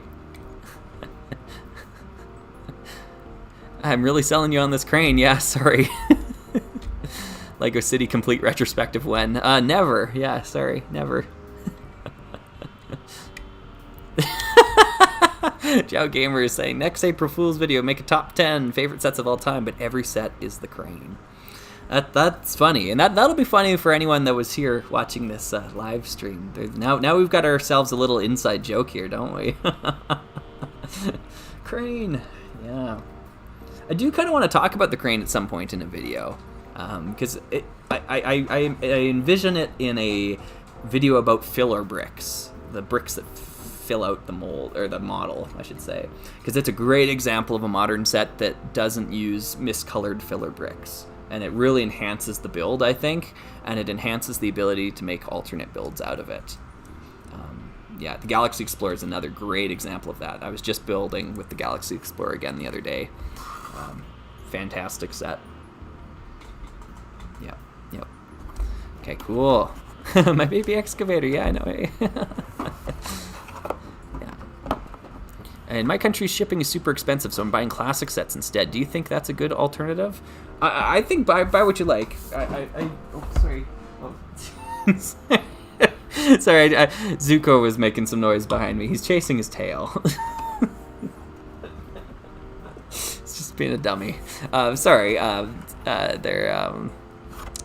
me see if I can answer that question better. Sorry, just think. I really don't want to tell people how to spend their money. It's just not something I don't feel comfortable about that. So I just I try to encourage you to buy what you want. Actually, wow, this is a small amount of pieces for a giant box. Am I missing something here? Look. What, 2 bags of pieces in this giant box? Are you kidding me? There was 3 bags of pieces in this box. Look at the size difference. Wow, okay. All right. Kind of feel like I've been lied to here. Yeah, this does not feel like a lot. I got the set on sale, which is good. I just wanted it because it's a tractor and it's pretty unique. Yeah. Now my third favorite set. Here it is, and it is the crane. Yeah, that's good. When's the Scala and Homemaker episode? First name, last name's asking. Well, the Scala episode, it'll happen eventually. I'll grab it. Yeah, here's some sealed Scala for you. This one's not necessarily a rare Scala set. It was expensive, but it's about $80 Canadian. But yeah, I'm looking forward to cracking this one open. Yeah, they did sell me 60% air, at least. Yeah, you're right, armored struggle wagon. Yeah. Sealed Scala. I know. I saw it for sale in my local used Lego store, and I couldn't resist. I was like, okay.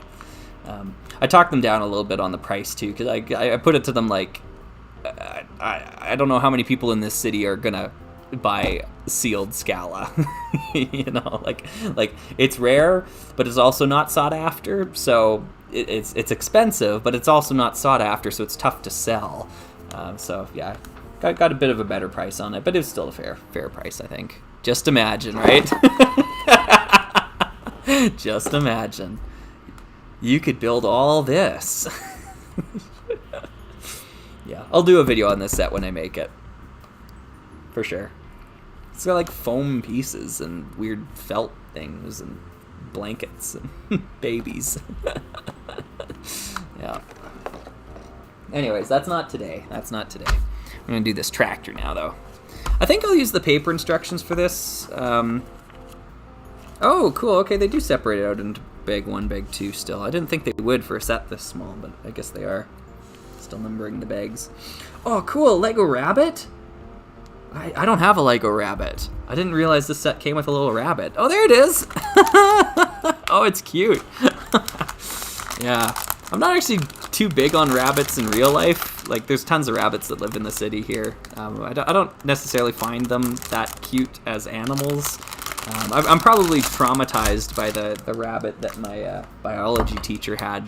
He used to keep it in a cage in class, and it was just a massive rabbit, and it was just really gross seeing it up close like that all the time. So I've got a bias against rabbits, but this one's cute. It's made of plastic and it's not gross, so it's precious. That's what it is. Wow, that's cute. They nailed it. Whoops, there it goes. Adam's asking, does that Scala set actually use Lego bricks? It totally does. Yep. There's bricks in there. Recognizable bricks and plates and things. Yeah. Train of Thought, Lego Brick Creations. Hey, Train of Thought, good to see ya. I'm not sure if others have pointed this out, but there is a toy granite grinder in the new Creator 3-in-1. Yeah, there is. Yes. Thank you. Even though 50 plus people have told me this, I don't appreciate it any less every time somebody tells about it, because that is someone that is excited to show that to me, to share that knowledge with me, and I really appreciate that. And I would miss it otherwise, because I don't watch for Lego leaks or things like that. So I rely on other people telling me. So please keep telling me. These are great pigtail pieces here. Wow, what a great hair piece. Good headpiece on this person here as well too. I don't like the little legs though. I've never liked these pre-molded legs. Once they made medium legs, I think they just need to commit to medium legs and stop giving us this stuff. These legs are terrible. No articulation. They just kind of feel like junk to me. But, yeah, and they seem like really out of scale with the arms then. So medium legs or nothing, or full-size legs, I guess. Right. I don't like these. I'll be changing these out for something else later. But yeah. Have you ever looked at the Monkey Kid sets Beyond the City? They have been A+ to me. The Monkey Cake Factory is so much cooler in real life than on images. Yeah, that one looks interesting to me. It does have that medium azure color that I loathe, but it looks really neat. Someone was selling me on the Hideout set, the new one. I might look into that a little bit too. Here, sorry, I'm just readjusting in my chair here. My back's starting to hurt. Yeah, Monkey Kid to me kind of has that combat in a box thing on a lot of the sets, where there's like a piece of the set that I like. I want that fire ring thing, but it comes with like $60 of stuff I don't want, so I don't buy it. Yeah.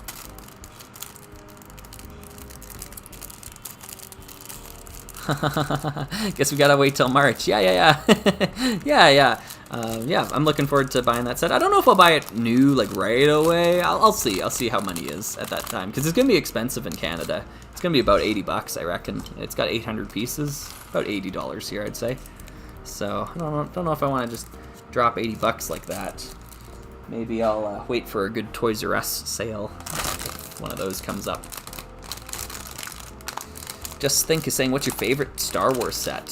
Favorite Star Wars set that I own? Might be the original Snowspeeder. It's great. Oh, I'm mixing the pieces. What am I doing?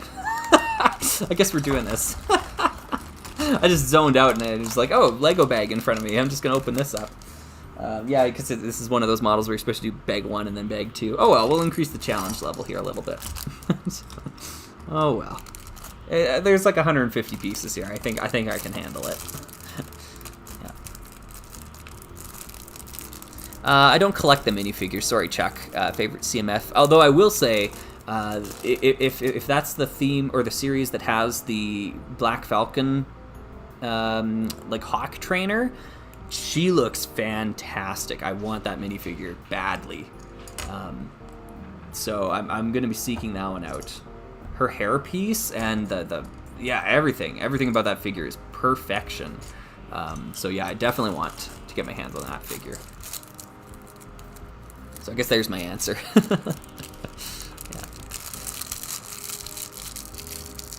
Yeah, it is a little expensive, Train of Thought. Yeah. We do pay a little bit more for Lego here in Canada.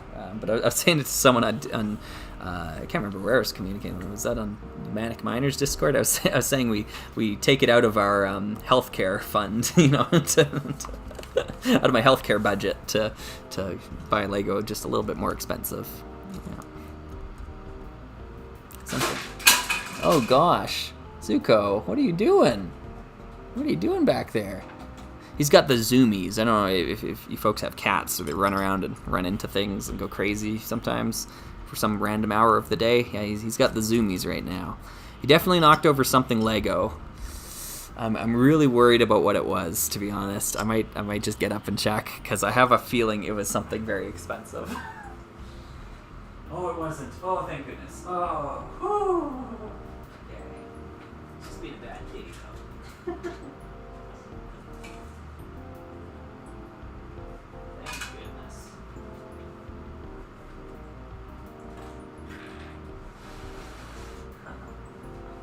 All right, sorry. I know I walked away for a sec there. What he knocked over in the end was just this. This actually comes with the crane. It's one of the road plates, and it's got a little hook on it, so you can pick it up and move it around. It's cool. It's nice. What I thought he knocked over was a mock that I was working on for a few hours the other night. I don't think it was last night, 2 nights ago maybe. It's going to be in the Adventurers videos that I'll be making here. I don't want to spoil what it is because I'm really proud of it and I think it looks awesome. But yeah, if you knocked that over, it would have been destroyed. So luckily he didn't. So I'm very happy about that. Yep. It all comes back to the crane. Yeah. Oh, Adam's asking, is he a kitten or an older cat? He's a little older now, actually. He's about 3, I think, maybe 3 or 4. Yeah, he's just got the zoomies right now. They just got fed about an hour ago, so he's definitely feeling the highs of the wet food still. Yeah. I don't know what's in that stuff, but it must have been good.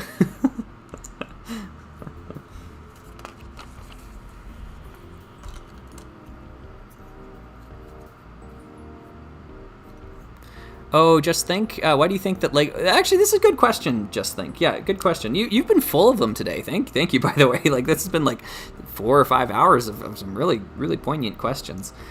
Just Think's asking, why do you think LEGO Star Wars is no longer making their own ships / characters like they did with the legendary Jedi Bob? I think the answer is complicated, but I think it has to do with the community at large. The LEGO online community has shown that they only want sets that look exactly like the thing that's in the movie, and they shun and speak poorly of anything that isn't like that. And I think that's why. Yeah, it's like, and yet they are the community that says like the most of like LEGO never listens to the fans, blah blah blah.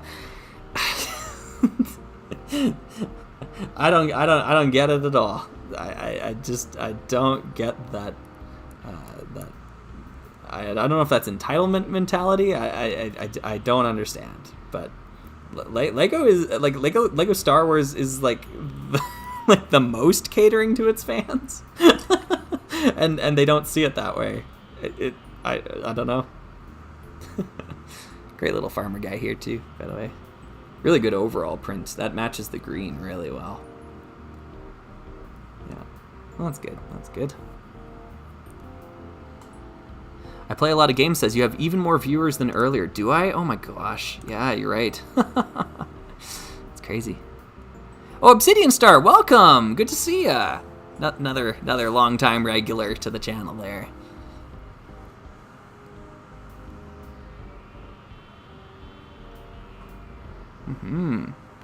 R.R. Slugger, that's me. Redstone is saying third-party Lightstone brick options. I've only got one. It was gifted to me from my parents. It's the Tokyo set, and they got it for me with the light kit as well, the Tokyo skyline, and it looks awesome.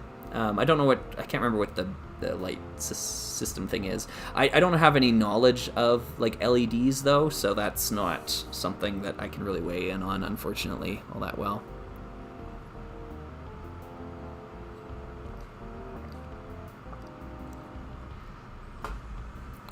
Oh, that's weird to hear. Yeah, armored struggle wagon. Yeah, the prints have gotten inferior. Yeah, you know what's strange? Like I see the modern mold of Darth Vader's helmet, and I really think it looks strange too. Like I feel like the classic mold was a little bit more accurate, or felt more accurate, more minifigure scale. His new head feels like big and bloated. It's strange. Looks cartoonish to me. But oh well, I'm not the target demographic for that. Okay, this is a little excessive here. Here's a step where you put one piece on, and then here's the step where you put the same piece on the opposite side. I really think that could have been just one step. That doesn't need to be 2 steps, and one of them takes up an entire page. Yeah, this is a lot of paper, and I know there's value to having paper instructions, but I gotta say I'm really all for going onto the app. I know that's probably an unpopular opinion. I use the app all the time when I build modern sets. The only reason I'm not doing it now is because I've got all the lights and camera and setup. I would be using the app for sure. I don't use paper instructions if I can help it. So I know that's them's fighting words, and I get it from a history and preservationist standpoint. You want to be able to own the instructions to your sets. I get it. But at the same time, this is a lot of paper that's being, I guess, wasted here, and doesn't have to be. Oh wow, controversial. Yeah. Hey, cool. Okay, so some people. Oh, I agree about Vader too. Nice. Yeah, classic Vader mold was fun and Lego-like. Yeah, it was to me too. Yep. Tom, hey Tom, thanks for joining in. Yo, our Slugger, have you ever taken any interest in the pre-Bionicle Technic figures like Slizer or Roborider? I never had any Roboriders. I had a couple of Slizers, a couple of Throwbots. We called them Throwbots in Canada. I had Flare and I had Spark, and they were awesome. I really liked those figures, and they had those cool pods that you could put them in the ship, and I'd pretend they were ships and they'd fly around. Yeah, those were really cool. So yeah, I like them. But those were the only two I had, so I can't really say the whole theme was great, because I only had two. Those two sets, Flare and Spark, were great. That's about all I can weigh in on, though. Jet Tech is asking, do you like the Lego art sets? The only one I've built is the Van Gogh, and I built it over Christmas. I got that one from my parents for Christmas. And it was great. It was really cool. It's like three-dimensional in a cool way. I've got it hanging in my bedroom now. Yeah, it was a really cool set, and a lot of fun, actually. A lot of fun to build it with all the plates and like paints and things. Yeah. Okay, cool. Oh, just think, that's a great question. If you had to design your own classic space theme, what color scheme would it have? Woo! Great question. Emphasis on gray. And I don't mean that jokingly. I am honest about that. I think gray needs to be an important part, because when I think of what I want from a space theme, is I want it to feel like a sci-fi movie from the 1970s. That's where I'm at most at home, like watching the Star Trek the motion picture, or even the original like Star Wars movie, Logan's Run. Battlestar Galactica, the original film, like those sorts of models that you see in those, that is what I love seeing, that sort of stuff in those films. So I'd want a set or a theme that looked like that. Now it doesn't have to be all gray, and the reason why is because I don't really like these shades as much, like this really sterile dark bluish gray and the light bluish gray. I don't think they actually represent that well. The old grays represented that look, that aesthetic much better. So you need some accent colors. I think something along the lines of what I talked about in the City of Lanterns video, that sand blue mixed with this color, this flame orange or light bright yellow or whatever it's called. I can't remember the official name of this color. Plus sand blue plus dark red plus the grays. I think that's perfect. I might try to mock something with that someday. BMLing, hey, this is a good question. Are you a fan of Star Trek the Motion Picture, theatrical or director's cut edition? I'm glad you asked this. I just watched the 4K transfer of the director's cut on Paramount Plus recently on my iPad, so it's not like it's blown up. But I had that on VHS all way back in the day. I had the VHS director's cut, and I'd watched the heck out of that. Coming back to it now, like 15 or 20 years later, since the last time I'd seen it, the director's cut has some great stuff in it. I'm not sure if I like it better than just the regular old like theatrical cut Blu-ray, though. I felt like they extended some scenes longer than they needed to. There were some really good cutaways, though, to some character moments that were cut from the film. I think there's a third rendition of the film too. There's that one that was made for TV that is extended but not the director's cut. So there's 3 different available cuts of that movie, which is crazy stuff. Yeah, I really liked it. It's not for everyone. It's a slow-moving film, and it's got tons of problems, but it's great. At the same time, it's great. I'm going to show off this. No, I can't really. This is a black brick here.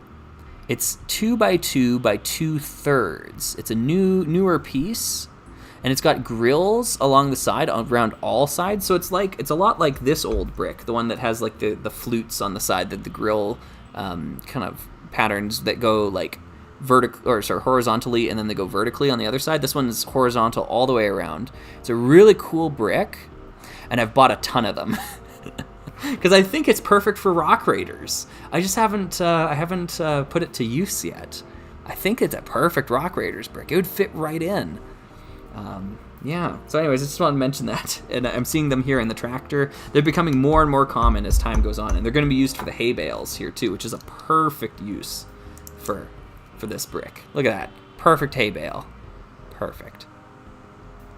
Okay, cool. Adam's asking the tough question here. What are your thoughts on the Power Miners theme? Yeah. I only have 3 sets. I have the Thunder Driller, the Claw Digger, and the Granite Grinder. All 3 of those sets are really good. I don't like the color scheme, and that keeps me from buying any of the other sets, basically. So that's my thought on the theme. Yeah. Just Think says, what brought you back to Lego? It's another good question. I haven't really talked about this at all before. I guess this would have been like start of pandemic times. It would have been 2020. Yeah. I can't remember what was the first set I got that got me back into Lego. But one of the major ones, and I'll grab it. I actually have a sealed copy still. Where is it? There it is. There we go. Is this set? Lunar, what is it called? Lunar Space Station 60227. I think this is from 2020. You would not guess how many copies of this set I own. If you guessed 9, you would be probably correct. I think it's 9. It's 8 or 9. And the reason why I bought so many, and I bought them all that year, like just new off the shelf, is because I was building a giant space station with these. And I don't know if I ever really got any good pictures of it, but it has a great modular system here. And I really enjoyed the one I bought so much that I bought more. And yeah, I built a huge space station with it. The other thing too is that there was some sort of error, some sort of pricing error with this set in the local Walmarts. It was supposed to be sold for $90 Canadian. It's a $90 set, but for whatever reason, I would scan it through, and it just kept coming up as $50, just $50. I could go to multiple Walmarts in the city, so I think it was a problem widespread. And I always made sure I didn't just buy all the ones off the shelf, because obviously I don't want to just buy sets that could be going to kids. You know, like a kid could build this and play with it. So I'm not that much of a jerk where I'm just gonna take them all myself. But over the course of about a month or so, I ended up building up a huge collection of this set. Yeah, and exactly. Hylian Batman says, how is that a Lego City set? I agree. I think they need to do away with this city umbrella over everything. This should be a space theme. I should be able to call this, like, Lego, Lego I don't know what I'm going to call it. I don't have a name for it. But, you know, the way we can talk about Mars Mission. We're not saying Lego City Space from 2006 or whatever, 2007. I can't remember when Mars Mission was. But, yeah. So I have to call this the Lego City Space theme from 2020. That's silly. I shouldn't have to, right? But this is cool. It's a great set. And I bought a lot of them. I actually bought a lot of sets from that theme. I really enjoyed it. And the astronaut design in that theme, I don't think it's been topped yet. It really has great astronauts. You're bluffing, you have 13 of those. No, I don't. I stopped. But, yeah.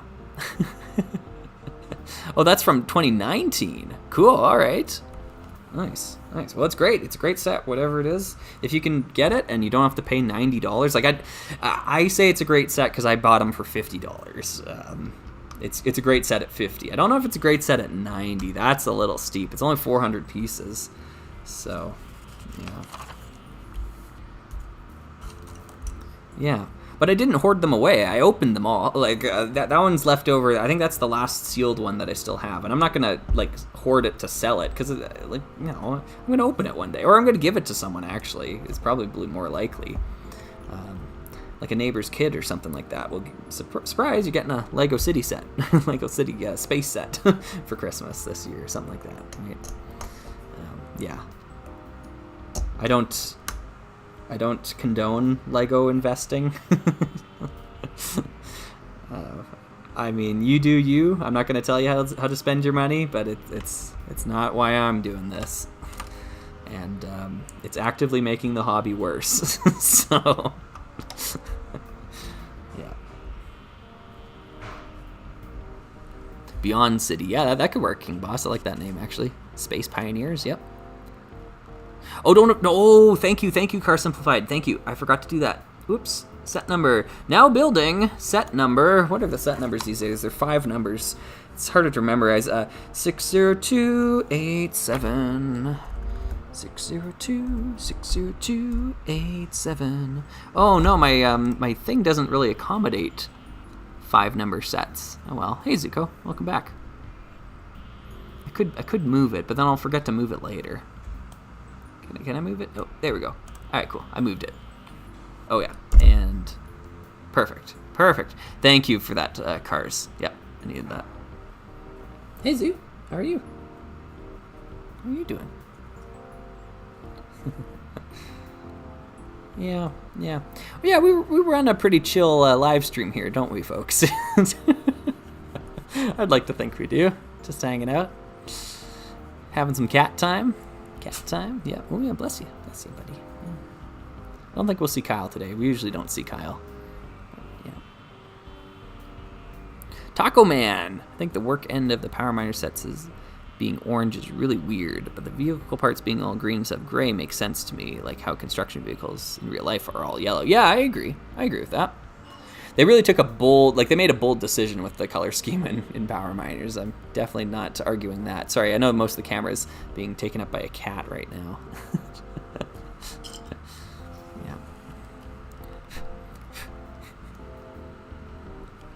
Yeah. Just think of saying, what's your favorite theme to make mocks from? Definitely Rock Raiders. It's not an easy theme to make mocks from. If you want an easy theme, look at Ice Planet or Explorians. Those are easy mocks right there. Just combine like 2 colors and 1 transparent accent color, and you're good. You don't have to worry about proportions all that much. Sorry, buddy, I don't want you sitting on the sets here. You can sit on me. Come over here. There we go. Hey, there we go. Yeah. Yeah, a little kitty in the big city. Okay, let's keep this tractor going. So part of me looked at this set and thought, I want to make this set in green. I want to recolor all the red pieces to green, make a cool like John Deere looking tractor. Unfortunately, what I discovered was that these pieces, these arch pieces, they do exist in green, but they're non-production colors, so they're really expensive and really rare. Someone's got a few for sale on Bricklink.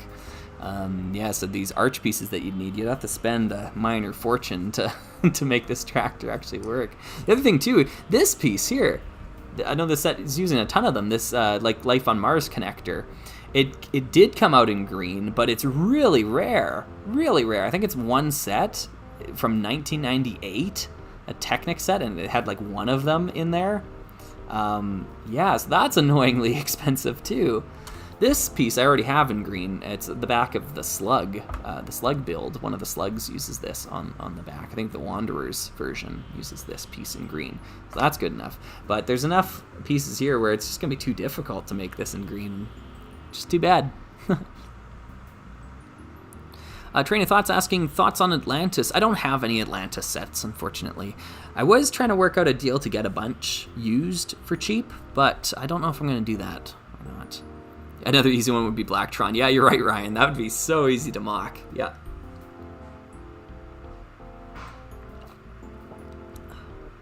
Have you ever done funny photos of your cats interacting with your Lego? They always tickle me. That's a good question, Peter. My cats luckily stay away from my photography setup, so I haven't. And I keep them away because they're hairy and their hair gets everywhere. You always see me like doing this in videos or in live streams. I'm like wiping cat hair away from things. Yeah, you're right, Chuck. They do a Technic John Deere tractor, but that's not a brick-built John Deere tractor. I want this tractor, but green, you know. Yeah, it probably won't happen, but yeah. Okay, cool. Cars is saying, I'm not too fond of John Deere because of their anti-do-it-yourself repair stance. Okay. See, I'm a layman. I recognize that it's a tractor. It should be green, in my opinion. But no, yeah, I did not realize that.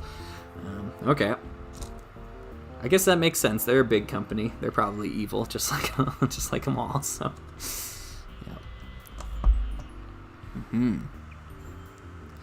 What are your, Nicholas is asking, what are your thoughts on the Artemis lunar mission? I have every model besides the Earth rocket. Artemis lunar mission Lego series. Let me look that up real quick here so I know what I'm talking about. Lego Artemis lunar mission. Is that the new stuff like from 2022? Yeah. Okay. Yeah, the 2022 stuff.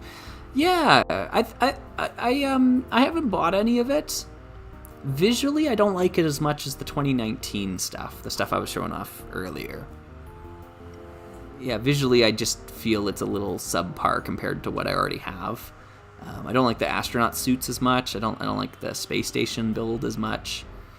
So, yeah, I guess that's where I'm at. I'd probably enjoy building it. They're probably great sets, to be honest.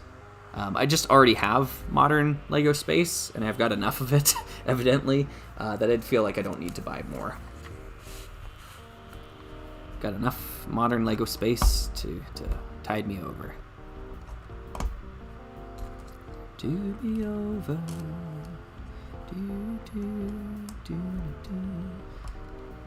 I was listening to some records yesterday. It was good. Brett was over as well too. We were hanging out and playing Heroescape together. Good board game that we enjoy.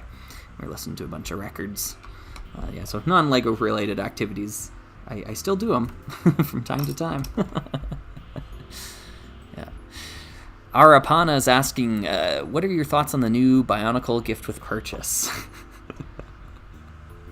Well, you can probably predict, because I'm presuming you've seen at least one of my FOMO videos. You can probably predict what my thoughts are on the practice. I'm actually going to have a whole video talking about Bionicle later this month, so you can look forward to that.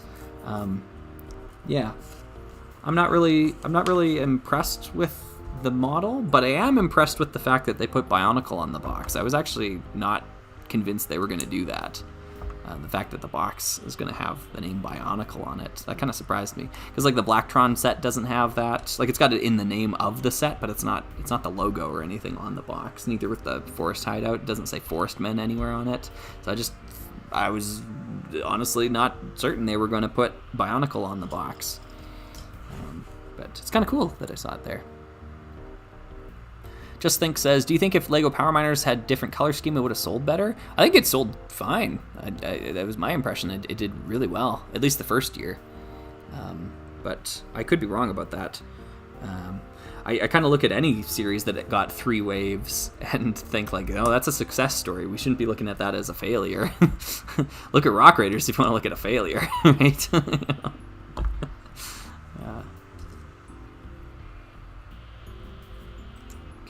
Cool. There we go. I know Snifflebox is saying we're barely into 2023 and yet I've seen so many gift with purchases already. Yeah. Yeah. I talked about this a little earlier on the stream, but I've spoken to some folks that work in the Lego stores, and they've informed me that because the Forest Hideout set did so well financially for the Lego group, that gift with purchases are going to be a major part of the business strategy going forward, and I'm not happy about this at all. It has the potential, like the company being bad and making like anti-consumer business decisions like this has the ability to ruin the entire hobby for me. I'll be honest. So that's why I'm taking it so seriously. Is that I don't know. I don't, because at one point, or at some point, I have to recognize I'm in a way representing the company, even if it's not on an official basis. But I get people telling me all the time that they bought a set because of a review that I made for it, and that's putting money into the Lego company's pocket. So I have a not insubstantial influence on it, and I just don't know if I want to be representing a company that's blatantly anti-consumer. I was saying to my partner earlier today over lunch, I was saying, like, I couldn't be a Mega Block, or not a Mega Blocks, what am I saying? Microsoft shill, right? Like, it's like Microsoft is a mask off evil company. Like, it's just like they don't care if you know they're evil at this point. And I couldn't shill for a company like that. Yeah. Oh, I see. I missed. I was filling in some steps on my end here. I got a little ahead of myself here in the instruction booklet. Yeah.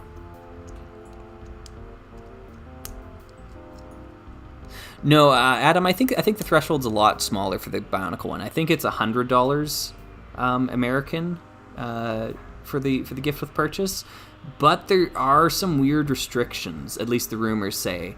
It's unlicensed Lego, so you can't buy any of the licensed themes, which is just like how many hoops do we have to jump through to buy the frickin' Lego set that we want, right? I'm getting really annoyed with that. So, yeah, I'm not a fan at all of these gift with purchase shenanigans that keep going on. Like, oh, I got to keep track of this, and I got to stay up to date with the Lego leaks and rumors, so I know when is the smart time to buy this set that I want, and then I gotta hope it doesn't go out of stock. Like the DeLorean is a perfect example. I lined up to get that day one. Didn't line up, but I was at the Lego store as it opened, hopped in, bought my copy, almost got robbed on the way out. I've got a story about that, let me tell you, because it was so highly sought after, and I'm glad I bought it when I bought it, because it was out of stock for like 4 or 5 months afterwards. You couldn't buy it. Like, you couldn't wait on that set to get it with a better gift with purchase, because the stock was gone. So, yeah, this is a cool piece. Sorry, I'm going to pivot out of this negative talk into I've never seen this piece before. It's a big, like, studs on the side construction, so snot brick. And it's a big 2x6 with snot. Yeah.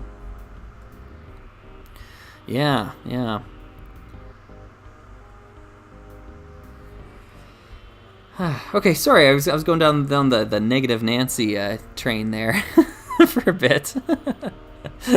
Yeah. I almost got robbed. Okay, I'll tell the story now. I'll talk about it maybe in a video at some point too. But I walked out of the store with my Lego set in hand, in my big yellow Lego bag, and as I kind of turned the corner there, someone that was sitting on a bench just out of my peripheral vision, like, leapt to their feet and rushed after me.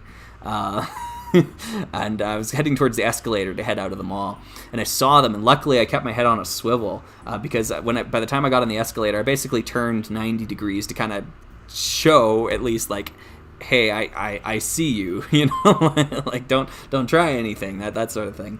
And so I decided, okay, by the time I get to the bottom of this escalator, I can't head out of the mall, because they're just gonna swipe it off me if I leave. I'm not a big guy. I'm not gonna be able to fight for this. Not that I would. I don't want to have charges of assault. Whoops! I ripped my instruction manual. Darn. Over a Lego set. Like, that's not worth dying for. So what I decided to do is, when I got off the escalator, instead of going right for the door, I'm just going to turn around and stand beside the escalator and wait for this person to do whatever it is they're going to do. I'm going to basically move to a spot where they have no choice, that if they're going to look natural, they have to walk past me and walk back into the mall, and then I can leave. Or if they're going to confront me, it's in front of all these people, and it's no longer outside the store. And so what ended up happening is I turned the corner and then just kind of like grabbed my phone, made it look like I was waiting for a friend or something. And then all of a sudden they kind of turned the corner too, and they walked very slowly past me. All of a sudden they weren't in a hurry anymore. They leapt to their feet to run to the escalator to follow me there. And then all of a sudden they were very slow moving about. It was sketchy for sure. And then I waited till they were gone and I left afterwards.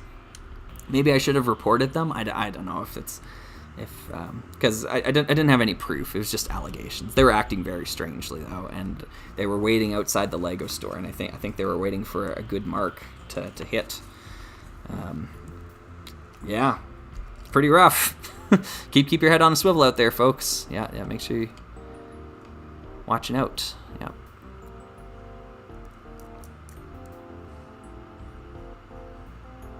Do you like real-life slugs? Asks Louie. Yeah, I think slugs are pretty cool.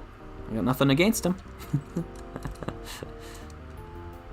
Don't know if I'd sit down and eat dinner with them, but pretty cool nonetheless. Yeah, Shy Guy saying always bring pepper spray when buying Lego. I learned my lesson, yeah. I almost died buying Lego, yeah. Yeah. I don't know if my story adequately does justice how sketchy the whole deal was. Cause I don't know, it could just be like, oh no, it was probably just somebody had to go somewhere and then they forgot about it. But I don't know, to have been there and to have seen it all. Yeah. Dinner with Slugs sounds like a great album name. Yeah. That's funny. Flux the Cynic says he tells stories, so we'll chat completely. So the chat completely stopped. Yeah. That's. I was wondering what happened there because I looked up and no one had really said anything as I was telling this story, and I expected the chat to like fly by in the meantime. So I double checked the connection. I was like, did I lose connection or something? Like, what's going on?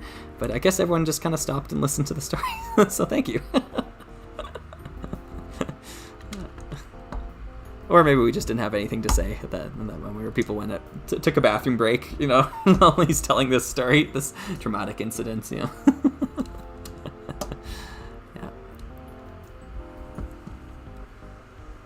They assaulted the slug. Ha ha ha. That's funny. Yeah. No, it does sound pretty sketchy, yeah. Yeah.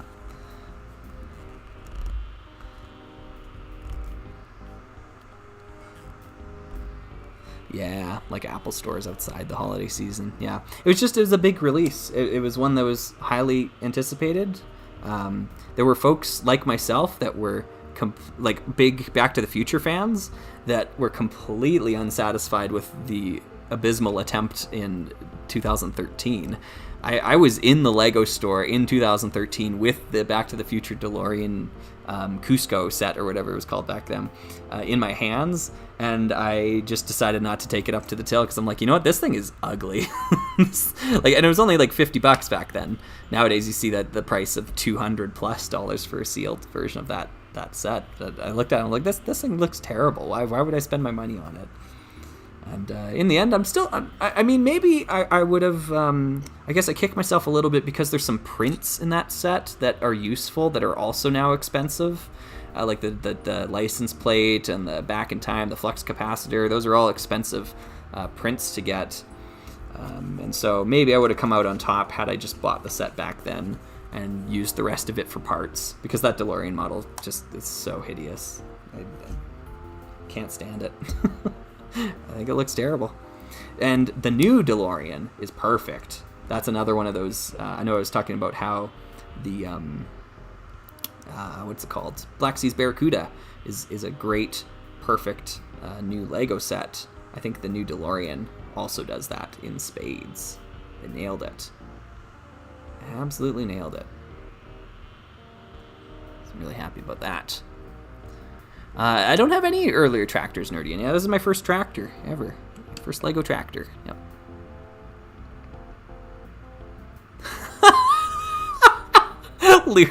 Louis says, what if they reintroduced the dark turquoise battle droid arm, which is the arm for the Lego Martian set, in a $150 gift with purchase?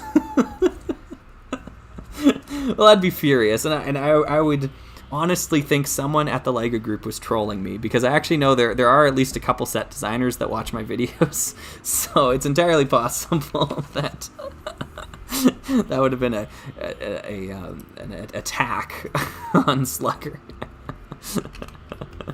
Yeah, it doesn't actually help the problem though, like to a big extent, because the problem is that there aren't readily available like new sources of Battle Droid arms in Dark Turquoise, and to put new sources of Battle Droid arms behind a paywall and put it in a limited set release like that, it doesn't help all that much. Like, yeah, okay, there's some new ones out there, but they're not readily available. That's the key. Yeah. That'd be pretty brutal though. Just Thinks asking, what's your opinion about the Star Wars sequel trilogy? The only thing I liked about it was that yellow lightsaber. Lol. So you're talking about episode 7, 8, and 9. Well, I saw episode 7 in the theater. I really enjoyed it. That's The Force Awakens. I thought it was fun. Good return to form. I really liked Harrison Ford's acting in it. I know some people didn't like him, but I thought he was great in that. Then I saw episode 7. Probably the worst theater experience of my life. Not really speaking to the quality of the movie even. It was just like, you sit down in the theater and you sit through 40 minutes of ads with spoilers of the movie in it, in the ads themselves, like car commercials and things like that. It's nuts. And then you see the movie and it wasn't that great. And then it kind of blows up and it takes over the world for like a year of or more of online discussion. You just can't escape The Last Jedi. And so I didn't see the third movie. So, yeah. That was that.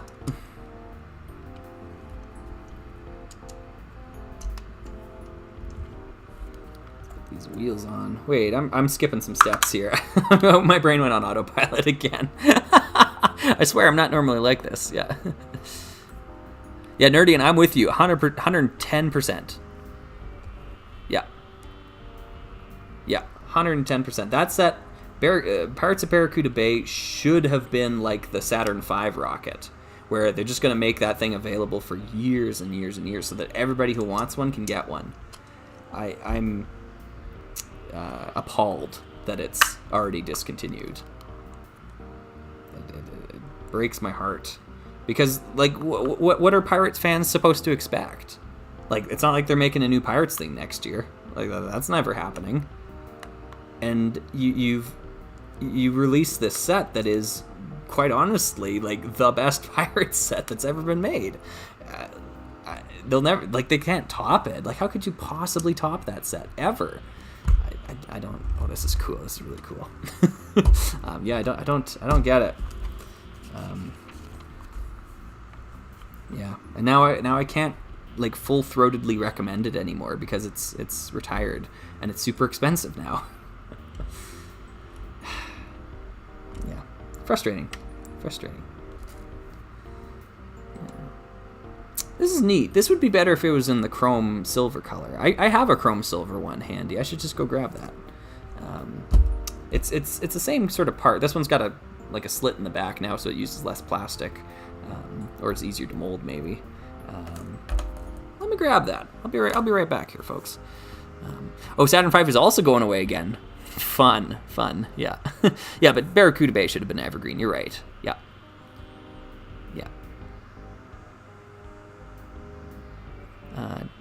Yeah. Taco Man says, is it just me, or should LEGO establish more factories to better address stock issues? Yeah, that is proceeding under the assumption that stock issues aren't pre-planned, which I believe they're taking a page out of that Nintendo playbook in this regard. Yeah. There's definitely a monetary incentive, hey Zuko, to create a set that folks know will go out of stock, so they rush out to buy it. And then people start spending ludicrous amounts on the aftermarket which LEGO owns and gets a cut of all the sales that are made on. Yeah. It's just, it's bad. Bad news all around for us as people who want these sets. Yeah.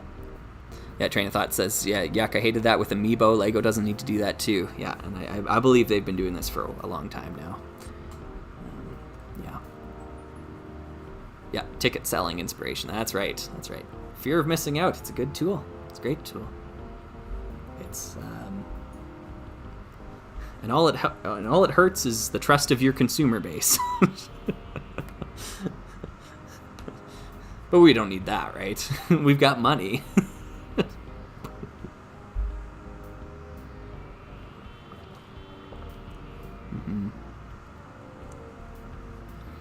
Just think saying, do you have a favorite Creator 3-in-1 set? A favorite Creator 3-in-1? Probably the Rover, the Space Rover 3-in-1. And it's not necessarily for the Rover itself. The Rover's great, but it's this alt build that I have handy. This thing's so impressive. It's so great. But by the way, the cockpit design here, and I'll probably talk about this if I do a rescue video of all things. That connection doesn't make any sense right now. Don't worry. Hopefully it makes sense eventually. This cockpit design, completely studless. The figure sits in here with the air tanks and everything, and you slide them in, and when you close the cockpit, it completely holds them in. They're not wiggling at all in there. It's remarkable design. Like the piece tolerances are precisely the right amount. It's just so impressive, and the whole build is great. Really solid, sturdy construction. So this is a 3-in-1 set here, folks, and this is a great 3-in-1. And this is one where I actually considered the B model to be better than the A model. I think this is a better overall model than the Rover itself, at least in my opinion. But I've built this one many times, and I've built the Rover a few times as well too. And holds up. It holds up. Yeah, it is slick. It's really slick. Okay, the newer binocular pieces don't have sinkholes at the ends of the lens like they used to. I've got a newer one here. I'm not noticing a difference, but I don't have an old one to contrast with handy. I'll have to look into that. I'll look into that. That's a good heads up. What I want to do here is I want to get this cat off my lap for a sec. Sorry, Zoo. And I'm going to grab this piece in chrome, because I'm just going to put a chrome piece on the tractor, because I feel like it. So, be right back here, folks. Sorry, Zoo.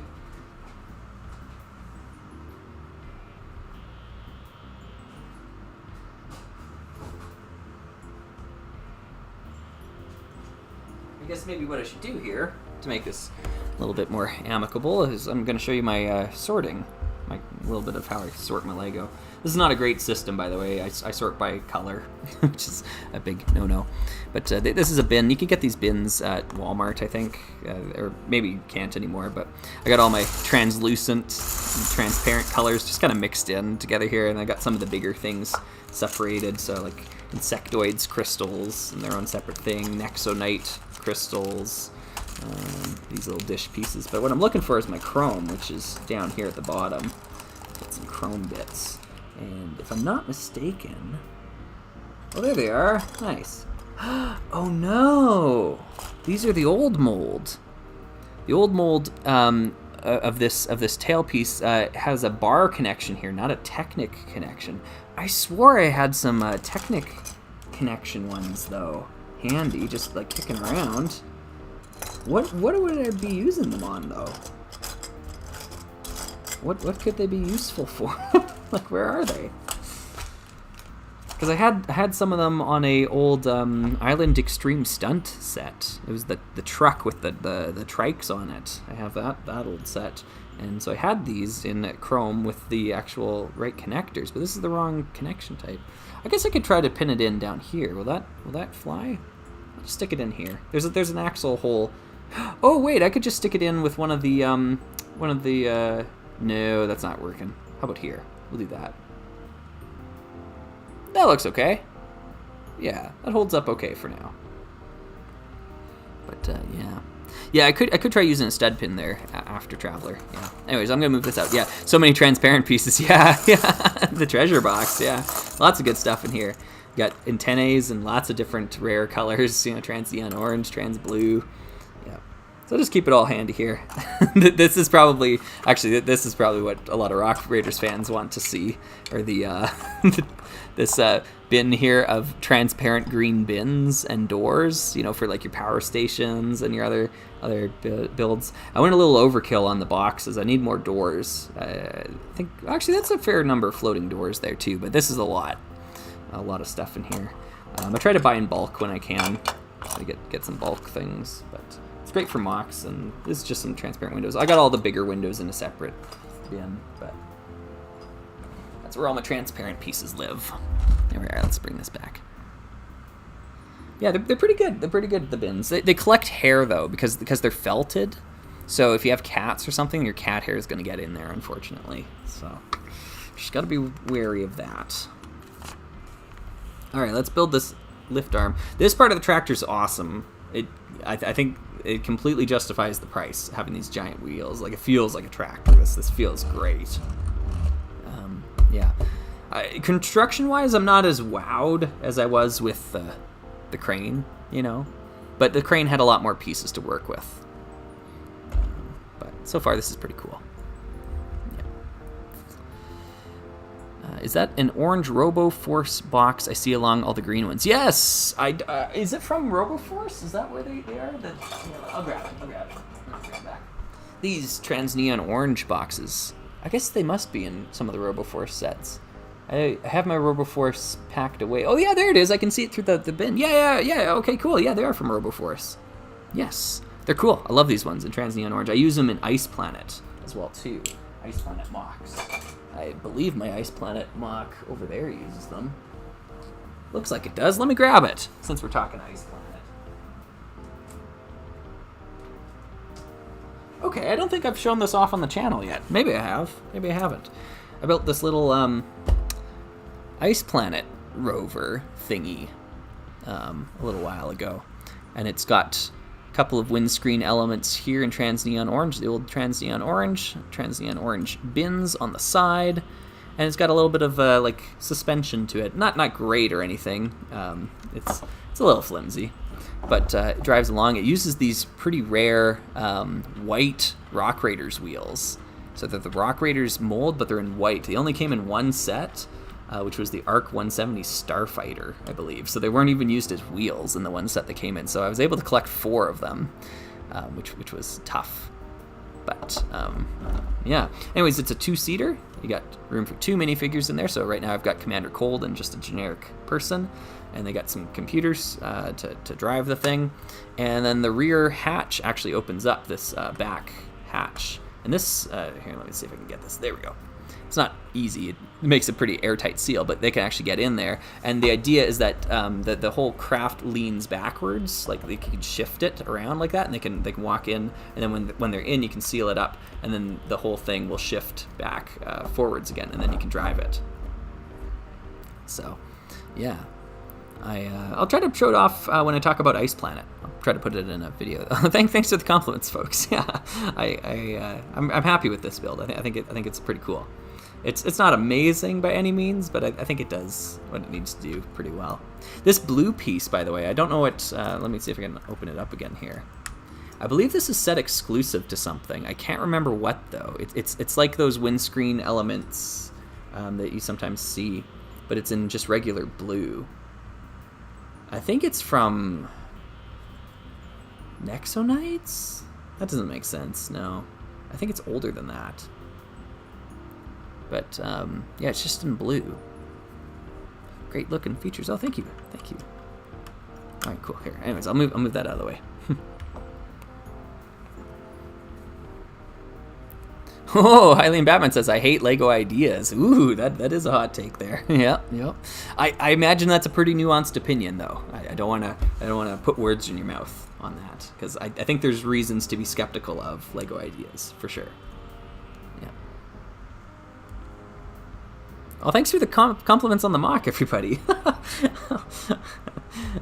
I didn't want to bring it up just fishing for compliments, but I appreciate that nonetheless. Yeah. Oh, okay. Car Simplified has that blue piece, but no idea where they got it. Yeah. Thanks, Jow Gamer. I appreciate that too. Yeah, they feel like they could be sets from that theme. Yeah, this one would definitely be like an Ice Planet like 2.0 Wave 2, because it has a lot of pieces that didn't come in Ice Planet sets. Ice Planet sets like are really chunky. They're really blocky. They're good. A lot of them are. But yeah.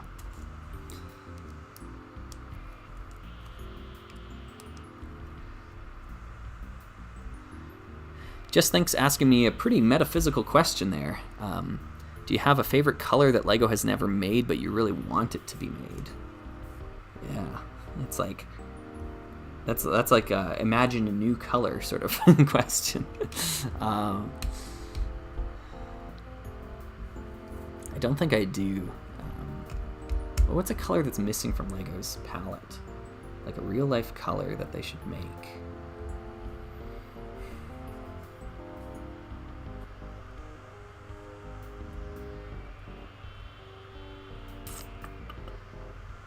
I'm really taking this question into consideration.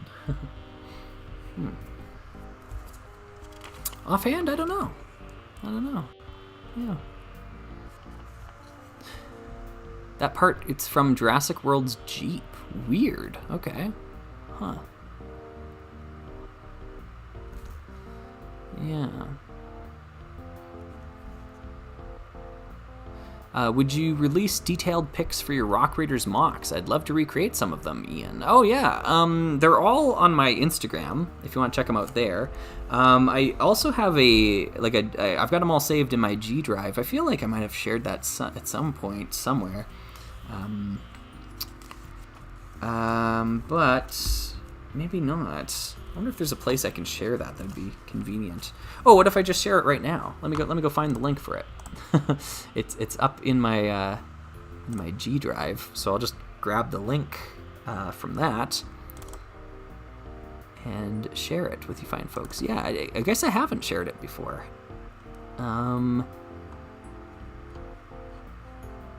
Yeah, okay, let me see. Okay, so I do this, and then I hit get link.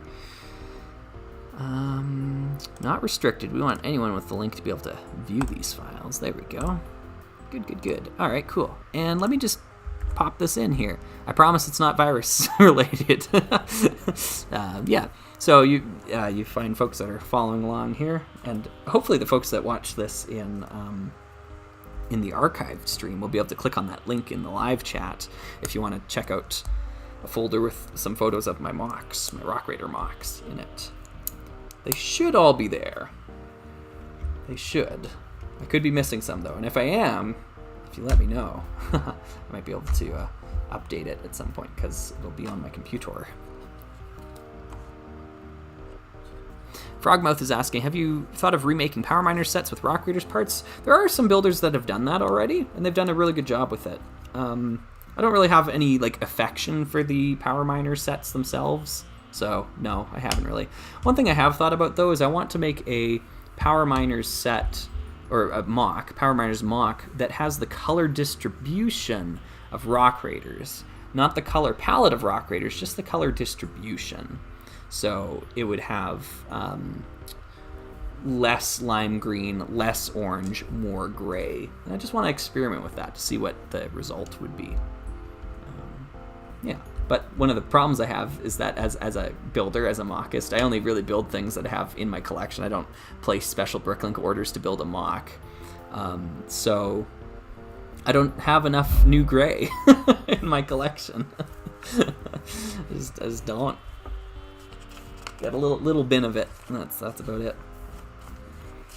Okay, I got the wheels on. Just making sure I'm filling in the blanks correctly here. Perfect. Good, we did it. Okay, awesome. Let me move that off to the side. Tractor time. Let's get a driver for the tractor here. Nerdine says, yo, where did you get those trans neon wall corners? They're from a weird set. They normally have a sticker on them. I ripped the sticker off. I can't remember what the set was, though. I'm sorry. But yeah, they're from a strange place. Yeah, I think the titanium command rig is the closest to that color distribution. You're right, train of thought. I think you're right. Oh, maybe it was a friend set. Yeah, you could be right, Pelagocan. Got it on the fourth time. Those pics are great. Oh, thank you. All right. Oh, sorry. Okay, the chat's flying away on me here. Your view count dropped a bit when you posted the link, lol. I guess that's people checking it out or leaving because I posted the link. Yeah. Oh, yeah, John. Yeah, you're right. Thunder Driller vibes with that one mock. You're right. Yeah. Oh, I see what you're saying, Hylian Batman. Yeah. I guess the counter argument to that is that if it wasn't an ideas set, it might not have ever been a set. I don't know. But, you have an LMS folder? Do I? I guess I do. It's probably just photos of the original model from the DDI drives. That's all available publicly. You can find that on the Lego Research Realm Discord server. It's all saved there. Yeah, don't worry. I don't think I'm hiding anything in the G drive. It's just backup material for me. Yeah.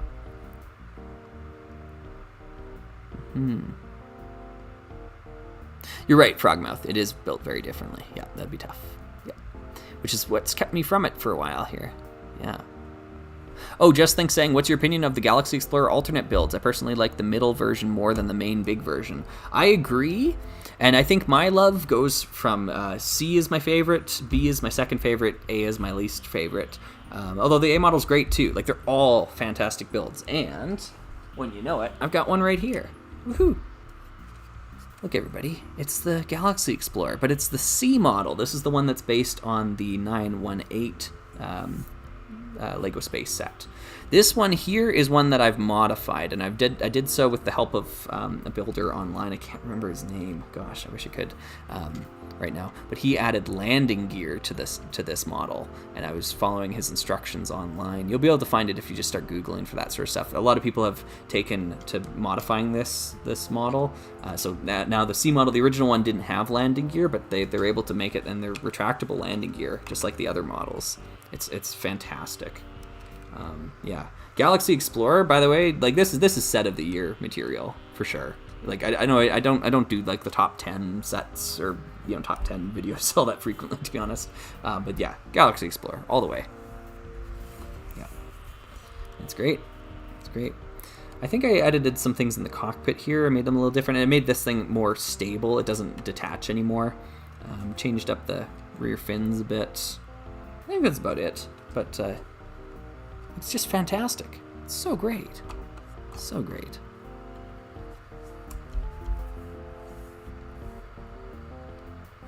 Oh, Nerdian says Tiago reviewed a new large base plate. I did not see that.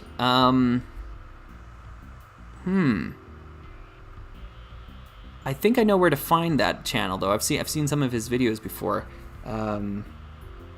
Yeah, if anyone wants to, or I guess everyone's going to send me a link if I ask for someone to send me a link. I'll find it, folks. Don't worry. I'll go find it. Yeah, I'll go find it. I don't want to put anyone out here. How long have we been streaming here today? What are we at here? Is that 5.5 hours? Is that what that says? We've been streaming for 5.5 hours. We can keep going to 6 at least, I think. Yeah, we can keep trucking. How are we doing? Still 72 people hanging out. Oh my goodness. Wow. Thank you, folks.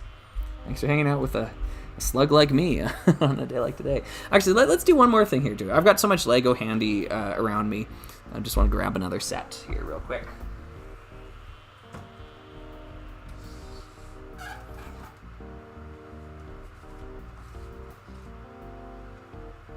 Okay.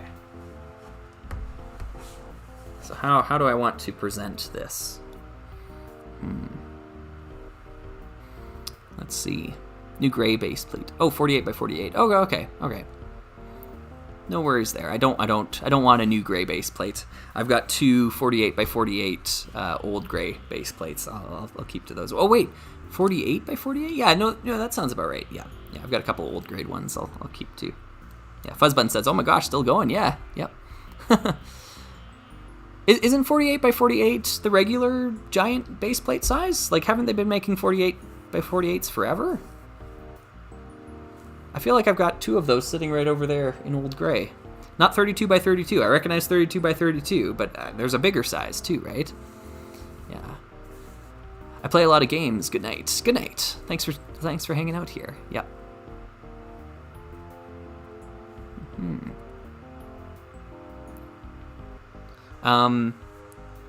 Funky says, Slugger, do you keep up with LEGO leaks? Only the leaks that people share with me. I don't actively go out of my way, but people ping me all the time. So, yeah. What? No, that can't be right, Nerdian. What? I've seen them in new gray, right? Yeah. Yeah, exactly. Train of thought says, yeah, I've got four 48 by 48s in light bluish gray. Yeah. I feel like this is just an old piece that's being released again, I guess. Maybe it's been a while since they put out a 48 by 48, but yeah. It's tough to get them in old light gray, I'll tell you that much. Yeah.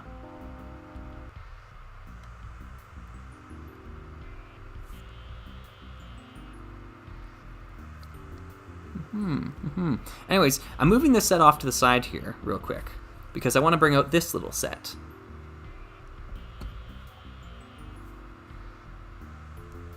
Oh my goodness, it's so adorable. This is LL918. This is the original 70s set that this model is based on. Isn't it cute? For a long time now, I was missing my the top transparent piece. This 4x6. I don't think it's set exclusive, but it's really rare. It only came out in the 70s. And then as luck would find it, I stumbled upon actually two that were in my local LEGO used store. They're just sitting there in the trans yellow bin. And I was like, oh my goodness. And before you accost me for grabbing both of them, I didn't. I only grabbed one of them. I left the other one for another LEGO Space fan. So hopefully someone else gets the other one to complete their set. But it just lifts up the roof, just opens up, little hinge there. Yeah, the Defiant, yeah. Right. that's what it's like. Yeah. Oh, it's also in a Blacktron base. Okay, that's what I'm thinking of. Nice. Yeah, it's pretty cute, hey? Yeah, little things here. Now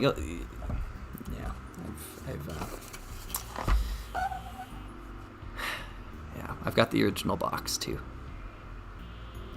Yeah. And it's beautiful. It's in such great shape. Backside is maybe a little bit more roughed up, but it's got some alternate builds. And man, I can't wait to... I know, Pigeon, yeah. I kind of feel bad showing this off, because I got it for a great price, too. And the whole thing all together, I think I paid, what, 70 Canadian dollars for the whole thing? Yeah. And it's got an inner box on the inside. I wish I could get in here a little bit easier. I might just go here. I know there's some rips on this side. I'll just... There we go, yeah. Let me show you the inner box, because it's so cool. It's so unlike anything LEGO does these days. Let's see. Oh, can we get it out without ripping anything? Yeah, okay, there we go. Okay, cool. I'm going to flip it around this way. I actually don't remember what I have in here. But notice how it's a box that's, like, built up. Like, it's thick, and it's got the instructions and whatnot. I'll move the instructions out of the way here. But it's, like, this really awesome throwback, starry... like sci-fi pattern. This gives me so much good feels because so much of the media I consumed as a kid was science fiction shows from the 1970s. Like when other kids were watching Pokemon, I was watching Star Trek. This is everything to me. I don't know. It just means so much to me to see this, and it really captures the vibe. So there is really something here, I think, with Classic Space. It's pretty neat. So I think this bag represents the pieces that I thought were too yellowed from the original. So these are all original 1978. Is that the set? 77? I don't see a date on the box here. This would have been just after Star Wars, though, right? So 78? I don't know. Anyways, doesn't... 79, there it is on the side. Okay, 79. So these are all original 1979 pieces, but some of them are a little bit more yellowed, or they have some teeth marks or something, so I traded them out for newer stock. But I kept them separate, because I was like, okay, these are the original pieces. They should be in the box, should I ever want to reassemble it with the original parts. So some of this stuff in this set is newer stock, just to make it look a little fresher. But yeah, great condition. Oh yeah, you could use the inner box as a backdrop. That's a great idea. Because you could, yeah, you just put it up this way, and then you could have like the minifigures up against it. Like it's too small for the set. Like, I don't. Well, maybe that might be cool. I'll try what I can. Yeah, because it's cool. It's really neat. Yeah, it is old, eh? Yeah, 1979. This is probably tied for Fabuland now in terms of my oldest Lego, because all the Fabuland I have is from 1979 as well. But yeah, I'm gonna try to put this together, or put this back, I should say, without wrecking it more. Yeah, let's see here. Yeet God has said, did I see the leaked granite grinder thing? Yeah, I did. Yeah, and I'm excited for it too. I was actually like stoked on the set before people pointed out the granite grinder to me. I was like, this set looks awesome. It's like a cool 3-in-1 house, and I know the set designer, Martin Stepkovic. It's just a top tier Lego 3-in-1 set designer. Everything he makes is just like gold. And yeah, so he's using some really cool building techniques of like the roof color is also the water in the other altar builds. Great design. Yeah, there's here. I'm just trying to seal this back up. There we go. Isn't that cute? So cute. Yeah. So nice having the two of them. I'm gonna put it back. I'm gonna put it somewhere. I'll put it back. Yeah, I'll put it a little bit back up there.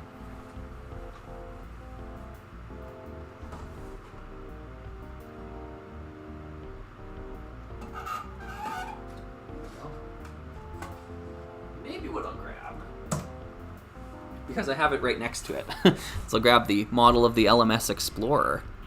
This is the model that Arthurial designed. Some folks have seen this before, and obviously I made a video on this about a year ago now.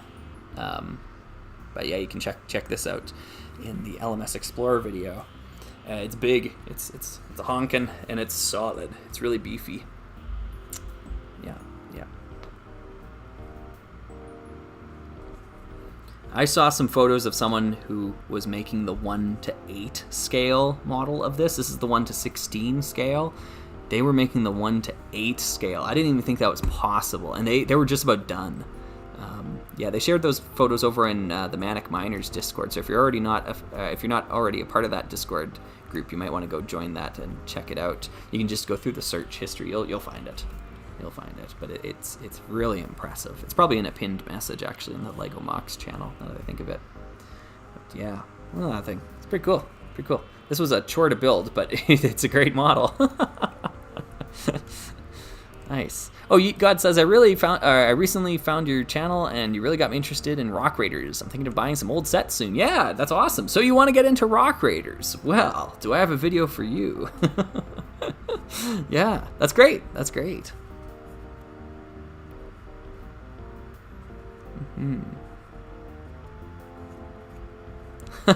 Oh, folks are arguing about Nexonites here. Yeah. I agree with people being upset about Nexonites maybe not being a good castle theme. It's definitely a good sci-fi theme though. I think it's I think it's a good space theme. Does it count as space? I kind of think it does. I don't know. I don't think it quite counts as castle though, personally. Yeah, and I definitely think some folks are sleeping on it. I think it's a lot better than what people make it out to be. I think I've got another set in me here, folks. If folks want to stick around and do another set, I am starting to get hungry. That's going to be the limiting factor here. So we're just coming up on 6 hours for the stream, which is good. That's a good length, I think. I'd like to go a little bit longer, just for fun, because I'm having fun. I'm having a great time, and I'm really thankful. So many people are sticking around, hanging out, and hopefully you're having a good time too. Yeah, we just do these streams to hang out. Like I've said earlier in the stream, they're not monetized. I'm not doing it for money reasons or anything like that. If I was in this for the money, there's many things I would do differently. I wouldn't be talking about Rock Raiders, I'll tell you that much. Alright, so let me put the LMS Explorer back, And I'm going to grab another set here.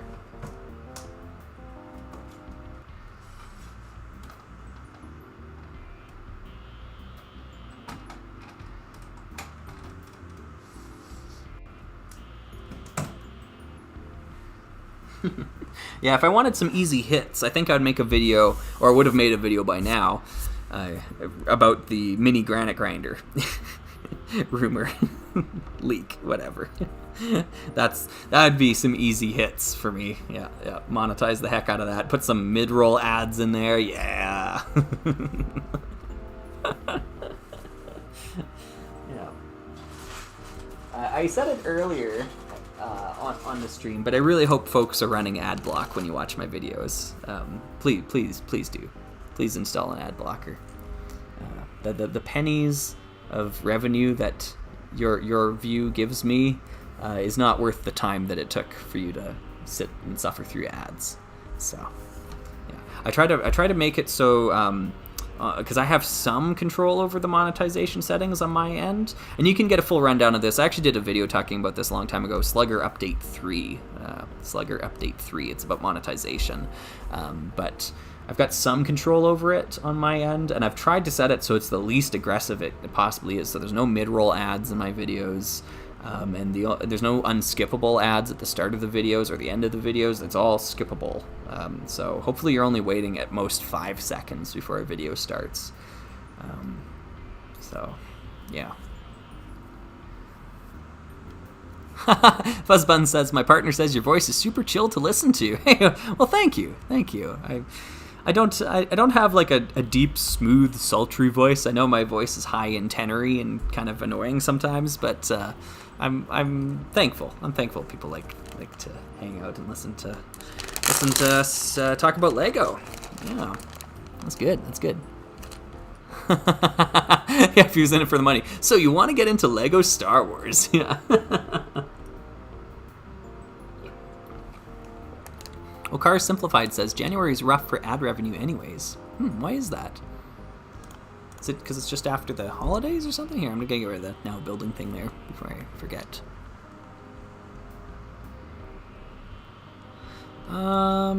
Yeah, just thinks asking about a classic creator space theme, would it sell well? I have no idea, to be honest. I don't, like, yeah. I actually don't care if it sells well. Yeah. I like the product, I like the toy, I don't like the company that much. So that's where I'm at when it comes to discussing the Lego group and their sales and whatnot. Yeah.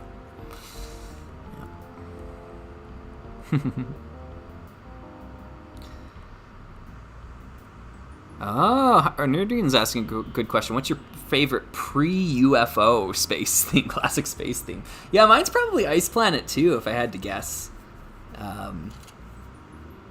Yeah. Spy Race is good. RoboForce. I'd probably put RoboForce above Spy Race personally. I know people would disagree with that. I really dig RoboForce. I think it's really cool. Explorians is really neat in concept, but the sets really let it down, to be honest.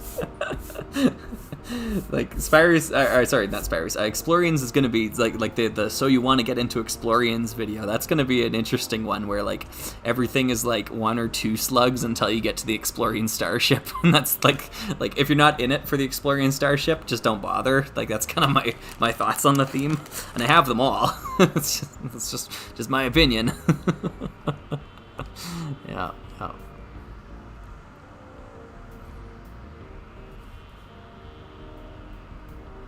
Oh, Elberic is asking, is the music a remix of the classic island theme from Lego Island 2? No, it's actually an original composition by a composer named Cami. The song is called Soft Funk, and you can actually download it from the Manic Miners Discord. It's in the submissions channel. You can either scroll back to it or just find it. Cami made this great piece of music, and I kept bugging Cami about it, like saying like, hey, can I use it for this? Can I use it for that? And they're like, yeah, just use it. It's a great song. Like, just go ahead. So, yeah, they haven't really made it available for like download anywhere else, and I feel bad just like linking it or putting it on my Bandcamp or something, but it really seems to me like they want nothing to do with it anymore, which is too bad because it's a great piece of music. I love this tune. Mira Vox is asking, have you ever won any completions? I'm assuming competitions about Lego and building. No, I've never. Maybe you're talking about music. Music competitions. I've won a few before, like those Battle of the Bands sorts of things, and a few music scholarships as well. Yeah. I don't know. Haven't really won a lot of awards for anything before. I want to build this one here, folks. I'm going to move the this Galaxy Explorer out of the way. I want to build this little... I don't know what this set is called. It's 1808 is the set number. But I have a hankering for another Lego airplane, so I want to get this one built too. I'll put it up on the screen to reflect what we're building here right now. So 1808. Now building... Where's the set number? Okay, let's change that to 1808. The year I was born. Okay, and we're gonna move this over to the side. There we go, and pop it up there. Cool, 1808. Now building 1808. Now I hope the sticker is in here somewhere. Okay, so that's a sticker. That's a sticker. Okay, cool. Those look great. I want the no smoking sign. Where is it? There it is. Yeah. It's a little no smoking sign sticker. I don't know if they ever did that in another set, but I think that's hilarious.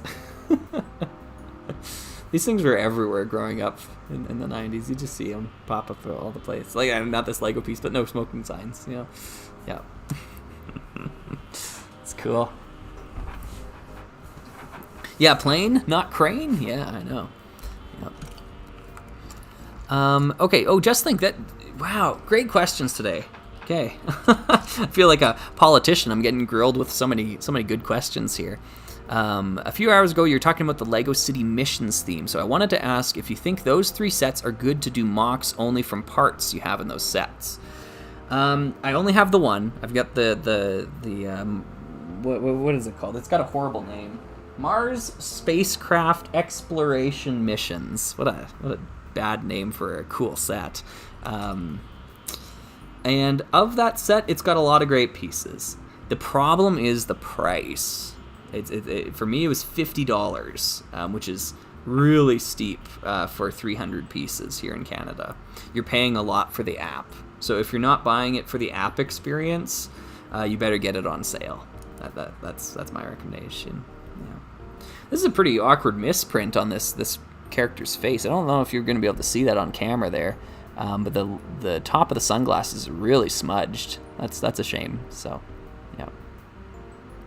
How much does this set cost nowadays? Probably $20 Canadian, I would imagine. I don't think I spent more than that on this used. Yeah. So I've got a seller now, and I don't. Okay, no, I won't be super cryptic about it. There's a seller in Canada.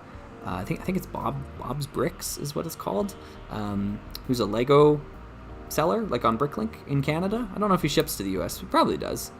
But he's got a bunch of old retro sets like this, and we've been just hashing out prices and things like that. And yeah, I've been picking up a bunch of them. Hopefully for videos on the channel, but sometimes it's just out of morbid curiosity, where it's like, I just would like to try that set one of these days. Try building it. And yeah, I've given them a lot of money already, and we've only just gotten to know each other, so there's going to be a lot more coming your way. Okay, cool. Slugger's dealer, yeah, I know. Hey, clean shaven max time buster. Yeah, you're right. Yep.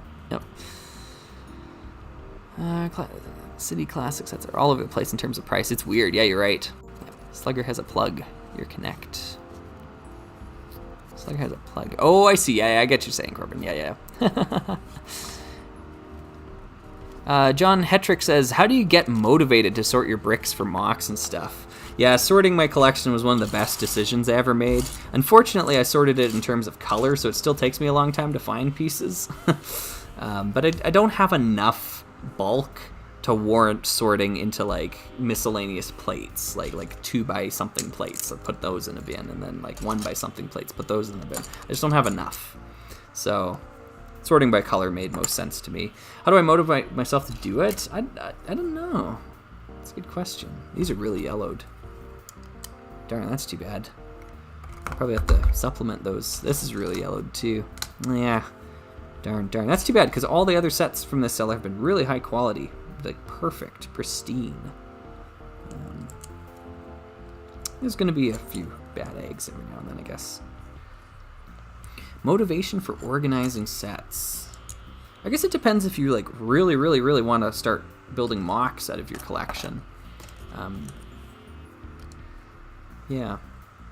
Maybe if there's a friend, or if you've got a partner or someone in your life that'll happily take that on with you, you can do it together. My partner is great for that. She likes to enjoy, or she enjoys sorting Lego by color. Like, it's fun sometimes. Like, not all the time. We don't do it all the time. It's not like I'm enlisting her for free labor or anything like that. But we did do some of the sorting together. And that made it more bearable for me. It's because I got to spend time with her while I was doing it. This is strange. I wonder what that gap is there for. Yo, Slugger, Jimmy Joe, have you heard about the new LEGO Dreams theme? It's very similar to Time Cruisers. I was getting that vibe too. I'm reserving judgment till I see the sets. And I mentioned this, a few hours ago now in the stream, but I was talking about how, sorry, I need to build this out in front so people can actually see what I'm doing. I was talking about how it really comes down to how they're going to use the pieces, how that zaniness is going to come across, because one of the best aspects of Time Cruisers, the most underrated aspect of Time Cruisers, in my opinion, is the fact that it's all very mundane at the end of the day. Like there's elements of the Hypno Cruiser that are just really basic, really mundane. The little trailer that's on the hitch there, it looks like it's just picked up from a U-Haul or something. It isn't zany. Not everything is just craziness in Time Cruisers. The mundane is there to balance out the crazy, and you need the two. And I just don't feel like they will do that. I have a suspicion they won't.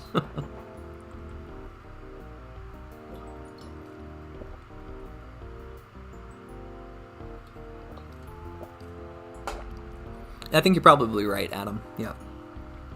With that being said, I have at least one Friends set that I've built that I was really impressed with. And I think the Friends content, like the builds and the sets that they're making these days, are just getting better and better and better. Where I have a hard time coming to terms with them, though, is that the color usage, again, that the palettes just get a little too out there. There's just too many colors competing against each other, and I don't like sets that are designed that way, and that seems to be a lot of them now. That was about when I stopped playing like video games, more modern games, is they just started to barf super saturation on the screen, to the point where I was adjusting my television when I would turn on I don't know, what was that, Black Ops 3 or 4 at that point? I don't remember which game, but it just looked horrible. It's just super saturated. Yeah. So that's kind of how I feel a lot of the Friends sets look. Does it look like someone just turned the saturation dial up way too high? I like bright colors. I like this red that's in here, but it's not competing with I don't know, like bright light orange and medium nougat and dark azure or medium azure or whatever these colors are. Yeah, I like an accent color. That's good. One. One or two, right? like orange. It looks great. Just the one accent color on an otherwise gray plane. This thing looks amazing. That's what I'm looking for. Yeah, so when they get to the point where they're just color barf, I'm just, yeah. Not for me, personally.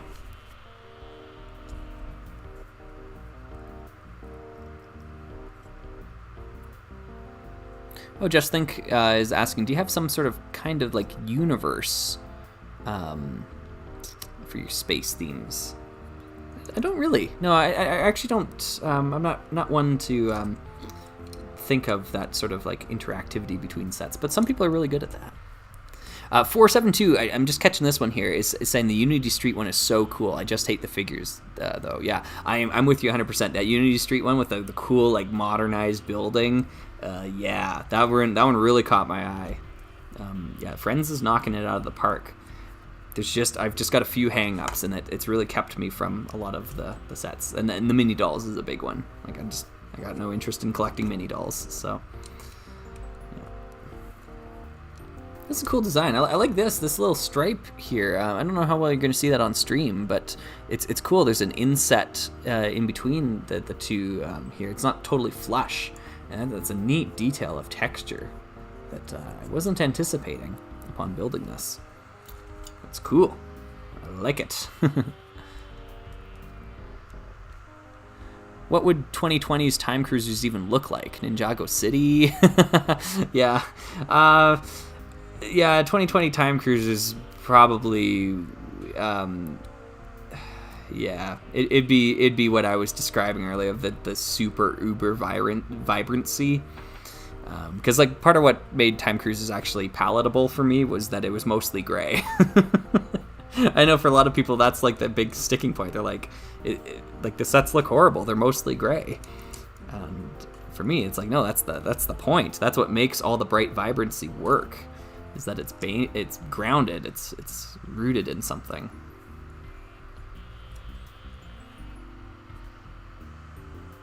Okay, set number 12, there we go. Oh, that's interesting. Okay, cool. They're actually just gonna put bricks along the side here to cover up this gap. I like that. So instead of it just hanging open, we're actually gonna cover it up. I judged too soon. Yeah, there we go. And then we're going to put the feet on here. Cool. Okay, what I'm looking for, black 1x2. There it is.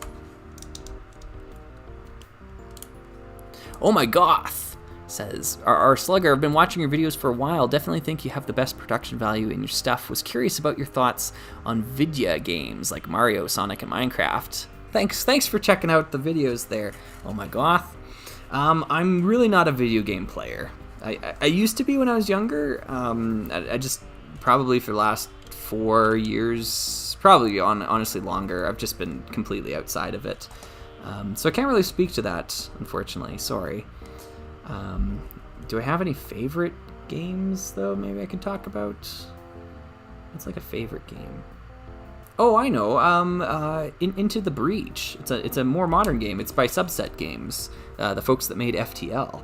Into the Breach is fantastic. Yeah, if you're into strategy games, like turn-based strategy games, like I am, that's a great one. Yeah, I recently bought it on Switch, like for the cartridge or whatever. I haven't really spent much time playing it though, because I guess I just don't play them that much anymore. Used to, but not so much anymore.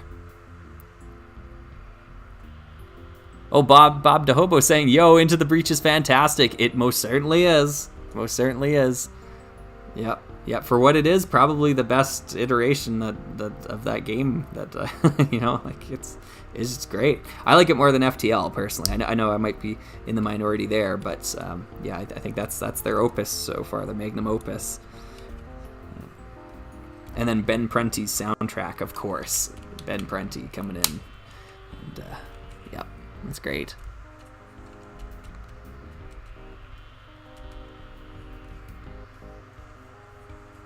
Yeah, Nerdy, and I know what you're saying. Yeah, they do feel empty right now. Yeah. Ooh, just think saying, our Slugger, is it just me or is the Lego City Missions box art very similar to a Time Cruisers box art? Let me look at that again. Oh yeah, you're onto something there. You're definitely onto something.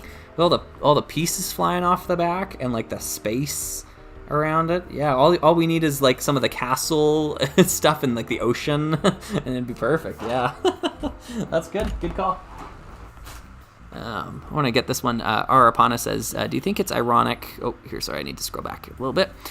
Do you think it's ironic LEGO is making app-connected themes, even though many parents consider LEGO a productive way for kids to not spend their free time, or to spend their free time without their phones? Yeah. I feel like they're behind the curveball on that, or behind the 8-ball. What's the expression? They're behind the curve. And that's probably just due to the nature that it takes time to develop the themes in-house. Like, I feel like they're a few years too late for that craze. So they missed it by that much, right? Oof, that door is really yellow there. Darn, I don't think I've got a white replacement door. I'm gonna have to photograph this plane from certain angles. It's gonna have a good side to it. There we go. It's looking good so far. Nice. Yeah, that's fair, Peter. Yeah, that's fair. Yeah, FTL, that's a great game too. Honestly, subset games, they're 2 for 2, and they're both of their games are 10 out of 10 experiences. I wish nothing but the best. Justin Ma and the other guy's name, it's like Matthew Davis or something. It's something really generic like that. I always have a hard time remembering. My friend Brett and I really enjoy those games, and we like to joke about blaming things about the games on Ben Prunty. He's the guy who did the soundtrack. We'll say like, oh, the cloaking device is overpowered in FTL. when are you gonna patch that, Ben Prunty? Right? We don't actually send him messages, but we just get a kick out of that.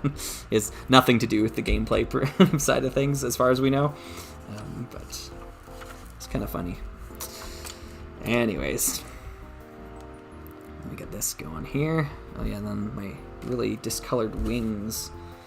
Ugh, yeah, they're kind of gross. Yeah, they're really yellow, and you can see where the plates used to sit. Yeah, this was sitting out in the sun, that's for sure. I wish the description would have told me that it was this badly yellowed. This is noticeably yellow. I don't know if that's coming up on screen well or not, but yeah, it's pretty gross. I didn't say FTL was bad. Hylian Batman, I said FTL is literally a 10 out of 10 game. I just prefer Into the Breach, that's all. You can disagree with that. I don't care. It's all good. Yeah. Oh, no, you're talking about the cloaking device. Oh, no. Sorry, I misunderstood. Yeah, that's all good. Okay, cool. That's cool. That's awesome. That lifts up and you get the pilot in there. Really cool design. Ben Prunty, absolutely all the way. What's the weirdest time cruiser in your opinion? The weirdest time cruiser set? Probably the Whirling Time Warper. I didn't even have to hesitate on that one. It just feels weird. It's a great time cruiser set. It's getting 3 slugs on the slugometer, that's for sure. But it's just a weird design, weird like central rotating cylinder. Yeah, everything about it screams weird to me. So that one's getting my vote of the weirdest time cruiser set. Here we are. Let's get these indicator lights, or whatever they're called. I'll have to look that up. On the sides there. Okay, good. Mountain Fox, hey, welcome to the stream here. Mountain Fox says, "What's the music you use in your videos? Is it from somewhere specific?" Yeah, I write it and I record it. It's my pretty much entirely the music you hear in my videos, both the Rock Raider videos and the Time Cruiser videos, is completely my own compositions. It's all available for free on my Bandcamp page. You can just download it, and you have the WAV files, and you listen to it to your heart's content. Most of the music is like that. If it's not, if the song is sourced from somewhere else, then I list the source in the description of the video. I try to be really good about that. If I've missed one, please let me know. But yeah, all the songs you hear, that's my own stuff. So hopefully you're enjoying it. Yeah. Oh, Ian Stanley has the FTL soundtrack on vinyl. That's pretty cool. I saw they did the Into the Breach one on vinyl too. I was tempted, but I've already got the WAV files for it. So I don't know. I don't know if I need the vinyl too.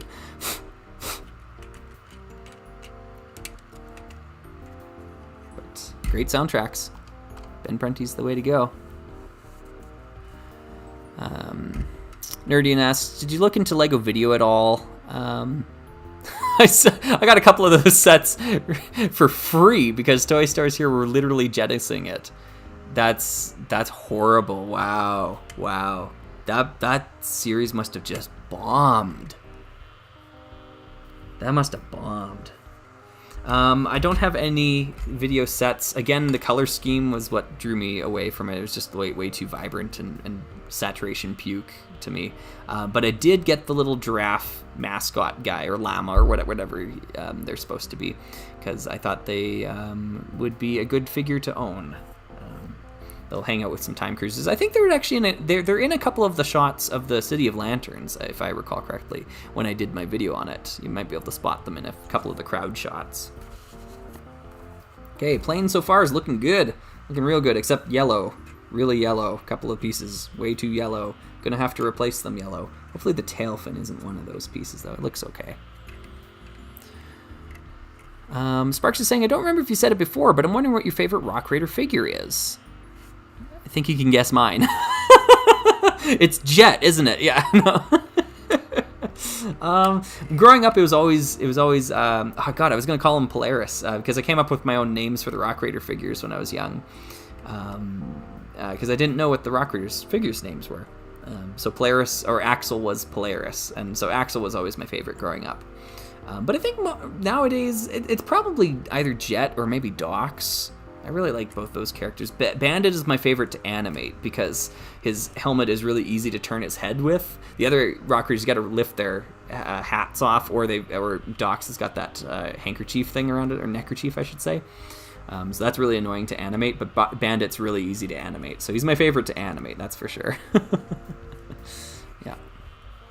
Oh, Zeldrake saying, whoa, your stream's still going? You posted the Discord half a day ago. You're right. Yeah, it has been about half a day. Yeah. Oh, John Hetrick says, how long have you been doing music stuff? All my life. Yeah, I've probably started singing lessons at age 5 and got a degree in music. It's my main profession. I guess maybe I haven't talked about that for new folks here. I'm a music teacher. That's what I do my day to day. I'm also a touring musician, so I go about playing shows around every now and then. And then I also have a little Lego YouTube channel where I talk about Lego. So not a jack of all trades, but a jack of a few trades. Yeah. All right, let's build this little ground station to add to our plane here. I'm really enjoying the questions, folks. Thank you for that. Just Think is saying, is there any Time Cruiser set you found disappointing?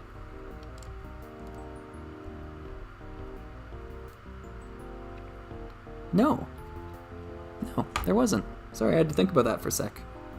I don't think there was. I think the only one slug review set in Time Cruisers is the Rocket Racer, but that's just because it's small and it doesn't really capture what the theme is about. But I think Time Cruisers is another series like Rock Raiders where they're just all good sets. Oh, look at all these red clips we're getting here. That's a lot of red clips. Yeah. Oh, Megalorix is saying, never played Into the Breach, but love the soundtrack. That's legitimate too. Yeah. John Hetrick's like, you're kidding. Yeah, about the music stuff? No, I'm serious. Yeah. I don't do world tours or anything like that. I tour locally mostly. I don't want to make it seem like touring musician is something really prestigious. It isn't. You get different towns and cities to pay you money to come out and play music, and so you go out and you play music. Yeah, but it's fun.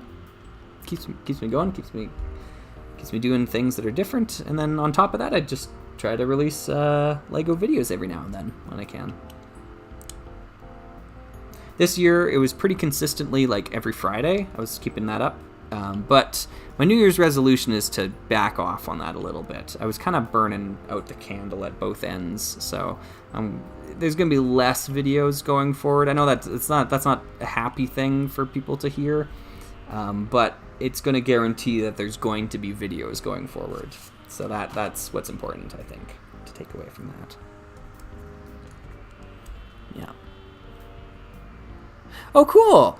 John Hetrick, you're a music therapist. That's great. That's great. I'm a vocalist then. Yeah, I mean, I'm a multi-instrumentalist when it comes down to it. Like, I have a degree in voice, but I mean, I play guitar, bass, drums, keyboard. I teach all those instruments too. And then I learned all the brass and woodwind instruments as a part of my music degree.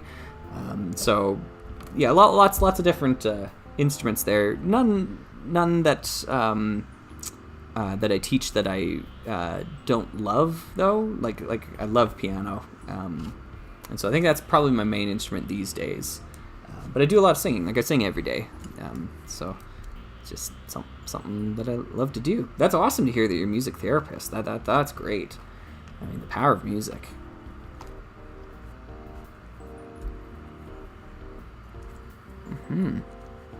Matt M. In the video about part 2422, I even know the video you're talking about. That's great. You said there were more rare pieces you might review at a later date. Okay, you caught me. You caught me on that. Yeah, 'cause you're right. I did say, like, oh, I'm gonna save that for another video, and I haven't made the video yet. And I don't know how I'm gonna make that video, or if it's gosh, and yeah, like what does that video end up looking like? Because it's really not that much of a topic where I can make a full video about it again. It's just a cool little oddity that I have. Yeah. Okay, I'll think about that. I'll try to look into that so that I can actually make that video at some point. Oops, I put these on the wrong way. Because I mean, you're right. Yeah, like, we shouldn't be waiting for that to happen. It's nothing remarkable. It's probably just a little one-off, like 2-minute video if I do it. So yeah, I should probably get to that. Oh, whoops! I accidentally built the gas fuel gauge into the model here. I'm gonna have to go in, take it apart a little bit. I wasn't paying attention. The printed piece ended up where a regular 1x2 should be. There we go. Yeah, music teacher. Yeah, it comes with the territory. Yep. Do you have the OG do bag? I'm not sure what that is. Sorry. Yeah. Maybe that's something for a YouTube short. Train of thought. Don't even get me started on YouTube shorts. The absolute cancer of the website that they are. Yeah. I almost wanted to make a YouTube short, like, jokingly mocking YouTube shorts, but then I would be making a YouTube short, and so I didn't. Yeah, I hate them with a fiery passion, so I'd rather not. If I could, because honestly, I mean, like there's elements of it that I understand, like when you're on the phone and you go through YouTube Shorts, like they do make some sense in that format, but what they became for a lot of my favorite channels was an advertisement to watch one of their previous videos. And so, like, what they would do is, like, they would release the big full video, and then they would, over the next couple days, just release endless shorts of little clips of that video saying, like, go watch the full video in the description. And that just got annoying, so I unsubscribed from all those channels that did that. Now I don't watch their content anymore, because they continuously spammed me with these little shorts that I don't want to watch that. That's garbage content. So, yeah. YouTube Shorts. You heard it first here, folks. Slugger hates them.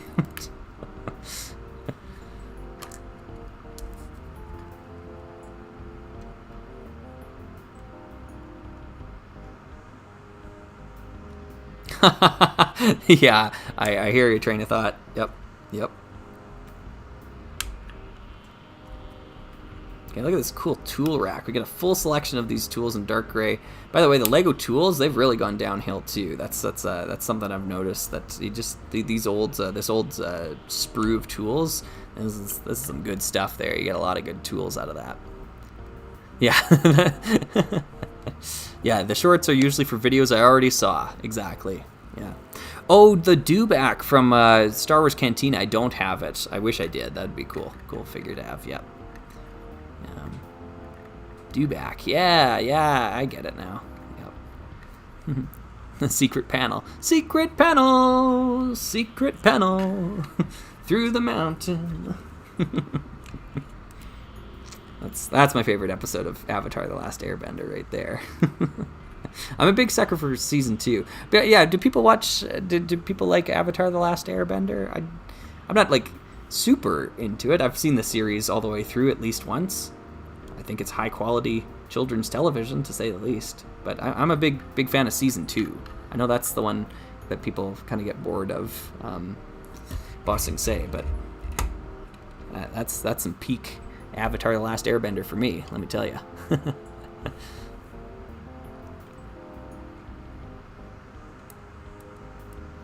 That's a good point, Zeldrake. Yeah, that's a good point.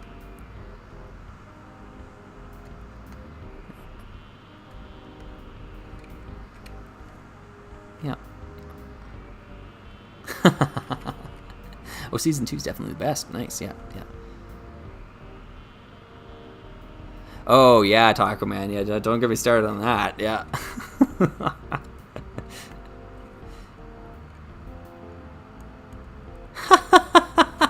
I feel bad for your teacher there, train of thought. Yeah, I've been in that position too, where my students will say something and they all get the joke and I have no idea what they're talking about.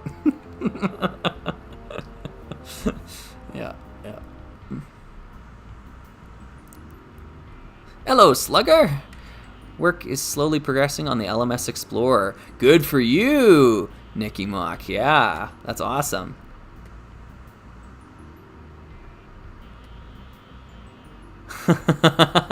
But there is no war in Ba Sing Se. That's right. Sure isn't.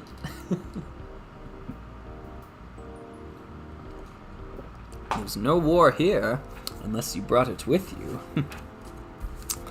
Alright. This is cool. I'm not as wowed by this plane as I was with this plane. This one's 1100 Sky Pirates. I actually don't know the name of this set, 1808. But it's got some cool elements. I like the tapering, the slow tapering on the back here. I really like this sticker. That's a great sticker. This is a really great detail here on the side with that. And I like how the whole wing flips up to put the driver in, or the pilot, I should say. And I think this is going to be our pilot here. They've got a briefcase. I guess they could store that behind them in the plane. It's going to be tough to fit in there, but oof. Yeah, for these big hands, I don't know. Whew, let's try it this way. There we go. And then we're going to make them sit down and fly the plane. They don't really have a helmet or anything. Neither one of these folks look like they're exactly qualified to be flying this thing. I guess you don't need to wear a helmet when you fly a plane, do you? Like recreationally? Yeah. And the engine detail here is really cool. That's a really great use of parts in the front. I like the flat hood on the front here. I guess I'm talking myself into really enjoying this plane. This part's kind of weird, this landing strut area. It's kind of odd, but yeah. Just Think's asking, do you use Lego Technic in your mocks? Not typically. I'm not a big Technic builder. Angel's asking best Lego year. Actually, believe it or not, that was a question that came up earlier in the stream. I think I answered with 2001 is what I felt was one of my favorite Lego years. Which is kind of strange because a lot of my collection is from like the 90s. But I don't know if there's a specific year between like 1996 and 99 that I like more than the other years. I really like that era, like 96 to 99. There's great stuff in there. But I think 2001 sticks out in my mind as a really good year for Lego. Like, toys, not for the company. I don't care about the company. Just because they were doing financially bad does not mean the product was bad. That's a correlation, not causation. Right. That's a cool plane. I like it. Neat little plane. And then getting the ground station here. This is by far a better side build than what we got with the Sky Pirates, where you had like the little dock and the boat. The dock and the boat, it's cute, but the boat is really lackluster. There's no engine on the back. It's got a couple of weird lights. there. I don't really get this. But I get this. Whoops. I get this a lot. And the windsock is a great addition as well, too. So this actually feels like it's on an airfield. Yeah. Really good stuff here. Ian says, okay, it's 4:30 a.m. I need to sleep. Good night, RR Slugger, and thank you for the great stream. Thank you very much for sticking around and tuning in here, Ian. Thanks. Oh, the set is called Light Aircraft and Ground Support. Thanks, Matt M. Light Aircraft and Ground Support. Well, that sounds about accurate. It's a light aircraft and it's got some ground support. Sounds very accurate. Just thinks ask. Oh, sorry, Benjamin. I'm gonna get to Benjamin here first. Oh, my bad. I joined in late. No worries. No. You can feel free to ask questions again that have come up here, Angel. That's fine. I mean, I don't expect anyone to have sat through, what is this, 7 hours now of streaming? What are we at here? Yeah, coming up on 7 hours. Yeah, 6.5 is what I've got on my mark here. Sorry, Benjamin. Oh, sorry, I'm falling behind again. Benjamin says, let's see here. I disliked Avatar: The Last Bender, second series, Legend of Korra. Yeah, I haven't watched that one. Yeah, I haven't heard amazing things from it. So, yeah. What's the most nostalgic theme for you? That's a tough question. I don't actually experience a lot of nostalgia personally. I just have a really bad memory, so I don't really remember childhood or growing up, or even high school or college, university, that sort of stuff. I really don't remember that sort of stuff. Yeah. This is going to be a new business discussion segment. No, I'd rather not. Yeah.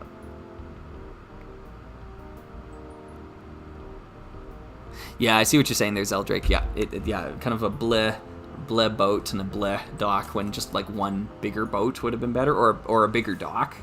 I might have gone for the dock personally. Yeah. Sorry for my hot take. No, that's good.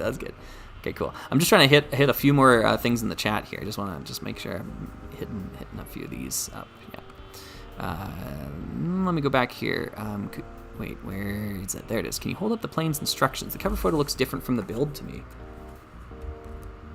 Oh, yeah.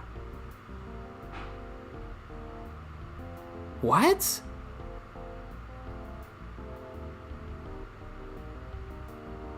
What?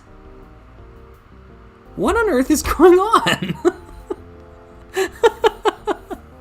Look at that! Like the wings are below the doors in this model. Is this an alt build? But it's almost identically similar. Like there's just a few things that are different.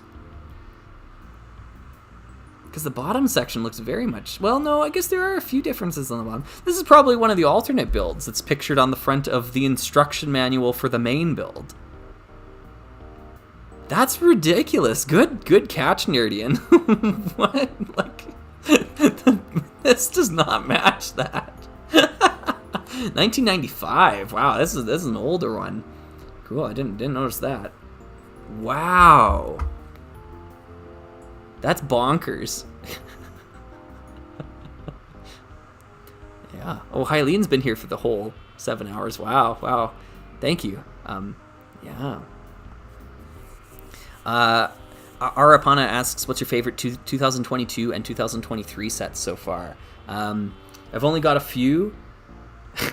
Some folks will know exactly which one I'm grabbing. This crane set. This crane. It's fantastic. So good. This is what it's all about. This is why we collect and build Lego. It's for things like this. It's so good. The Galaxy Explorer, I believe that one was also 2022, if I'm not mistaken. I've got the C model here. Fantastic. Like, one of Lego's finest outings. Yeah. Especially, like you're going into this not just building the A model. Like, you're not just building the main build. You've got to be interested in building the alternate builds to get the mileage out of this set. But otherwise, it's really great. I haven't picked up any of the 2023 sets yet. Don't know when I'll get around to getting any of those. What else from 2022 did I like? Oh, I like the Sunken Sea Treasure 3-in-1, the one with the octopus. That's a great set too. Yeah. Okay, cool. What's the set number on the crane? That's a good question. I don't have that information handy, though. Oh, I do. It's right over there. I can't read it from here, though. 60324. 60324, I believe, is the crane. 60324. Return of the crane. Yeah. Yeah. Why would they have a different build on the instructions? Like, all right, that's bonkers. I'm glad you pointed that out, Nerdian, because that's going in the script for sure. When we talk about this set. Yeah. I kind of made this not announcement. I don't know what I'm saying here. I talked about this a little earlier, where I'm working on a new mini series for the channel, where I'm going to be talking about random plane sets that I have, planes like airplanes, and I've got a few sets out there. They're just kind of like random one-offs. Like here we have light aircraft and ground support. We got sky pirates over here. We just opened this one today. This one's freaking awesome. Look how cool this is. What a cool set. And you can still get this for pretty cheap too. It's not an expensive set. Over here we've got the Spy Runner. This is a cool 90s plane as well too, I think. Or maybe 2000 was the year this one came out. I can't remember. This is a great one too. And I just got like a lot of random planes that have some things to say about, but like not enough where it's going to be like big lengthy videos. Like I don't have 15 minutes of things to say about the Spy Runner, right? But I do want to make some of the alternate builds. It's got a really cool dragster alternate build that looks awesome. So that's on my to-do list. But I got to write the scripts first, and that'll take some time. That'll take some time. Yeah. I'm guessing it's a prototype of the original design on the set of the instructions. It could be. It really could be. I'll have to look up some box scans of this set to see if this is an alternate build that was like on the back of the box. I don't have the box for this set, unfortunately. Same with the Spy Runner. They're both from the same seller. But I do have the box for the Sky Pirate set, which is nice to have. Oh, Matt M's asking me a pretty funny question. It's not funny in the question's funny, but all right. So anyway, here's the question. Matt M's asking, do you like Lego DC? And if so, what's your favorite year for Lego Batman? I answered this question or something similar to this today in a YouTube comment. Somebody was saying like, I think you'd be a great YouTuber for talking about the decline in Lego DC recently or something. And I had to tell them like, I am absolutely the wrong slug. I learned last year that Batman isn't a Marvel character. I did not know that Batman wasn't a Marvel character. I have no knowledge of superheroes, sorry, and no interest in them really either. So I'm definitely the wrong slug for that. I apologize. I don't have that supersonic jet, just think, but it does look pretty cool. I know the one you're talking about. Yeah, Funky's having a laugh at that. Hey, yeah. All good. No worries. Yep. Alex is asking, hey, RR Slugger, have you gotten the teal blue brick person? No, I haven't. That's actually something I might need to track down one day. Yeah. I've got the brick itself, the one that they did, the VIP set or whatever. I've got that. I've got it up on display over there, but I don't have the brick person. That'd be a good one to get. Oh, Shy Guy says Batman is a Warner Bros. Character. Okay, cool. That's what I thought, but it's good to hear confirmation of that. Just trying to maintain a straight face. Yeah. Oh, Alex. Yeah. No worries. No, I don't. I appreciate that. I don't need people sending me stuff. It's all good. Yeah. That's fine. Thank you though. Thank you.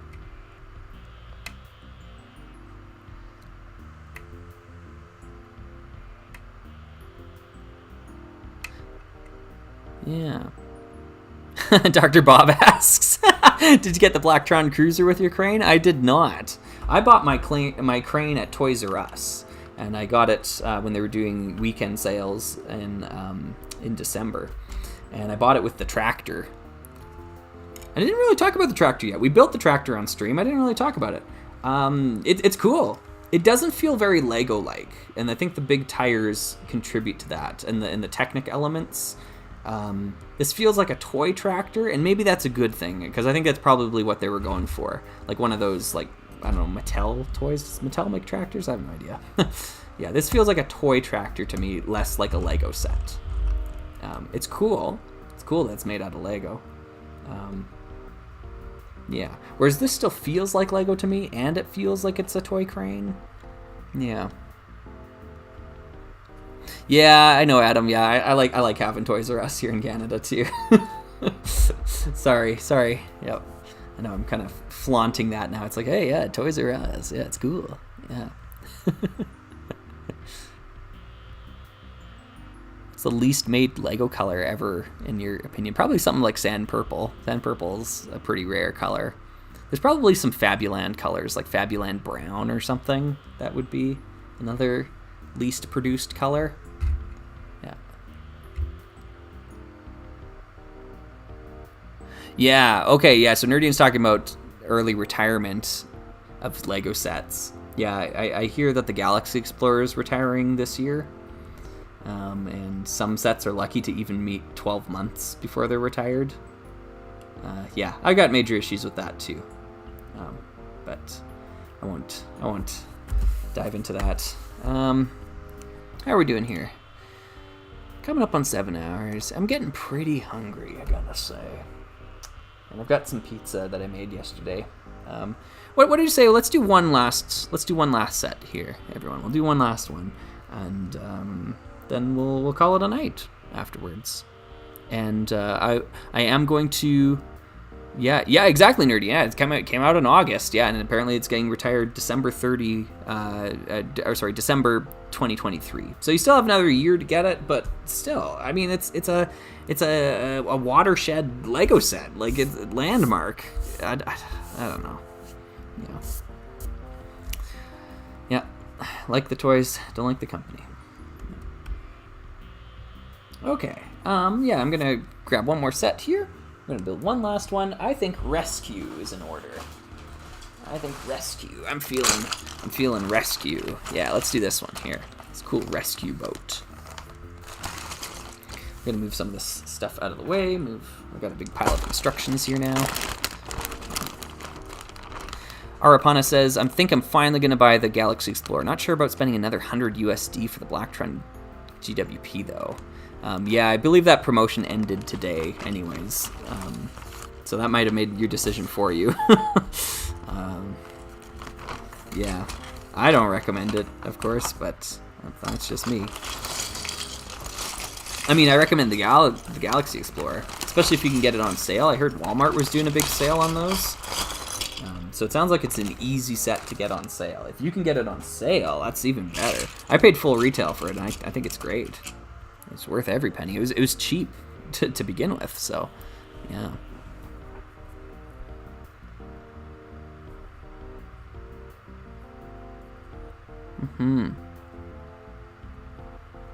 Hey, thanks, Shy Guy. I'm head to bed. Good night, everyone. Thanks for the stream, Slugman. You got it. Thank you for coming and hanging out again. Yeah, good to see ya. Oh, you're right. The Blacktron is for 2 weeks. I forgot all about that. I thought it was today, and it was done.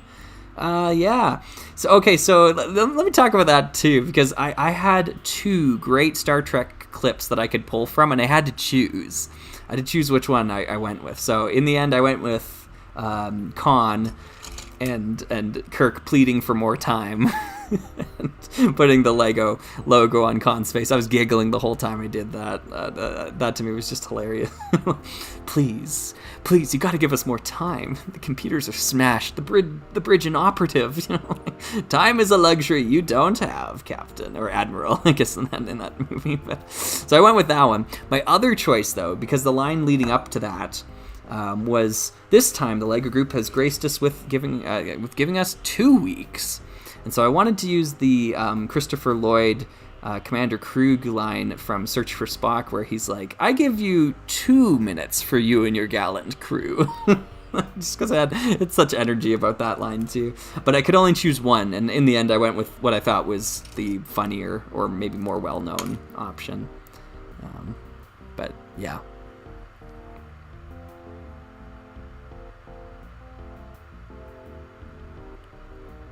Dr. Bob's asking, is your bracelet made of Lego? Yeah, it is. These are Dots bracelets, and I've tricked them out with Lego chrome grills. So there's about $20 of chrome on each one of these.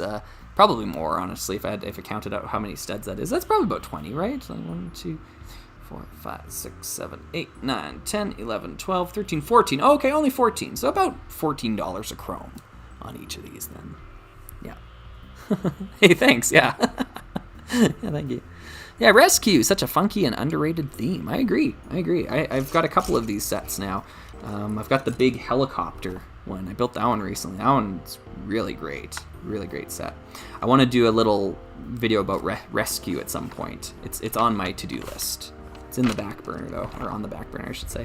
Let me move these planes to the back burner here. Just going to get them out of the way a little bit. Okay. Here we go, folks. Last one of the night. Or day, or morning, or whatever it is, wherever you are. Got a little Rescue side vehicle here. Oh, Just Think saying, which color do you think is better for Star Wars X-Wings, white or gray? Probably gray. White is just so polarizingly, like, white. It doesn't, I don't know, there's not a lot of starships, Star Wars ships that are white. Yeah, I don't know. Maybe the X-Wing's a good call for white. I'm thinking about that a little bit more. Yeah, that's a tough one. It almost feels like we need an in-between gray in between them, because that's probably the more accurate color for a lot of those things, like the Snowspeeder, for example. Like light gray is maybe a little too dark for what the Snowspeeder is, but I feel like white is too bright, so I don't know.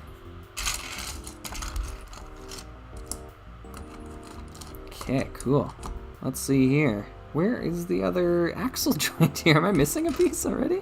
That'd be disappointing. Ah, there it is. It's hiding. Cool. All right. Oh, sorry. I missed a bunch of comments there. I usually ignore the dates they promise to end a gift with purchase. They usually run out long before the ending date. Yeah, exactly. And I had a little maybe snarky slide in my recent video on the topic, where I think I said, like, don't message me with the actually the Forest Hideout was available for 2 weeks sort of nonsense, because it wasn't. It was sold out within hours in August, at least online. So that doesn't count. That's not 2 weeks of availability. That's 1 week plus 4 hours, right? And why are we measuring set, like, availability in weeks? Why is that an acceptable metric? Like, when did this become normal? Crazy lunacy. Nerdian's asking for the figures. Can you do a close-up? I can try. Yeah. I don't feel like my close-ups here on the live stream are coming through all that well. They've got, like, jackets on and stuff. Let me see what I can do. Life Jacket 1, Life Jacket 2 with the mustache, I like that. And then this one has the diving tanks on. I'm going to try that for close-up. Hylian Batman says good night. Sorry, I missed that there, Hylian Batman, yeah. Oh, you're not going anywhere. Oh, you're saying it to someone else. Okay, gotcha. Never mind, yep. Yeah. I agree with you in the fact that the 99 sets were more accurate to the movies. Color-wise, yes. Some of them. I need to backtrack a few statements there if that's the takeaway, but yeah, I feel like the colors were closer. Like, you need blue on TIE Fighters, maybe not blue, maybe sand blue, but there's got to be blue there. And you need gray Snowspeeders, because they're gray. they're not white. Like, it's really light gray, yeah. I'll give you that, but ever since 2004, we've just been making them white, and I think that's inaccurate and wrong, and doesn't look as good as the gray, personally, but that's just me, I guess. I don't know. Or it sounds like it's a few people, actually. Sorry, I shouldn't exclude. This is a cool building technique. Look at that. These little handle things on the underside of this brick that's going to be placed, or sorry, plate, I should say. Yeah, I need more electrolytes in the brain. Anyway, that's cool. Really neat. I like that contour it creates there along the side. Okay, no worries, Sparks. That's how I interpreted it as well. Yeah, just the colors. Yep.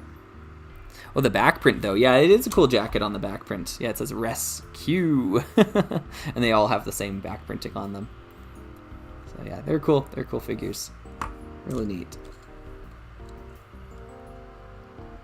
Where am I going next? Where are these? Oh, they're yellow. They're yellow lights. Okay.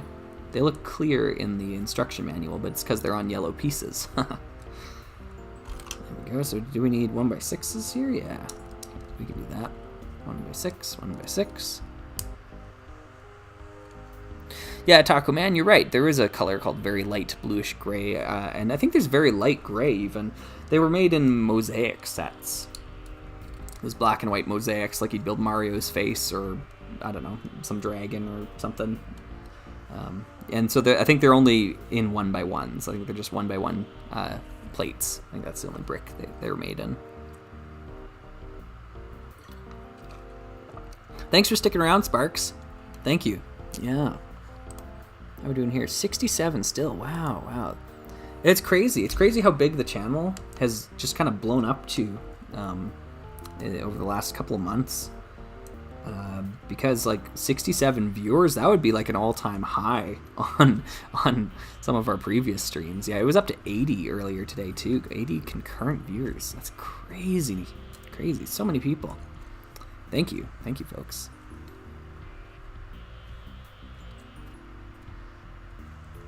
I'm trying to remember which theme had like reflective printing.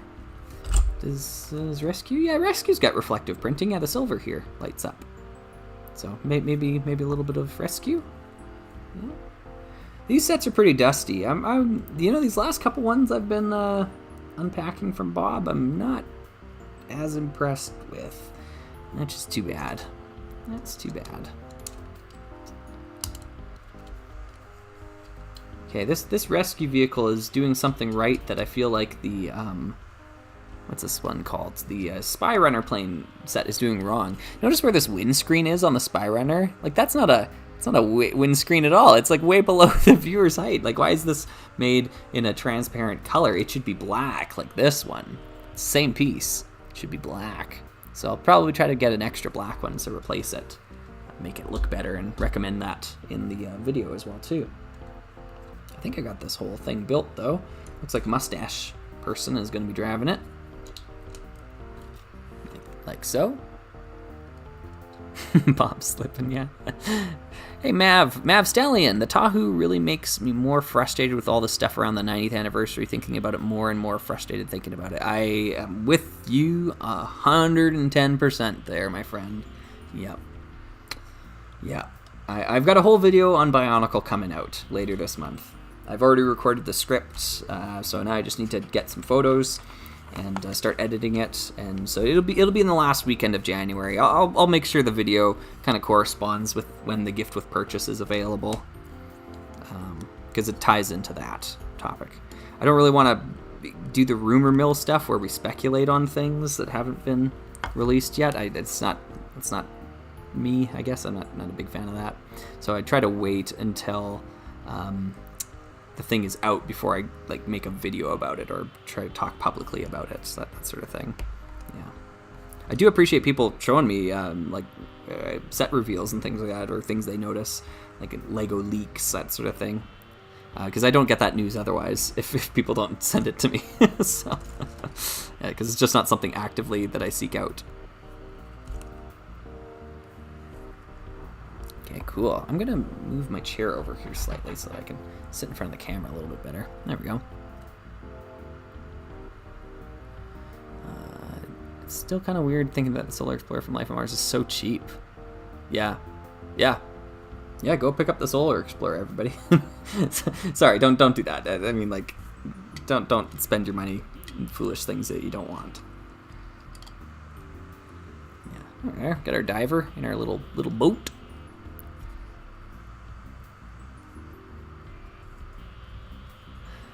Box turret, I hear ya. That's one of the major things I bring up in this video. Yep. It's a lack of respect for what should be a coveted Lego theme. Equally to, if not more so, to like Classic Castle. Like, yeah. As we start to learn more details about the financial difficulties of LEGO and how, like in 2003 and I think in 2006, Bionicle was 100% of the profits that the company saw. That means none of the other themes were turning, like, in the green. Like, how can you not treat that theme with more respect then? I just, yeah. Whatever. And you know, probably what it is they've determined that Bionicle fans aren't going to buy the things that they make. There's probably some metric they've determined where they have figured out that unless we spend X amount of dollars, Bionicle fans aren't going to buy this set that we make, and therefore we don't care about them because they don't have the money that we want. They're not willing to buy system sets, whatever it is. And that's just kind of sad that it comes down to money. But Slugger, they're a business. Yep, they are. But there's such things as good ethical businesses and bad unethical businesses.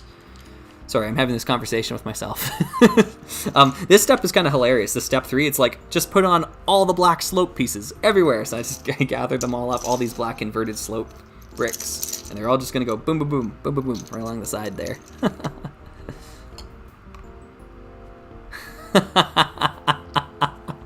Sorry, Eileen Batman. I didn't mean to influence you in that way. Yeah. Oh, awesome, Mav Stallion. Yeah, sorry, is it Mav Stallion or Mav Station? I gotta get this right. Station. Sorry, I've been calling you a stallion. Mav Station. I found your channel thanks to Big Yellow. Yes. I talked about this earlier in the stream, but I'm so humbled and highly grateful. Very grateful for Big Yellow's, like, just such a heartfelt an endorsement of my channel, and it came out of nowhere. It's just, yeah, I was over the moon. Very tickled, and humbled as well too. So there's a lot of new folks from that channel that hopped over here, and I'm thankful for that as well too. I hope you enjoy some of the stuff that you see on the channel, and I hope you feel welcome. That's another important aspect. This is a cool building technique. Yeah, look at that. That pontoon goes all the way across. Beautiful, beautiful. What a great design. Love the dinghy piece. Yeah, this dinghy piece, the one over here, that's so funny. Yeah.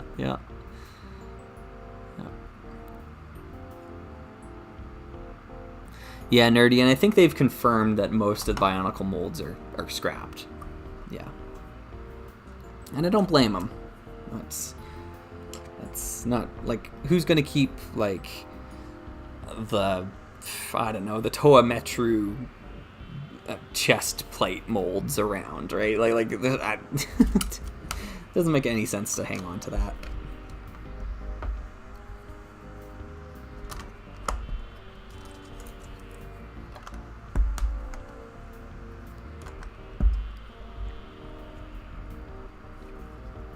Adam says, "Do you know if the life raft really floats?" I think it does. Yeah, I think this one does. I don't think this one will float that well, but I think this one does. Yeah. Oops.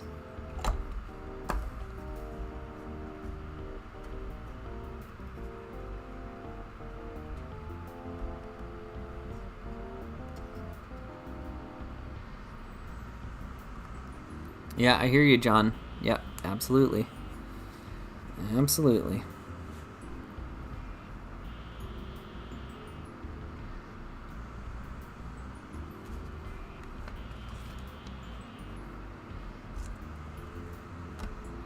Okay, I'm gonna add these pieces on. I'm not exactly loving that. Oh no, this gets like a rail piece or something across it. Okay, we're good, we're good. I need to stop judging these sets prematurely. Okay,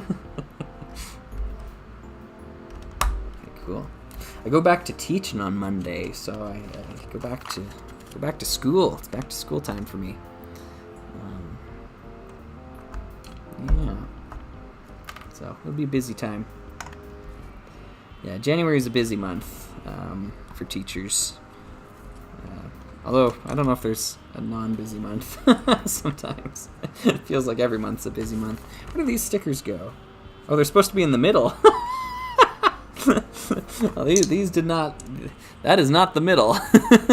That is definitely not a deer, Bob. Yeah, these are not in the middle. I think the back would look better. Yeah, if they're more orientated towards the back. So we'll go with that. Mav is asking, do you got any recommendations for classic sets? Yeah, I mean, I guess it depends what you mean by classic. Like, if we're talking like the 80s, I don't know. But for 90s stuff, yeah, try to find something that's cheap that looks appealing to you. There's a lot of themes out there that are great. Life on Mars is a good one you can get into. I mean, that's from 2001, but yeah, it's good stuff. Good stuff. And what do I teach? I teach music. I'm a music teacher. Yeah, so the music that you hear on the channel is original compositions, that sort of stuff, and I teach music as well too. I'm also a touring musician, so I play around, do that sort of stuff on the side, and on top of all that, I make YouTube videos. Yeah.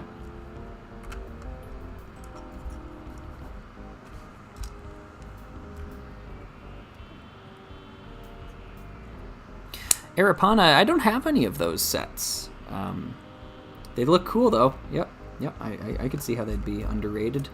Yeah, people don't like the swivel legs. I like swivel legs. Swivel legs are cool.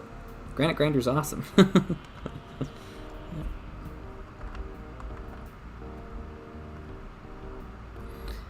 Yeah, I see what you're saying there. Wike?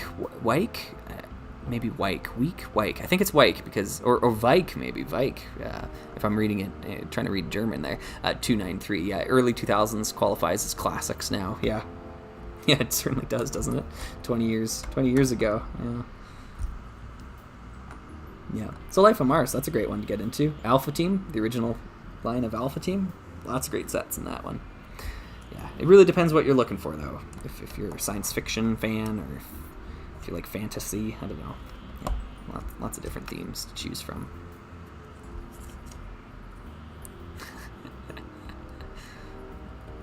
Oh, Kai's saying I only missed 2 sets. The base and the smallest one seems to be some kind of poly bag. It came with an exclusive printed slope.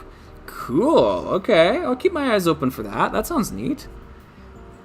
Yeah, I wouldn't mind getting the base. The base looks pretty neat, but I imagine it's a little pricey. I've got this one and the big helicopter. Those are the 2 I've got from Rescue. And I like that helicopter quite a bit. I'm liking this one a lot too. This, like, look at that. Look at that shaping on the boat. What great color distribution. It's awesome. Really vibrant. Yeah, let's put some of these things here. There.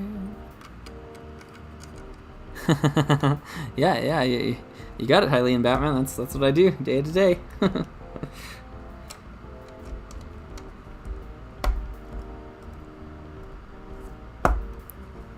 Taco Man, those generic miner figures, those are Sparks without Spark's head. It's just Spark's torso, and you put the Happy Smile head on, and that gets you your generic miners. Yeah, so Bricklink is probably the place to go. As a result, though, the Spark's torso is it's the most expensive of the Rock Raider crew, not counting Chief, of course. But yeah, it's expensive to get a big collection, because that's what most Rock Raiders fans do for that. Okay, we got ourselves a winch. Oof. Okay, there it goes. Yeah, alright, that's not bad. It's not tied all that well. Where did I put those scissors? Oh, there they are. Cool. I'm just going to do a little bit of string cutting here. Oop, don't want to cut the fingers off. That'd be bad. I need those. There we go. Perfect.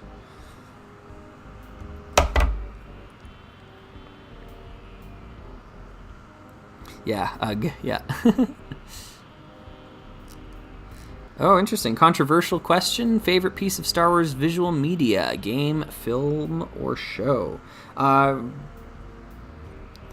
feel like I've shared this opinion before. But I guess maybe if there's new folks on the channel, they might not have heard it. Am I missing a piece here? They snuck it in there. Yeah, okay. Yeah, that's a drink for me. Star Wars A New Hope, the first movie, 10 out of 10. Everything else Star Wars related for me is at least a 7 or below. So I'm all about that first movie, but there's nothing else in Star Wars that excites me the way the first movie does.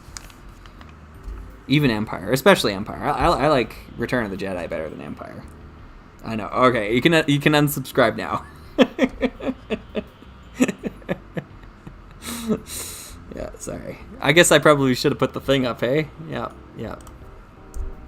That was a pretty spicy hot take there, I think. But yeah. You think you remember that exact line from Permanent Detour? Yeah, I talked about it on the podcast, that's for sure. How about them Ewoks? Yeah. Here's another. Okay, I'll keep the hot take thing up here. The Ewoks are not as annoying as C-3PO in Empire Strikes Back. They just aren't. The Ewoks are not as annoying as C-3PO in The Empire Strikes Back. C-3PO is insufferable in that movie. And he's half the movie. He's there in like half the scenes. So, yeah. Yep. The Ewoks are just there for the finale, and they're not that bad by comparison, so, yep. Okay, cool. Okay, good night all, and our Slugger, love your videos, keep on making great content. Bye now. Thanks, Benjamin. Thanks for coming and hanging out. Thank you. Yeah. Just Thinks asking, what's your favorite spaceship of all time? Probably the USS Excelsior, NX 2000 from Search for Spock. Although I think the bridge that we see in The Undiscovered Country looks better. But I think the outside ship design looks better in Search for Spock. So, yeah. That's my answer. I think Empire is overrated. Yes, I agree. Highly so. Highly overrated. It's a movie of C plots. Like, it's got no A story, just a bunch of C stories happening at the same time.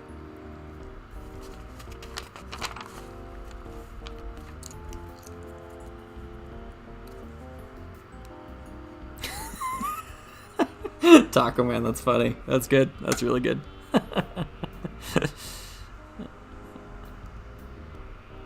Ooh, prequel fan. Yeah, your hot take is a little spicier. It's also wrong.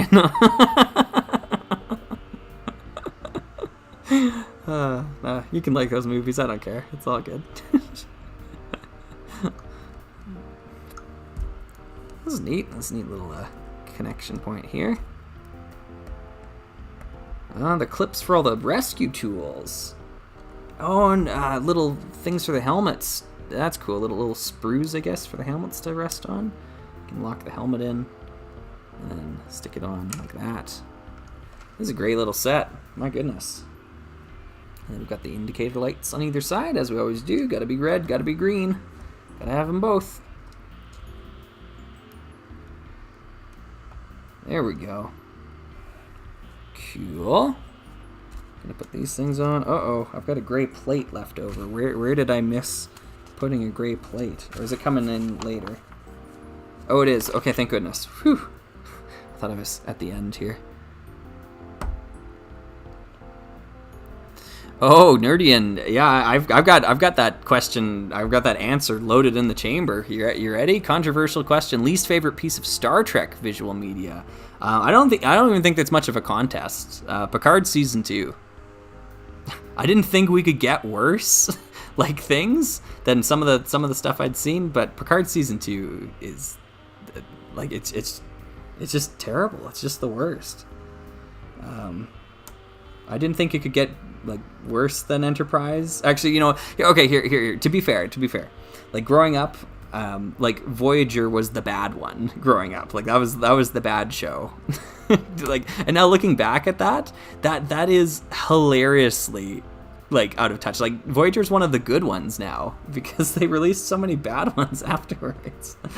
So when Enterprise came out, it was like, oh no, and Voyager's actually pretty good. Enterprise is terrible, right? And then when new shows started coming out, it was like, oh, I guess Enterprise is actually pretty good because Discovery's awful, right? And I just kept going. But I think very firmly Picard season 2 is the worst Star Trek ever got. So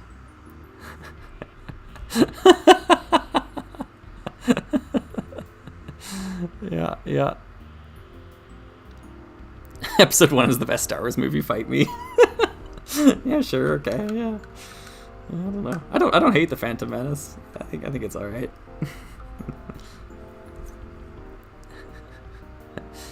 Yeah, Box Turret says Voyager at least has the Doctor. Yeah, you're not wrong. Robert Picardo always puts in a good performance. We can always trust him.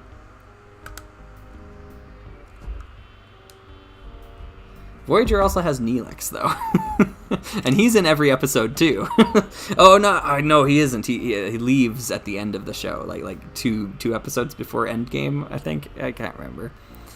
Yeah. Lower Decks is great. Yeah, Bleck is saying Lower Decks is good, though. Is that a spicy take? No, I agree. I'm right there with you. Lower Decks is the best Star Trek we've had in 20 years. Easily. That's a great show. I really lost interest in Discovery because, Discovery Season 2 was also hot trash. I haven't watched Season 3, and I don't think I'll watch any more Discovery. It's just not going to be the show I want it to be. I have really enjoyed Strange New Worlds, though. I have enjoyed that one.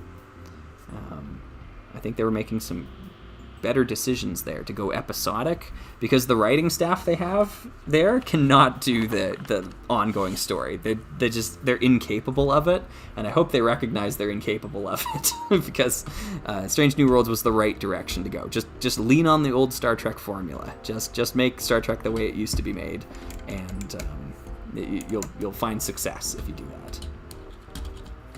And then we drive the truck into the back here, and we load it up, and we lock it in. This thing's fantastic. Enough talking about terrible Star Trek seasons. This is fantastic. Wow. Yeah, Black. That was my favorite episode of that show. It seems weird, but the Freaky Friday episode. Yeah. Permanent Detour says, I heard we're talking Star Wars here. Some of us are. We've kind of shifted over to Star Trek here. I guess I steered the boat that way. Or someone asked me a Star Trek question. It's probably Nerdian. I'm going to blame it on Nerdian. Taco Man says, thoughts on Deep Space Nine? Yeah, the pinnacle of Star Trek. Yeah, it doesn't get any better than Deep Space Nine. And it's sad because it never will. Like, we can never... And me and my partner just finished Deep Space Nine, watching it together. I'd seen the show before, of course. But at the end there, we kind of just both agreed that, like, there will never be this perfect Venn diagram of amazing actors, a competent writing team, and telling stories the way they used to, like the design language of the 90s. It was just the perfect lightning in a bottle. For Star Trek, and we're just never going to get that again. It's just impossible, at least not in my lifetime.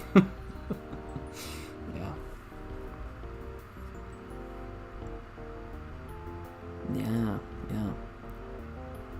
Oh, Ryan's got a good question here. A best Lego spiritual successor? I would probably say Power Miners is a great spiritual successor to Rock Raiders. I know people like to think I hate Power Miners for some reason. I don't like the colors that they used, but I think as a spiritual successor, it did a great job. Yeah. Oh, sorry, I can't pronounce that. Jirik, maybe? I'm going to take a wild stab in the dark at that. Jirik is saying, have you seen Andor, or do you just not care about new Star Wars stuff?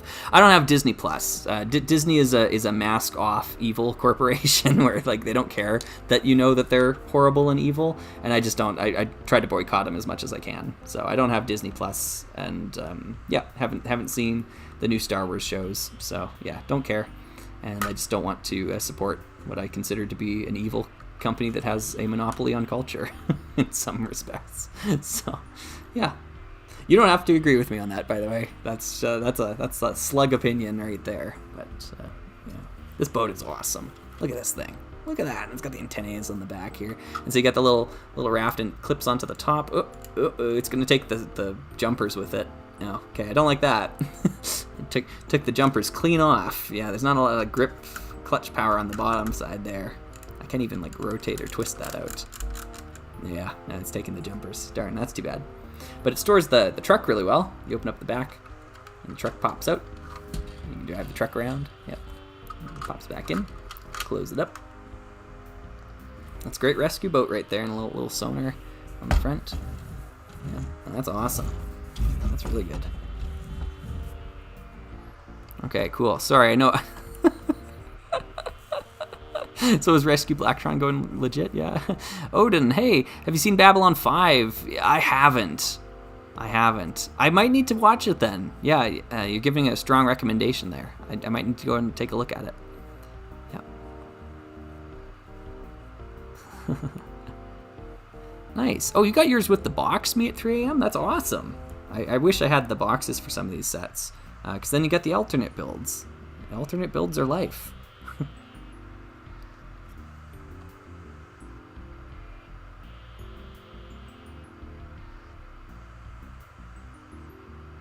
Okay.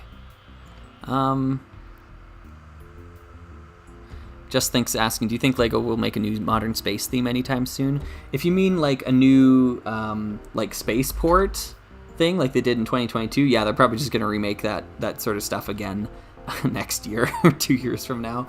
If you mean like a classic LEGO space theme, like UFO or Insectoid, something new like that, no, sadly, I don't think that's coming.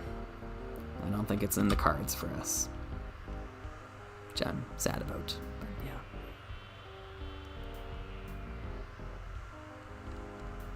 yeah. Farscape. Yeah, I gotta check that one out too. Cool. Okay, cool. Folks are getting pretty jazzed about this. Wow, still 66 people here hanging out. 7.5 hours in. Well, this slug is hungry. But this slug has had a fantastic time building with you fine folks. Oh, I didn't change the now building set number. No, I forgot to change the number. It's 6451. That's what we're building. Oh, I always forget this. 6451. Oops, 51. I need Cars Simplified to always remind me to change that, but I really shouldn't need that reminder. But yeah. Yeah. Do you enjoy your energy crystal, Slug? Yeah. Fix the number in post-production. Yeah, that probably isn't going to happen. Sorry. But oh well. Oh, I meant something like Galaxy Squad. Yeah. Have a great night, Slugger. Cool. Thank you. Sure, me at 3 a.m. Yeah, if you want to send it to my email, I'd be happy to take a look at it. I mean, it's probably online if I go digging, but if you got a good picture of it, sometimes the online quality of some of these photos are just not good. But yeah, looks fun. Oh, whoa! Hold the presses. Sorry. I hope no one left yet. Thanks, Gifford. Yeah, good night. The back of the box has happy smile faces, where they're supposed to be like the faces that you get in the set. This is another example, just like with the airplane here, where the instructions don't match what you actually get. That is weird. They're all happy smile faces on the back. At least this is the back of the instructions and not the front. On the front, at least, it's the correct box art and everything. 1998. So yeah, that's crazy. Okay, cool. Anyways, that was our last minute shocking revelation here. We built a ton of sets here today. I'm very, very happy about all that. I'm gonna pop this up here. Yeah. Well, we're leaving on a high note, aren't we? Thank you very much for spending your Saturday with me here, folks. I had a ton of fun. This is probably one of the most fun live streams we've done together, so I'm very thankful for that. Hopefully this means more in the future as well, too. Like I said earlier in the stream here, I'm going to be relaxing a little bit of the drive to get a new video every Friday. It was kind of burning me out there a little bit in November and December, so I'm gonna just ease off on the gas a bit. Just gonna take it a little bit easier. Over this Christmas break here, I wrote probably 8 or 9 scripts for new videos, so I've got a huge runway in front of me, which is great. It feels great to have that groundwork laid down for myself, so I can kind of take these videos a little bit at my own pace as we go. So I just ask you continue to be patient and awesome with the channel as we go, and yeah, we're gonna have some great videos in the future here. Oh yeah, the crane. Well, yeah, I'll try to tally up how many times the crane came on screen here at the end. But yeah, thank you all so very, very much once again. Hopefully I'll see you again soon. Hopefully we won't be waiting another like 4 months for me to live stream again, or however long it was. It felt like it was 4 months. It was probably only 2 though, if I recall correctly. But yeah, we built a ton of sets here today. Now I got to get to work making some videos, talking about them. Yeah, but I think that'll be fun. Thank you, everybody. I will see you next time for another video.